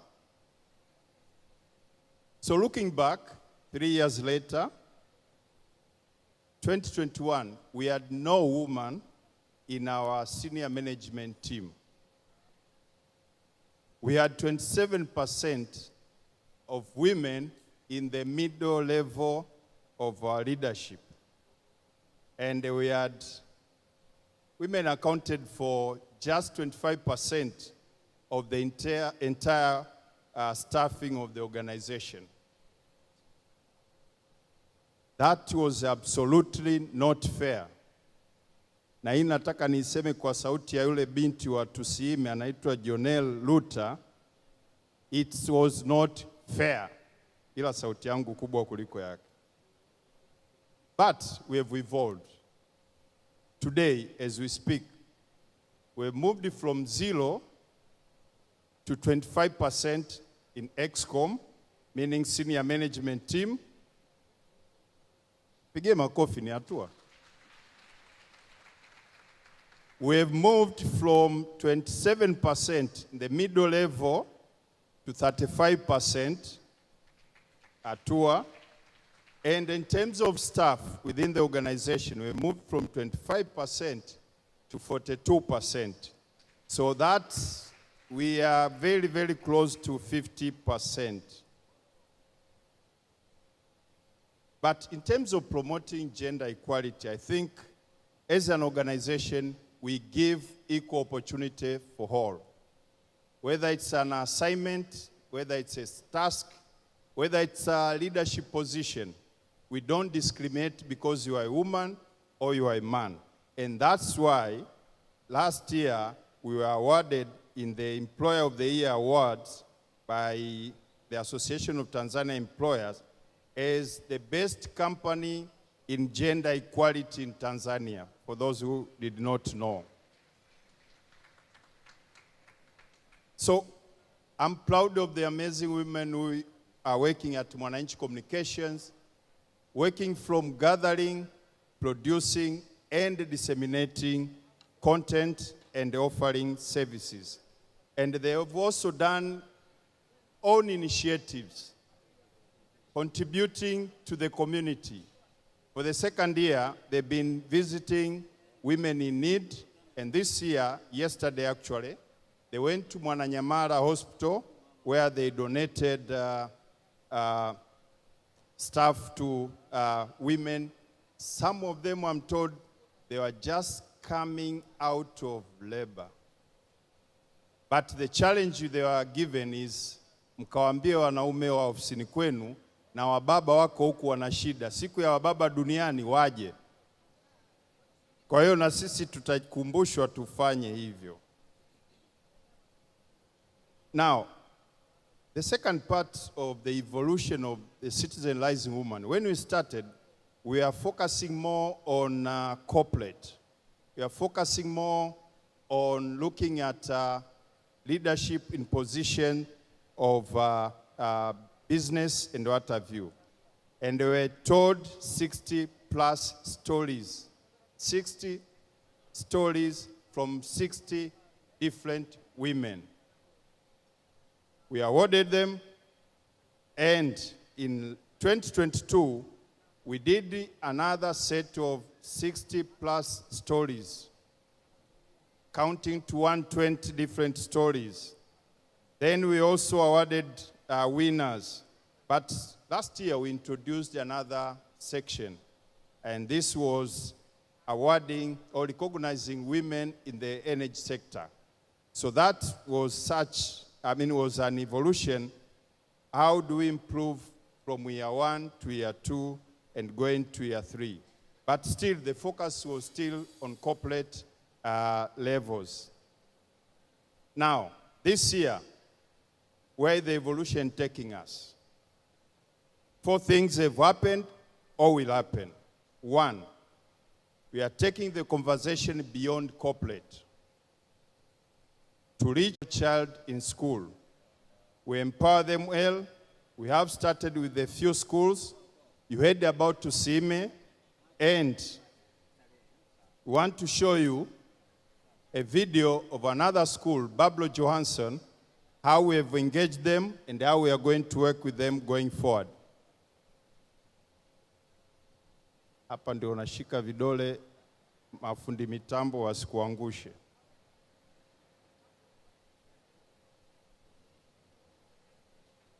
Haya.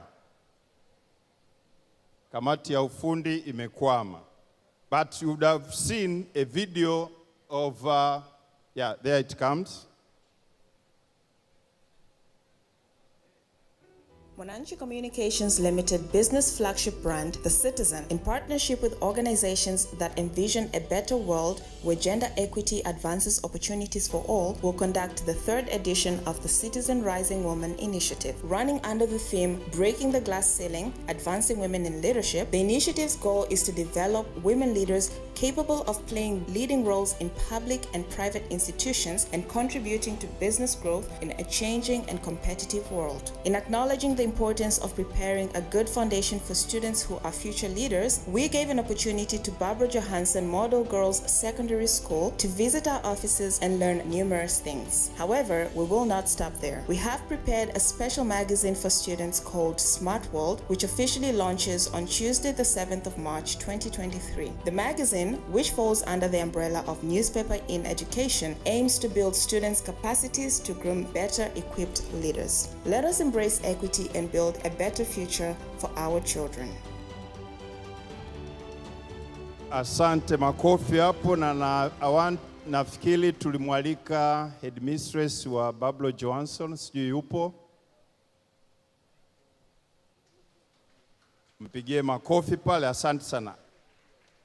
What's next is, I said there are 4 things. The 3rd thing is we are going to link Rising Woman Initiative with a new project we launched this week called Newspaper in Education, where we are going to teach girls to nurture leaders in their young age, to stimulate their mind, to make them go for their goals.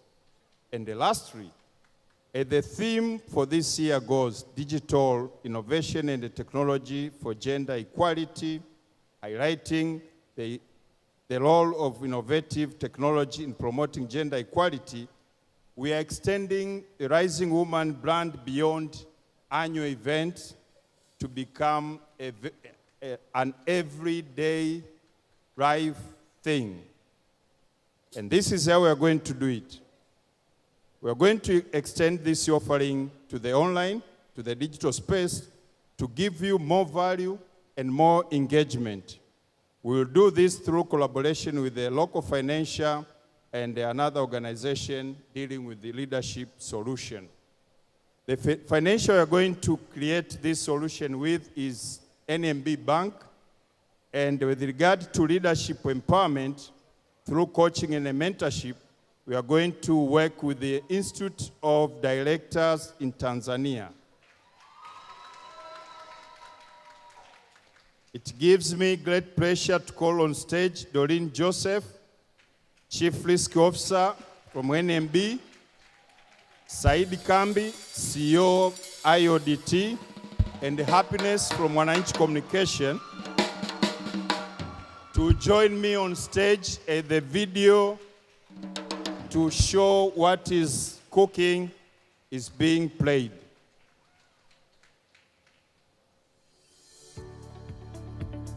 The Citizen Rising Woman, an initiative that in 2021 introduced the Rising Woman Awards, which did not just create a platform to celebrate women. It created a movement in the Tanzanian empowerment space aimed to raise more women into top management. In 2023, we're expanding our initiative to encompass some truly revolutionary value adds for women, ones that include those 3 universal priorities. First, to elevate women's relationships in their work and beyond, we have created a virtual network builder, a unique system that connects women with people who share their interests, goals, and their values. We know that networking can be overwhelming and time-consuming, especially when trying to balance the demands of work and family. That's why our design allows you to build meaningful relationships inside and outside of work, making it easy for women to find and connect with the people who matter most to them. Second, to support and promote financial security for women, we built a Business and Career Advancement Center, a suite of tools to help women showcase their skills and achievements in a way that is compelling and easy to understand. Priority and even exclusive access to jobs and tenders, as well as career development opportunities, ones that will elevate their opportunity to grow their market value and income. And finally, we believe that every woman deserves to have her talents recognized, no matter what field she's in or what stage of her career she's at. We have crafted a vibrant community where women can connect with other women who are on the same journey as themselves. The path to success can be lonely and isolating at times, especially for women who are breaking into male-dominated industries. We say it doesn't need to be, and created a safe and supportive space where you can share your experiences, ask for advice, and find inspirations from others who have walked in your shoes. Essentially, a success cheat sheet. This is Rising Women Online, a virtual network builder to connect with women in your industry and beyond, and men who are championing our successes and advancement. A business and career advancement center to help bring you closer to opportunities you didn't even know existed, and a success cheat sheet where you can learn candidly from women who have come ahead of you and those walking alongside you. Register today to join our waitlist and journey to ascending and endorsing women. Mwananchi Communications Limited, empowering the nation. Asante sana. Now, ladies and gentlemen, let me introduce to you Happiness Watimanywa, the head of digital and innovation at Mwananchi Communications Limited, the brainchild of what we've just seen here. She'll tell us how you can join, how women can join and men can join, because we said we have to pull that rope together. Happiness. Thanks, Bakari. Good evening. Good evening, ladies and gentlemen. So, beyond my smarts and hard work, I am incredibly blessed to be privileged to be surrounded by champions that allowed me to become a department head at 28 at a leading media entity house in Tanzania. I have quickly learned that my journey is not unique, because every woman that is a leader or considers herself a success has benefited from mentors, coaches, and sponsors. An army of people that firstly helped her to internalize that leadership identity and develop a sense of purpose. A selection of people that helped her to broaden her capabilities, which then grew her access to opportunities to demonstrate the same, and eventually expand access to challenges and endorsements.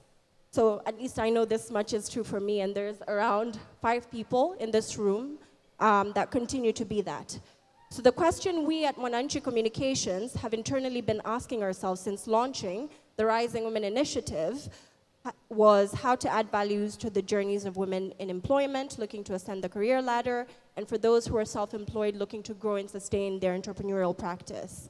We held focus groups internally with our core staff, but with other stakeholders as well, and found that this platform that we've presented today was necessary. To give you some personal examples from within the Mwananchi Communications family, we have an administrative intern named Heaven who has aspirations to become a journalist. And she is now developing her writing skills for the Mwananchi newspaper entirely because of a chance conversation we happened to have one evening on a drive home. We also have Lucy, who is one of our brilliant editors at The Citizen with aspirations to become a published author and a thirst to engage in the PR space. Adelina, our internal auditor, is a woman hungry for knowledge like no one you have ever seen. And Mariam and Mary are business women contracted to provide our company with cleaning services and casual laborers, looking for more clients, tenders, and ways to significantly grow their service offerings. Make no mistake, these are women actively growing themselves, but let me welcome to imagine how much more they can gain from our platform so that what we're doing can become a productive conduit for their aspirations. Through coaching, mentorship, these ladies will have a sounding board, access to insight, and someone putting them for opportunities in spaces they're not present. Through access to learning resources, job opportunities, and tenders relevant to them, they will be able to navigate it much quicker because we know Google is becoming more difficult. By gaining business and strategic acumen beyond people, skills, and uplifting others, and finally, a safe space to discuss how to navigate and manage gender-specific issues in our work, like normalizing women delegating their domestic responsibilities rather than trying to juggle it all and workshop solutions towards them, imagine what they could achieve. And as you have just seen, our platform provides all of this and more, not just for the women of Mwananchi, like Heaven, Lucy, Mariam, and Adelina, but for the women of Tanzania and even beyond. Ladies and gentlemen, Rising Women Online is just one of the ways we have chosen to embrace equity. So I'd like to invite everyone here tonight to join our efforts and sign up for our wait list. There are QR codes on all your tables, and all you have to do is scan them, join the wait list, and together we can drive towards a more equitable future. Happy Women's Day. Asante sana, Happiness. Now I will invite Said Kambi, CEO IODT. We are going to collaborate with them on the coaching and the mentorship of women in Tanzania through this platform. Thank you very much, Bakari. I don't know whether I should say this, but I almost do talks every day. And it has never been truer in terms of what I say except today. Always I say these words as a formula. Today they are a reality. Good evening, gentlemen and ladies. Yeah. Why don't you answer, ladies? You know, today is really true and not a formula. I would wish at this point in time, I have very little time, but I cannot let this time pass without you standing up. Please raise up. Please raise up and give a big one to Bakari, because I'm extremely proud of him for doing what he did. Please give a big one to Bakari. Thank you very much. I told Bakari that is not, you can actually sit down. Thank you very much. I told Bakari that, you know, in terms of his purpose, he will go beyond journalism. And I think he's actually seeing that. The Institute of Directors is a specific organization whose home is the space for leaders, corporate leaders and business leaders. And I would quickly say, you know, that I want to recognize two of my board members, Nectarine Pendaeli Foya, who's my vice chairman. She's a lady. Where is she? Over there, it can tell you. As well as Hanif Jaffa, who happens to be a man, but he's come with his formidable wife, Sujata, so she can raise as well. Thank you very much. We have a lot in common with Mwananchi. Now, as it has been said, there's a lot of problems with women, a lot of problems. In fact, it has been said in research that if we go by this rate, transforming the woman, it will take us 360 years to make the change. Do you know how far that is? So we need to do specific interventions. And this intervention, in my opinion, apart from what Mama Means is doing and so on and so forth, would be to reach and experience. And coaching, which is more technical, you know, and could involve men as well. So part of the structure that we're going to deal with would be to get as many women who could play the role of mentors, you know, immediately. Give them standards to come to their particular space so that we can now unleash them to women. And as Bakari has said, and we should remember this, leadership has no space. Even the mama lishe need leadership, and so on and so forth. The young girls need leadership and need to become leaders today, and so on and so forth. So we'll be doing this across the board. And in that particular manner, once again, I want to say thank you very much to Mwananchi and to everyone that is going to be our prospective mentor, coach, and also mentee and coachee. I am very, very happy seeing a lot of my members around here. You had how many? The ladies that were in front here, two of them are my members. Georgia is a member of Institute of Directors, as well as Jacqueline is a member of Institute of Directors. It tells you what kind of a reach we have. Please do not hesitate. Reach over, and together we shall traverse the journey of transforming the fortunes of the woman in the country. Happy Women's Day. Thank you very much.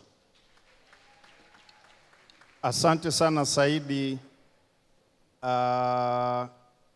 Naomba nirudishe ile standing ovation to the staff of Mwananchi Communications, kwa sababu bila wao mimi sifanyi chochote.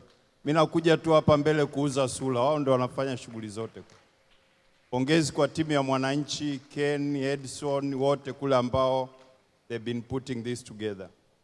Again, Doreen, to tell us why they saw this idea from the beginning and decided to finance it. Karibu sana. Asante sana. Hoda Nadu, UN Women Representative. Bakari Machumu, Managing Director of Mwananchi Communication Limited. Representative of various institutions and organizations, distinguished guests, media personnel, ladies and gentlemen. Good evening, everyone. And happy International Women's Day. On behalf of our CEO and the Executive Committee and all staff, it's a great honor to be here today as we celebrate progress and achievements of women globally and specifically in our beloved country. Please allow me to extend the warm regards from our CEO, Ruth Zaipuna, and the entire management who were eager to join us today but currently occupied with similar events taking place. We have gathered here today to celebrate International Women's Day. Over decades, our country, continent, and the world at large has made remarkable progress narrowing the gender gap. We have witnessed girls in schools and more women holding positions, parliamentary seats, and influential decision-making roles. Women and girls worldwide have experienced significant progress, making the world a better place for them. At NMB PLC, we have made extensive efforts to reduce the gender inequality, and we are very proud that our current employee gender ratio stands at 48, and we are talking about 3,500 employees. 48% is women, and 52% is men, while the ratio of women in senior management position is 31% compared to 69% held by men. Thank you. This indicates the bank's commitment in promoting gender equality. NMB Bank PLC continues to drive gender equality through its operational as well. In November 2020, as you may recall, NMB Bank launched its Jasiri proposition, a platform that aims at economically empowering and drive financial inclusion for women across various sectors. And through this program, women across access timely and Tanzania, but in sub-Saharan Africa. The proceeds raised from this bond are intended to provide affordable financing to enterprises owned by and controlled by women, as well as businesses that offer products or services that directly benefit women. Earlier today, actually about 4 hours ago, the bond was listed on the Luxembourg Stock Exchange as part of the International Women's Day ring bell ceremony. Thank you very much. The Jasiri proposition, along with other initiatives, have helped the NMB Bank to be the first African financial institution to be awarded with the EDGE certification. Ladies and gentlemen, EDGE certification stands for Economic Development Gender Equality, the leading global assessment methodology and certification standard for diversity, equity, and inclusion.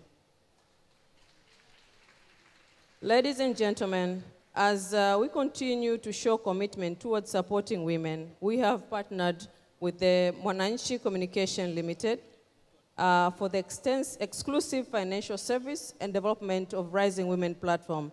and we have committed a sum of US $25,000 for the Rising Women platform. To conclude, ladies and gentlemen, we firmly believe the partnership between NMB Bank and Mwananchi Communication Limited will serve as one of the key initiatives to drive financial inclusion for women across the country and subsequently achieve gender equality. We remain committed to promoting women's empowerment across various sectors and promise to persist in closing gender gap. I wish you all a very happy International Women's Day. Thank you. Asante sana, Doreen. As you can see, this product you are developing will touch different aspects. So we'll continue developing it and collaborate with like-minded organization to see that it delivers the value you aspire to get. So let me finish by thanking again the Mwananchi Communications team for organizing this wonderful event. And its impact is clear. I hope to see most of you online when we launch this online product. And once again, I thank you all for coming. I thank you for participating here and those who are following us virtually, and for those who are supporting us in our quest to empower the nation. Asanteni sana. Happy International Women's Day as I give myself a big hug.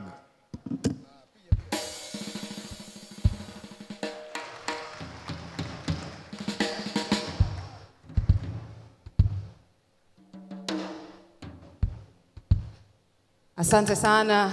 Another massive round of applause to the entire team, the Rising Women Digital, stepping into the innovation technology space. Sawa sawa.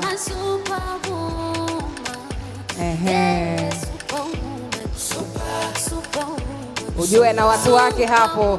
Ladies and gentlemen, and with that, we are going to Superwoman and Supermen into the award session for today. Who's ready to win an award? What bado? Bado kama? Bado. Jamani, who's ready for the awards tonight? Yes.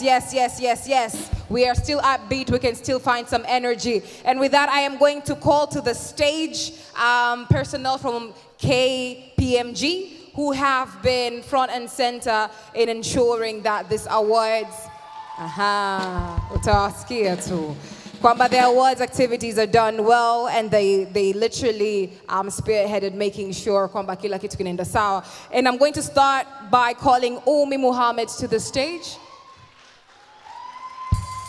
A hand of applause for Umi Muhammad. Umi Muhammad is going to have a very short presentation. She's going to be followed swiftly by Mr. Vincent Onjala. And right after, Mr. Vincent Onjala, who's following, will actually be presenting the awards. Right after you are done, Ms. Umi Muhammad, I'm going to come back to the stage and share the guidelines on how we're going to be receiving the awards tonight.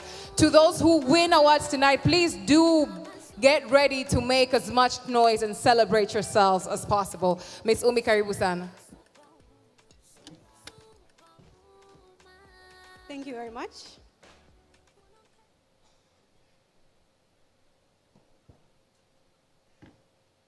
The chief guest, UN Women Representative to Tanzania, Hodan Adu, distinguished guest, ladies and gentlemen, a very good evening to you all.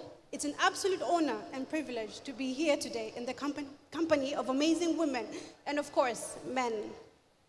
The annual International Women's Day, which happens to be today, is a reminder that we have an opportunity and responsibility to push for a fair, more equitable society and to help all people, regardless of gender, to thrive and succeed. The day also marks a call to action for accelerating women's equality through innovation and technology. As a signatory to the UN Women's Empowerment Principles, KPMG is working closely with the UN to deliver on our commitments and align to the International Women's Day 2023 theme which is Digital Innovation and Technology for Gender Equality. As we sit here today, I hope we all embrace equity and also embrace the Rising Woman Award theme, breaking the glass ceiling, advancing women in leadership. At KPMG, we're delighted to collaborate with a long-term partner, The Citizen, on the 2023 edition of the Rising Woman Initiative. Both KPMG and The Citizen believe in the value of female leadership. Having diversity at workplaces, and particularly in management teams, is not only a sign of equality, but also of socioeconomic, cultural, and political progress. One might then wonder, if women can make so much of a difference to a country, why don't we have more women in leadership positions? Is it because simply talking about equality and equity is not enough? We must believe it and work at it. There must be determined and concerted action to achieve an equal outcome, and that is the aim of International Women's Day. The Citizen and KPMG invited companies and individuals to participate in this project and share the values and initiatives that aim to empower women. The organizations being awarded tonight have instituted a set of best practices and demonstrated them into their core values and ways of doing things. The awards are classified into two categories: the Rising Woman Award, which celebrates organizations that have demonstratively shown progress towards advancing gender parity leadership roles, and the award of the Woman Award, the Woman of the Future Award, which recognizes the deliberate policies and regulations, systems, and structures being adopted by the participating organizations to support women and enable them to flourish in their leadership roles. The two categories have been measured against a set of indicators, with the summary criteria used being, firstly, acknowledging the leadership strength and contribution of women. Secondly, providing women with the educational and training resources necessary for them to succeed. And lastly, giving women opportunities to excel within their organizations and their careers. We hope for a ripple effect and that this will influence other organizations in Tanzania to follow suit and create an environment that enables women to flourish without taking away the essence of feminism. This event wouldn't have been possible without the following sponsors: Bill and Melinda Gates Foundation, CRDB Bank, NME Bank, Anglo Gold Ashanti, UBX, Women Fund Tanzania Trust, NBC Bank, and EcoBank. Thank you all for your support. With these few words, and without further delay, I once again welcome you all to the 2023 edition of the Rising Woman Initiative. Thank you. Dala, who is here, and Mr. Vincent will be announcing, Mr. Onjala will be announcing the awards. To give the awards this evening, we're going to bring to the stage none other than our chief guest, Ms. Hodan Adu, as well as the Mwananchi Communications board member, Ms. Angela Mdolwa. Karibuni sana.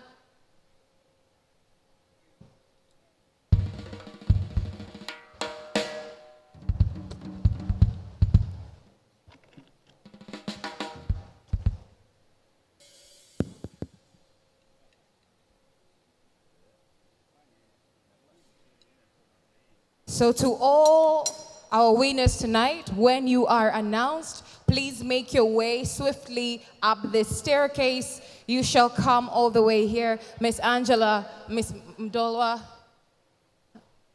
Miss Adu, Karibuni sana, right in the middle. I'm going to ask for Miss Angela to simama hapa.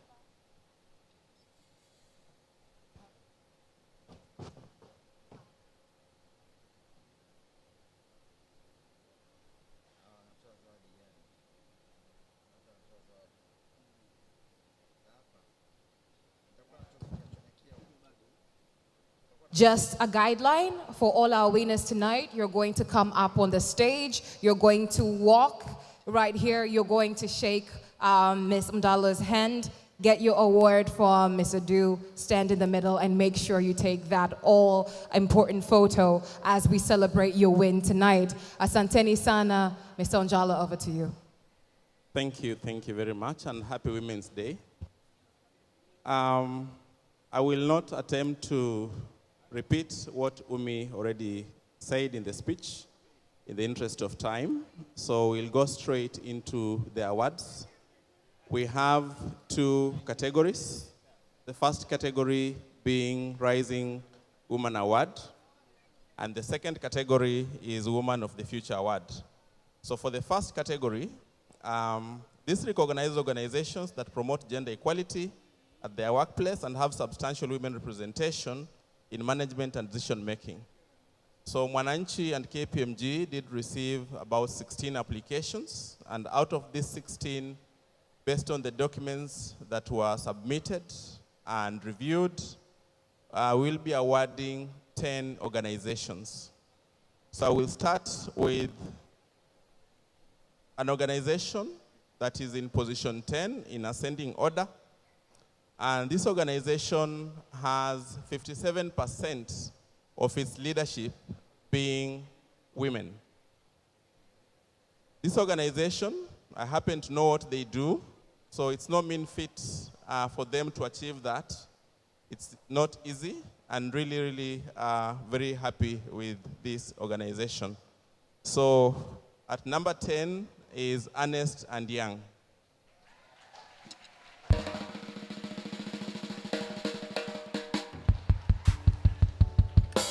If we could have a representative from EY, please. Ernst & Young rep, makofi kwao tafadhali. Ernst & Young hatuwasikii. Let's head to the stage quickly tafadhali.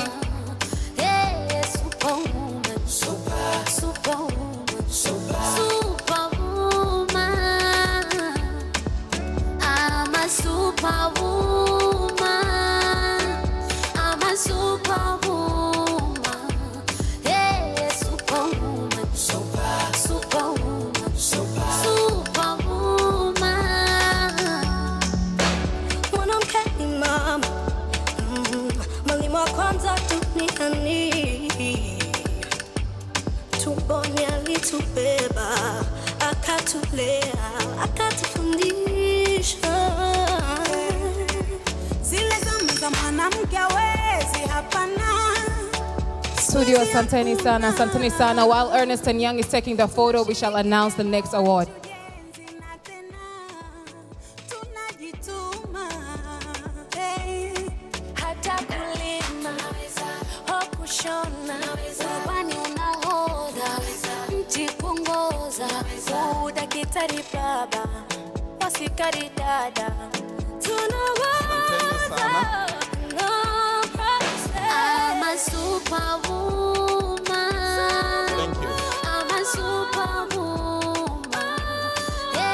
Asanteni sana. Thank you very much.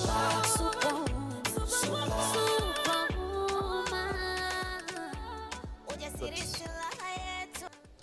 Tying in position 7, these three organizations had 67% of their leadership being women.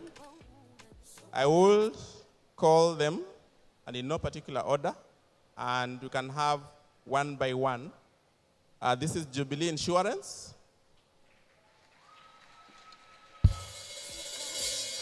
which should be followed by Legal Human Rights Center, and then Rain International Company Limited. If we could have Jubilee Insurance, please.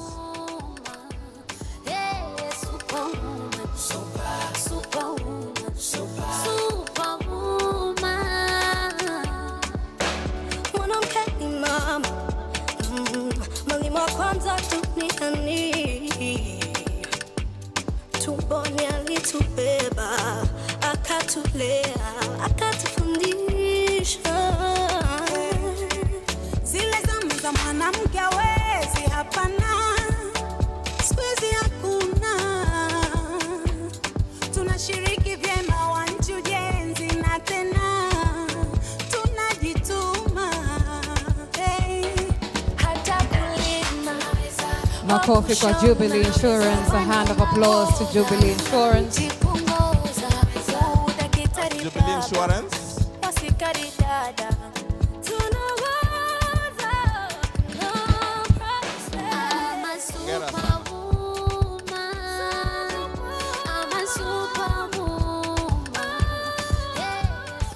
Good. Followed by Legal Human Rights Center. A representative of Legal Human Rights Center, please.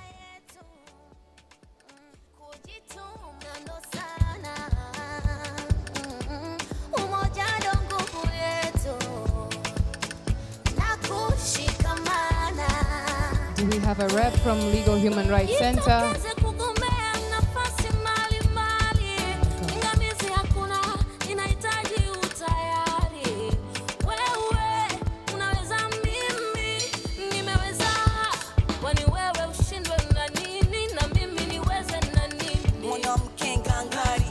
A hand of applause to Legal Human Rights Center. Congratulations.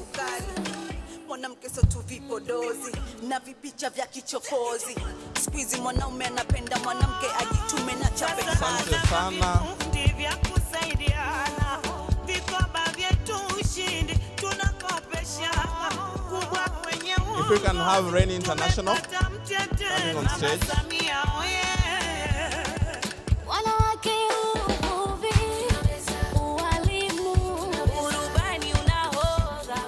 Hongera sana. Rain International. Okay.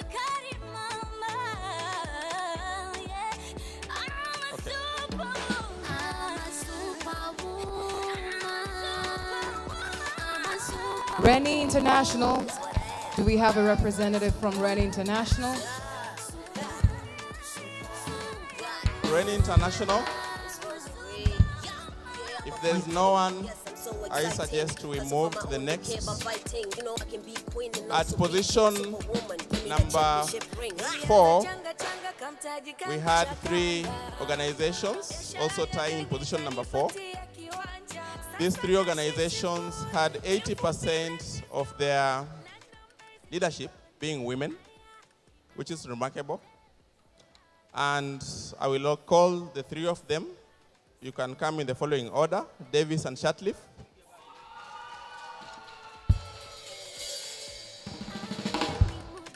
Followed by Empress Furniture.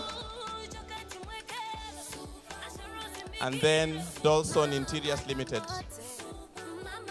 A hand of applause. Davis and Shatliff, please.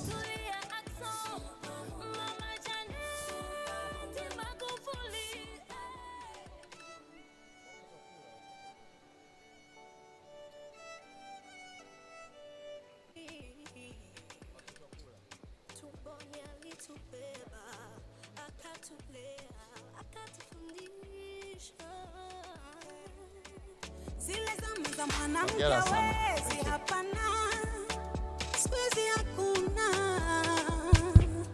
Tunashiriki vyema wanchi ujenzi na tena tunajituma. Hata kulima au kushona, kwani unahodha mti kuongoza, udakitari baba, wasikari dada, Hongera sana.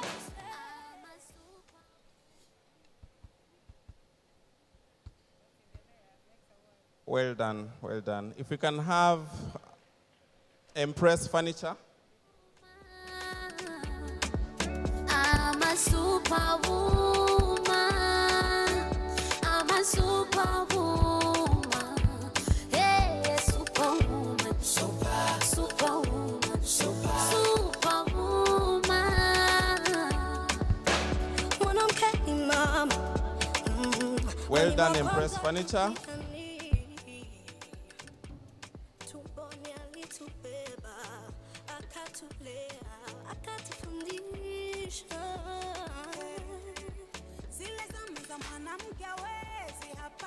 Good. If we could have Dolson Interiors.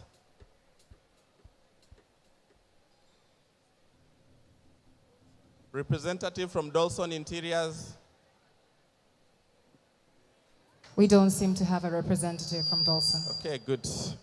So in position 3, we have an organization that has 82% of its leadership being women. That is very encouraging. And this is Empower Limited in position number 3.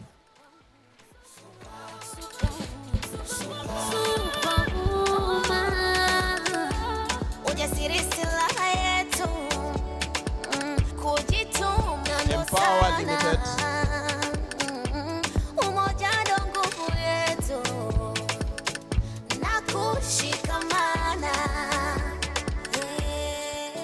Representatives.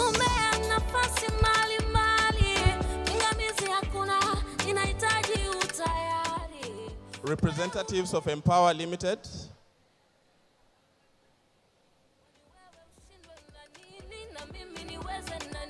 Mwanamke ngangari, mwanamke hodari, anayejiamini baba lete chumvi yeye alete sukari. Mwanamke sio tu vipodozi na vipicha vya kichokozi. Squeeze mwanaume anapenda mwanamke ajitume na chape kazi. Well done Empower Limited. In position number 2, we have an organization that has 83% of its leadership being women, and this is Moja Farm Organization. Shall we have a representative, please, on stage? Moja Farm Organization. We don't seem to have a representative. If they're not around, we finally, for this category, have an organization that has attained 100% of its leadership being women. And this is ITM Tanzania.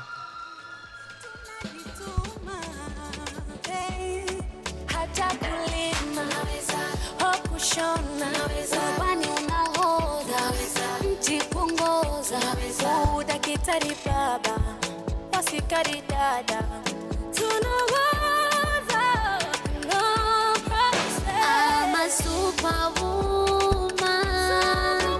I'm a superwoman. Well done, ITM. Thank you. Allow me to then transition to the next award, which is Woman of the Future Award.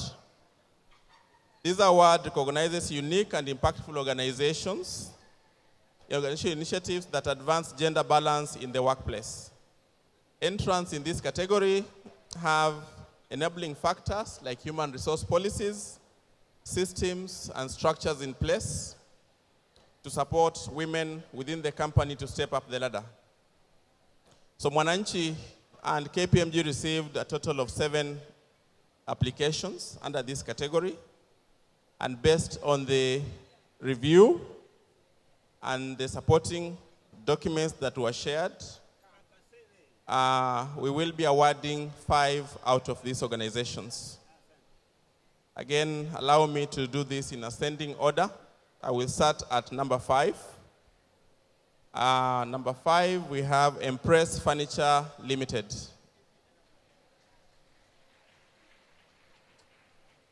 Empress Furniture Limited, if we have a representative, please.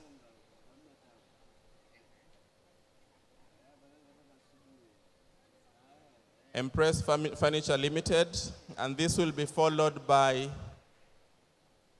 a hand of applause. It's their second award, isn't it? It feels nice to be awarded twice.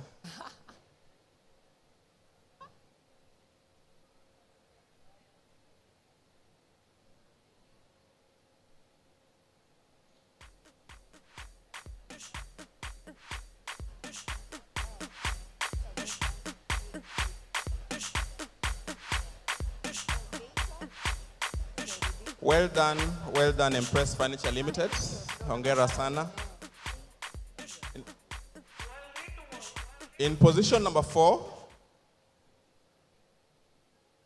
is Geita Gold Mine, or GGM. Representatives of Geita Gold Mine, please.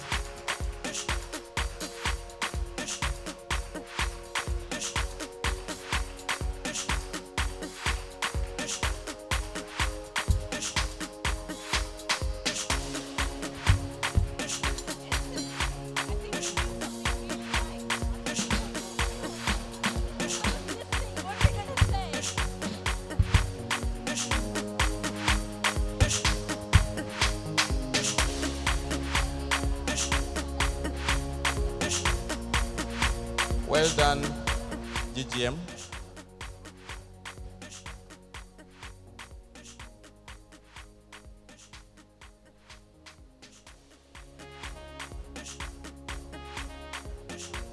That's the Woman of the Future Award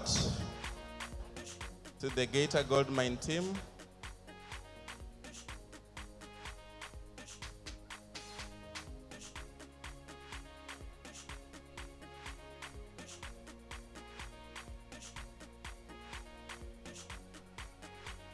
Congratulations, well done, Gator Gold Mine. In position number 3 for the Woman of the Future Award is none other than CRDB Bank. Hongera sana.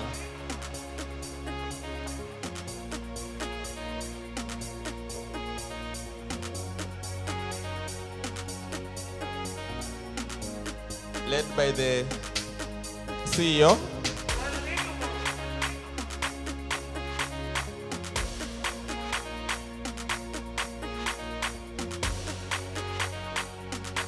So you can confirm that what the CEO was saying was true in terms of the initiatives.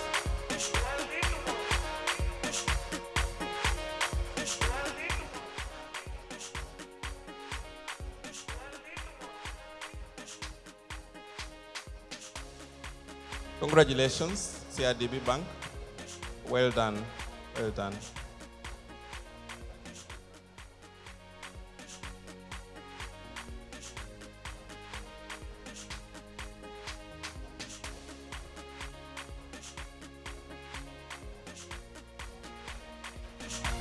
Well done, well done. Thank you. In position number 2,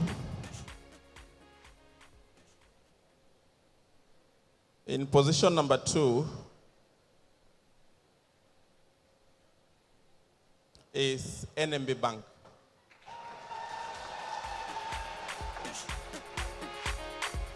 The NMB team, please come to the stage.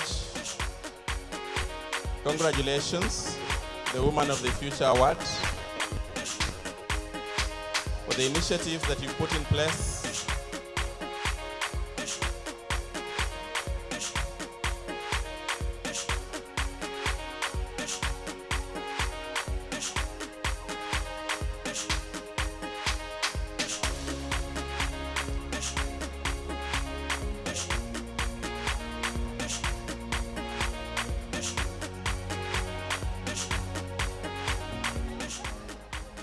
There's no boy child in the team.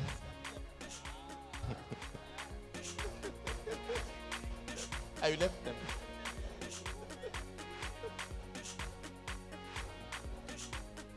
Congratulations, NMB. Congratulations.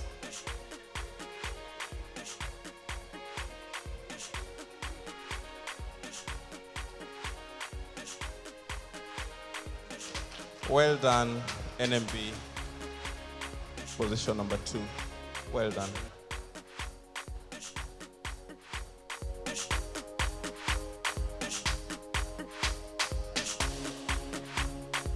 Good. Thank you very much, NMB team. Thank you. And finally, for the Woman of the Future Award, in the first position is number 1. Number 1, Coca-Cola Kwanza. Congratulations, Coca-Cola Kwanza team. I'm a superwoman. I'm a superwoman. Hey, superwoman. Superwoman. Superwoman. I'm a superwoman. I'm a superwoman. Well done. Hey, superwoman.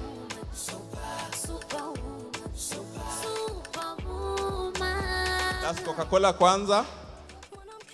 First position for Woman of the Future Award.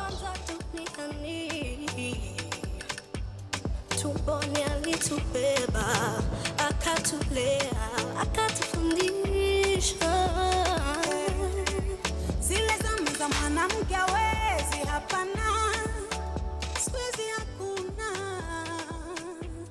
Tunashiriki vyema wananchi ujenzi na tena tunajituma. Hey. Hata kulima, kushona, wani unahodha. Thank you very much. At this point, that brings us to the end of these two categories. I want again to wish everyone a happy International Women's Day, to thank everyone that has facilitated this. As KPMG will remain available to continue supporting this because we believe in the cause and we'll stay true to it. Thank you very much. Thank you. Ms. Adu, as well as Ms. Mandolo, I'm sorry, I'm going to ask you.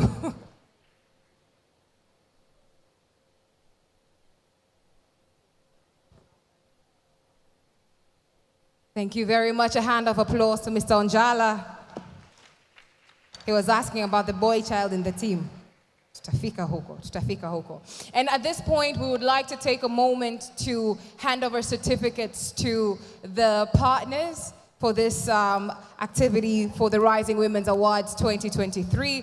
And I'm going to ask, when I call you to the stage, please make it as swift as possible so we can move quickly along. First but not least, would like to recognize CRDB Bank. CRDB Bank, karibu sana, hand of applause to CRDB Bank.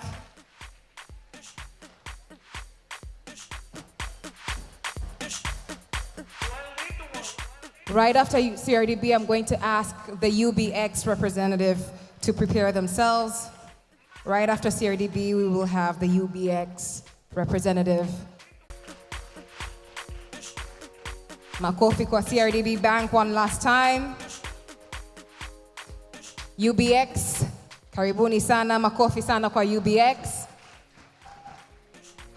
I'm going to ask a representative from NMB Bank to get ready. You will be right after. A hand of applause to UBX.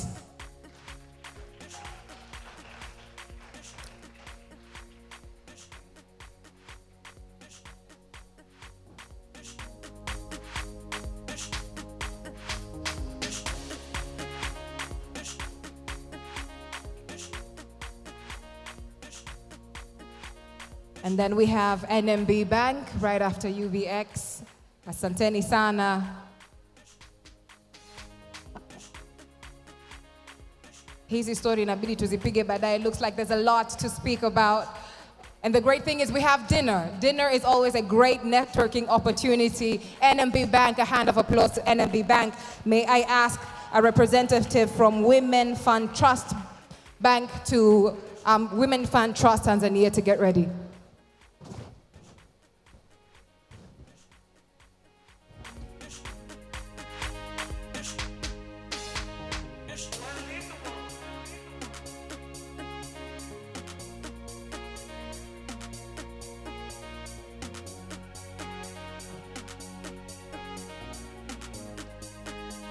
Women Fund Tanzania Trust. A hand of applause to them. This is the organization behind Mama Janet's dream and Mama Janet's initiatives. Makofi tena kwao tafadhali. I'm going to ask a representative from Anglo Gold Ashanti, Geita Gold Mine, to get ready. Anglo Gold Ashanti, Geita Gold Mine. Karibuni sana. May I ask for your representative to move closer to the stage, please.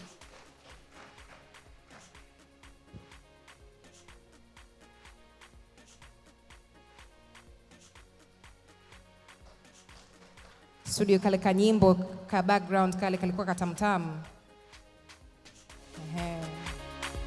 Sawa sawa.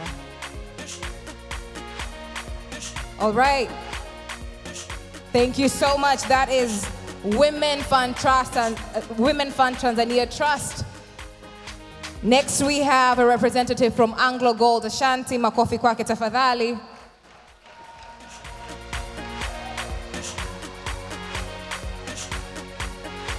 Anglo Gold Ashanti Geita Gold Mine. Karibu sana. I'm going to ask a representative from NBC Bank to get ready, please. Please come closer to the stage. NBC Bank.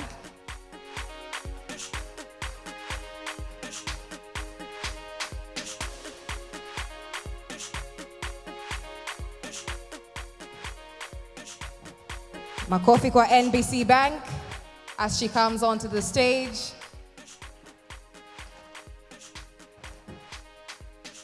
I'm going to ask a representative from EcoBank to move closer to the stage, please. EcoBank.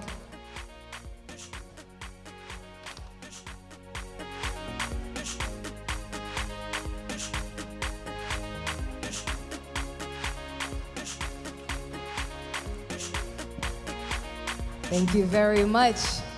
I'm going to ask for a representative from KPMG to get ready and move closer to the stage, please. With us on the stage right now, we have EcoBank.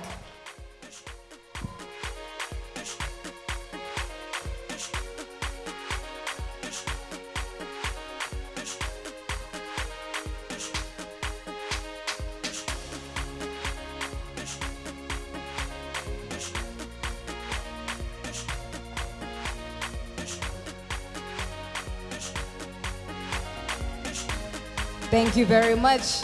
And with us, finally wrapping up the certificates for tonight is Mr. Onjala from KPMG. Karibu sana. A hand of applause to KPMG.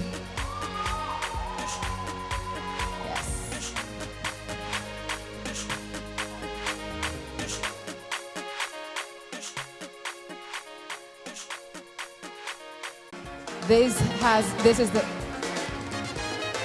hiyo nyimbo hiyo ni track CD imekataa.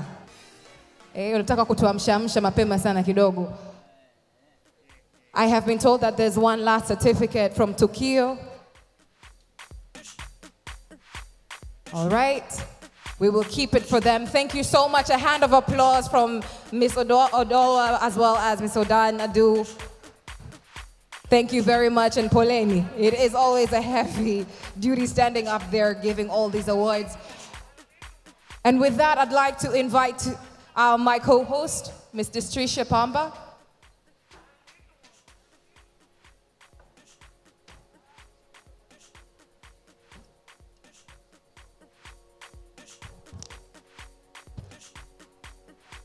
So we'd like to welcome our partners, starting with our main sponsor, CRDB.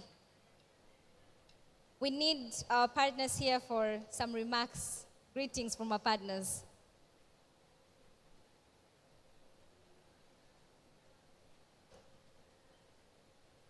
So, as is customary, tungependa kupokea salamu kutoka kwa wadau wakuu. Maneno mawili matatu, just 30 seconds, 1 minute, as we wrap up. Thank you very much. And I think most of the speech has been done. The key message from CRDB, this particular noble cause will continue to be supported by the bank. Looking forward to work together. Thank you.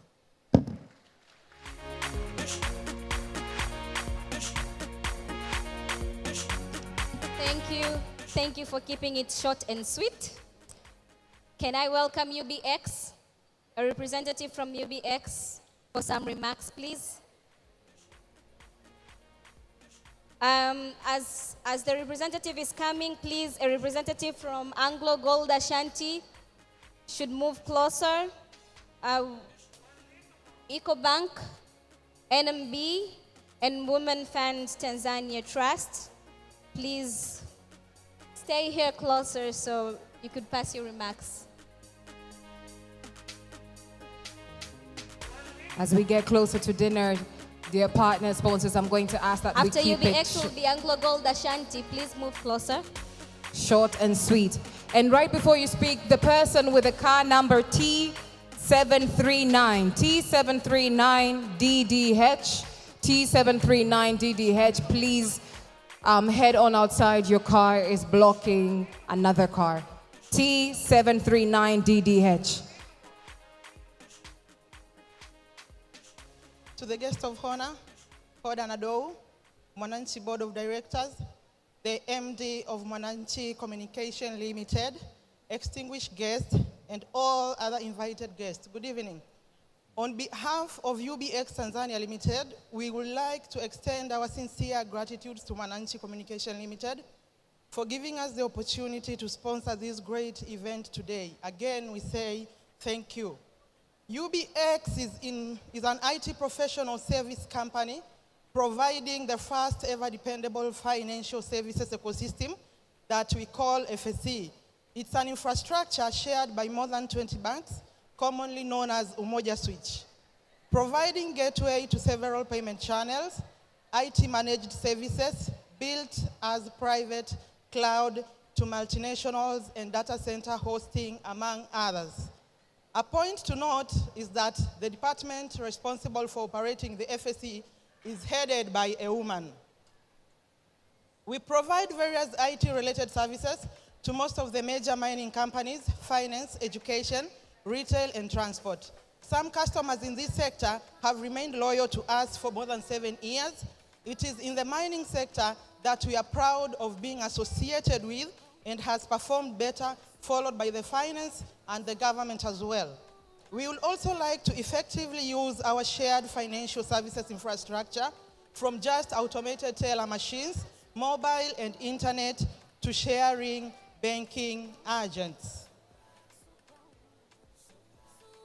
The major significance of Women's Day is to celebrate the achievement of women in various fields, from arts to teachers, to businesswomen, to politicians, to scientists, to engineers, to bankers, and to many more. But this day is also important to raise awareness about women's rights and gender equality. It is quite heartbreaking how even in 21st century,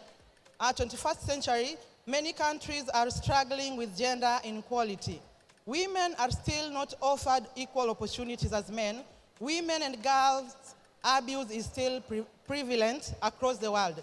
It is very disappointing how women face all the discrimination because of an X chromosome. For many years, men have enjoyed unfair privileges in various aspects of life, be it better pay scale or social status or better opportunities. But now, as times are changing, the world is striving hard to treat women and men equally. This change is necessary because all humans deserve equal opportunities, irrespective of the gender base. On this day, it is very important to show women in our lives how much we care for them, be it our mothers, sisters, friends, or peers. We should make an effort to celebrate them and their great achievements. As I conclude, our theme today is breaking the glass ceiling, advancing women in leadership. As we mark the International Women's Day, it's a reminder that we all are born equal and no woman or girl deserves to be treated less than a man. Let's take a pledge that we will treat all men and women equally. Thank you very much. Thank you so much, Anglo Gold Ashanti.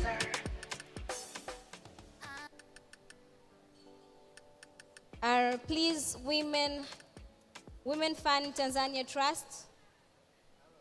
A representative, please move closer, and please, I'll give 1 minute for each one. Thank you, Datrusha. Good evening, ladies and gentlemen.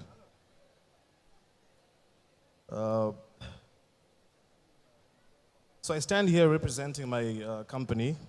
Maybe just a quick introduction. I am Stephen, and I am the PR and Communications Manager. I would like to first of all start my brief remarks with a preamble. So the thirst for inclusivity is no longer a matter of conscience, but is almost now a prerequisite for a successful company. We have our colleagues about 10 ladies who have come from Gaeta, over 1,000 kilometers to join us in this event this evening. And this is testament to where our company is heading as one of the largest corporates in the country. But as well, one thing I can say is that as a parting word, embrace equity is not just a theme, but it's something that we embody as a company. Today being International Women's Day, it's also a day that we celebrate one of our own. You might have seen a lady dressed in a green dress, and she is actually joined our management team as a governance manager within our finance department. So that is something that shows that we are heading somewhere, and that's something that we'd like to do more of. And we urge all other corporates here to support this event, because when they came calling, this being our third consecutive season, this is something that we couldn't say no to.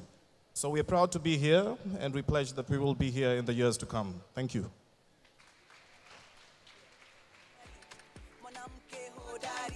Thank you very much. And I'm just going to quickly announce the person with that car number T736, DQH. You're needed in the parking lot. Your car is blocking somebody. We now have a representative from Women Fund Tanzania Trust. Karibu sana. 1 minute remarks.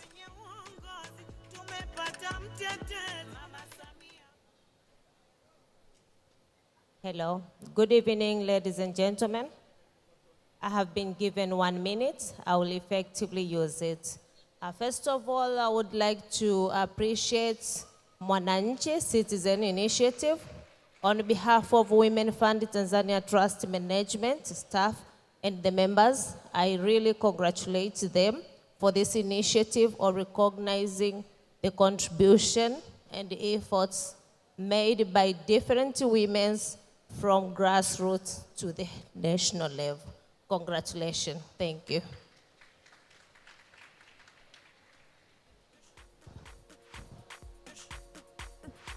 Thank you very much for keeping it short and sweet.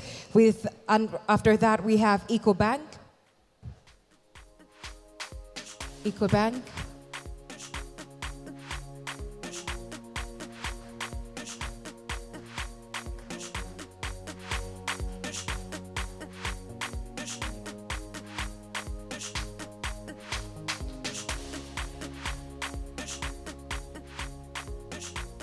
Okay, good evening, ladies and gentlemen.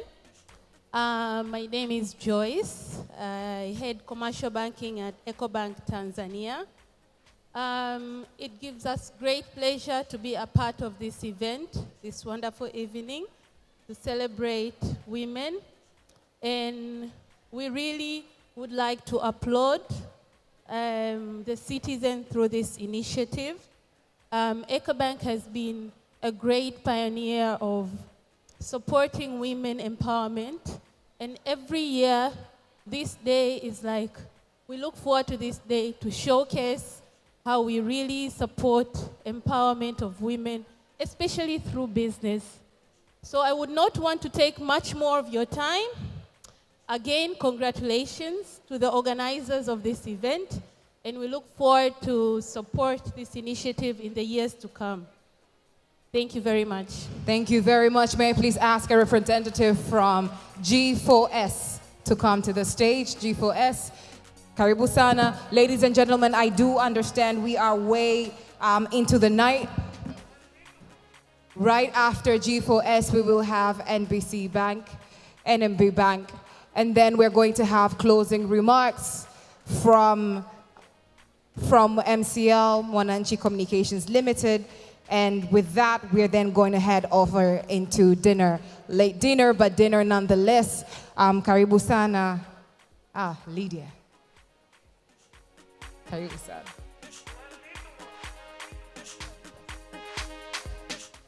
A very good evening to you all. We're tired, huh? We are quite happy to partner with you in security because gender and the issue of breaking the ceilings has been quite evident in our organization. We're quite proud that G4S Tanzania, for the very first time, they got to a point of appointing a country leader who's a woman, and we're championing this agenda not only in Tanzania, but also across the world. So thank you so much. It's something very dear and close to us. We'll continue partnering with you, Bakari, and your team to further the agenda. Very good evening to you all.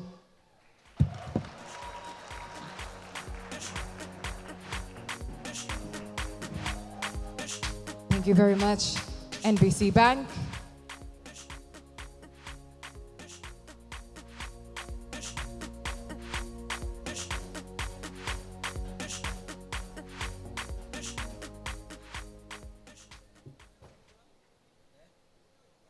Good evening, all. I know time is not on our side, so I'll just be brief. At NBC Bank, we would like to congratulate Mwananchi Communication Limited for this exemplary event. Well done to the organizers. And NBC Bank, we have a number of products and initiatives that are supporting women, and we'll be more than happy to continue partnering with you guys in the future. Thank you, and have a good evening. International Women's Day. Thank you very much. Lastly but not least, NMB Bank. Karibu sana, hand of applause to her.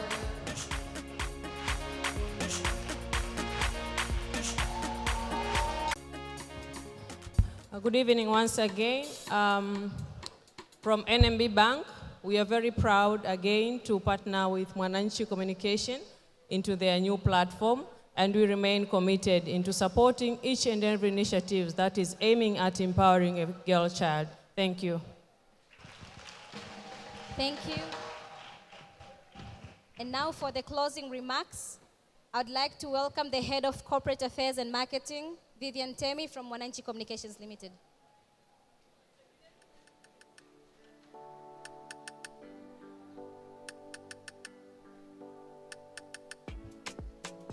Good evening, everyone. Poleni, I know we are all tired, but I'm coming on top here with very good news. Who has their business cards? Business cards, may I see them?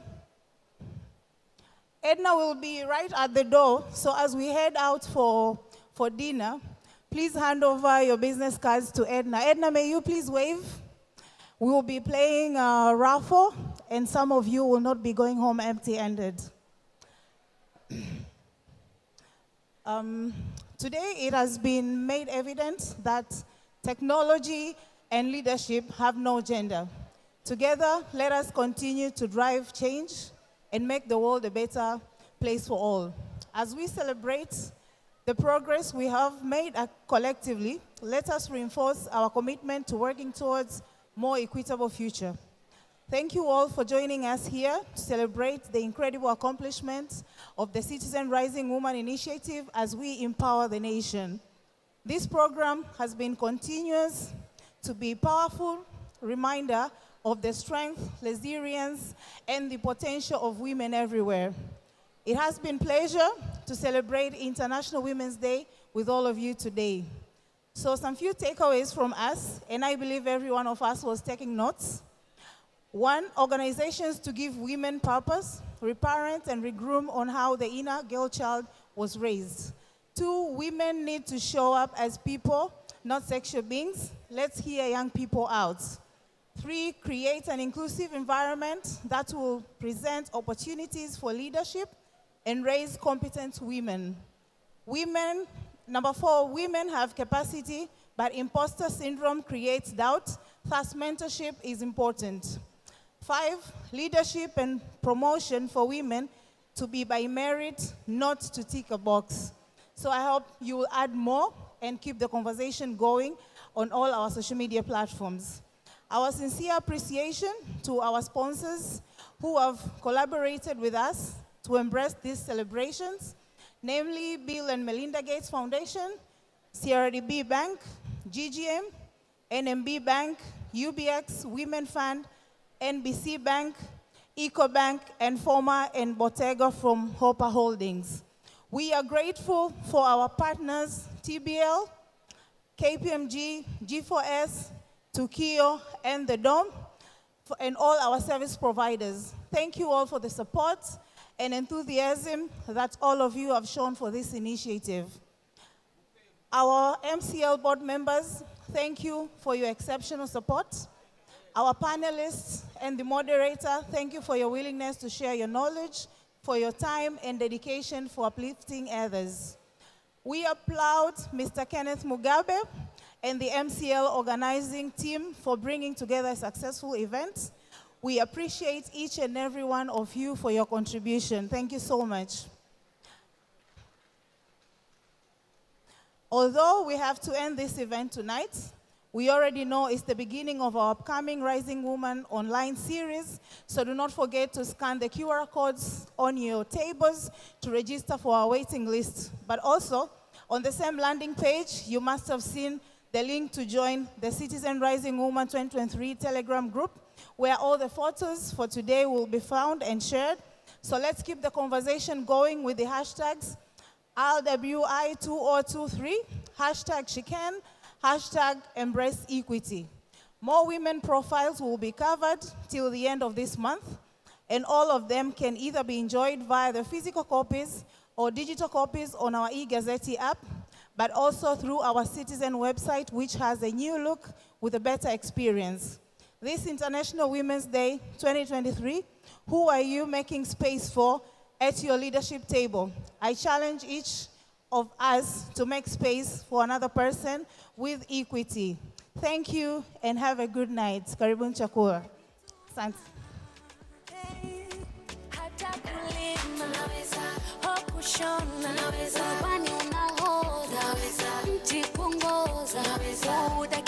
Thank you, Vivian. Thank you, Vivian. I would like to thank other sponsors that we have: G4S Security Solutions, TADB, Barrick, Ernest & Young, BRAC, Aspire Tanzania, Uongozi Institute, Swissport, Flomar and Bottega, Red Horizon, Empress, PwC, Aspire Tanzania, Superdome, Stanbic Bank, UNDP, Grames Elsewedi Electric. Thank you so much. And we'd like to thank everyone for coming here today, for joining us. And right now what is following, you would go to have your dinner. The dinner gala is out there, the food is out there. Thank you so much for joining us, and all who are all who are joining us from home, thank you so much for being with us. I'd like the VIP to start going for dinner. The ushers will show you the way. But as they're going, everyone that won an award, all the companies, please, one representative from all the 15 companies, please come forward with the awards for pictures with all the 15 winners. Please, one representative only.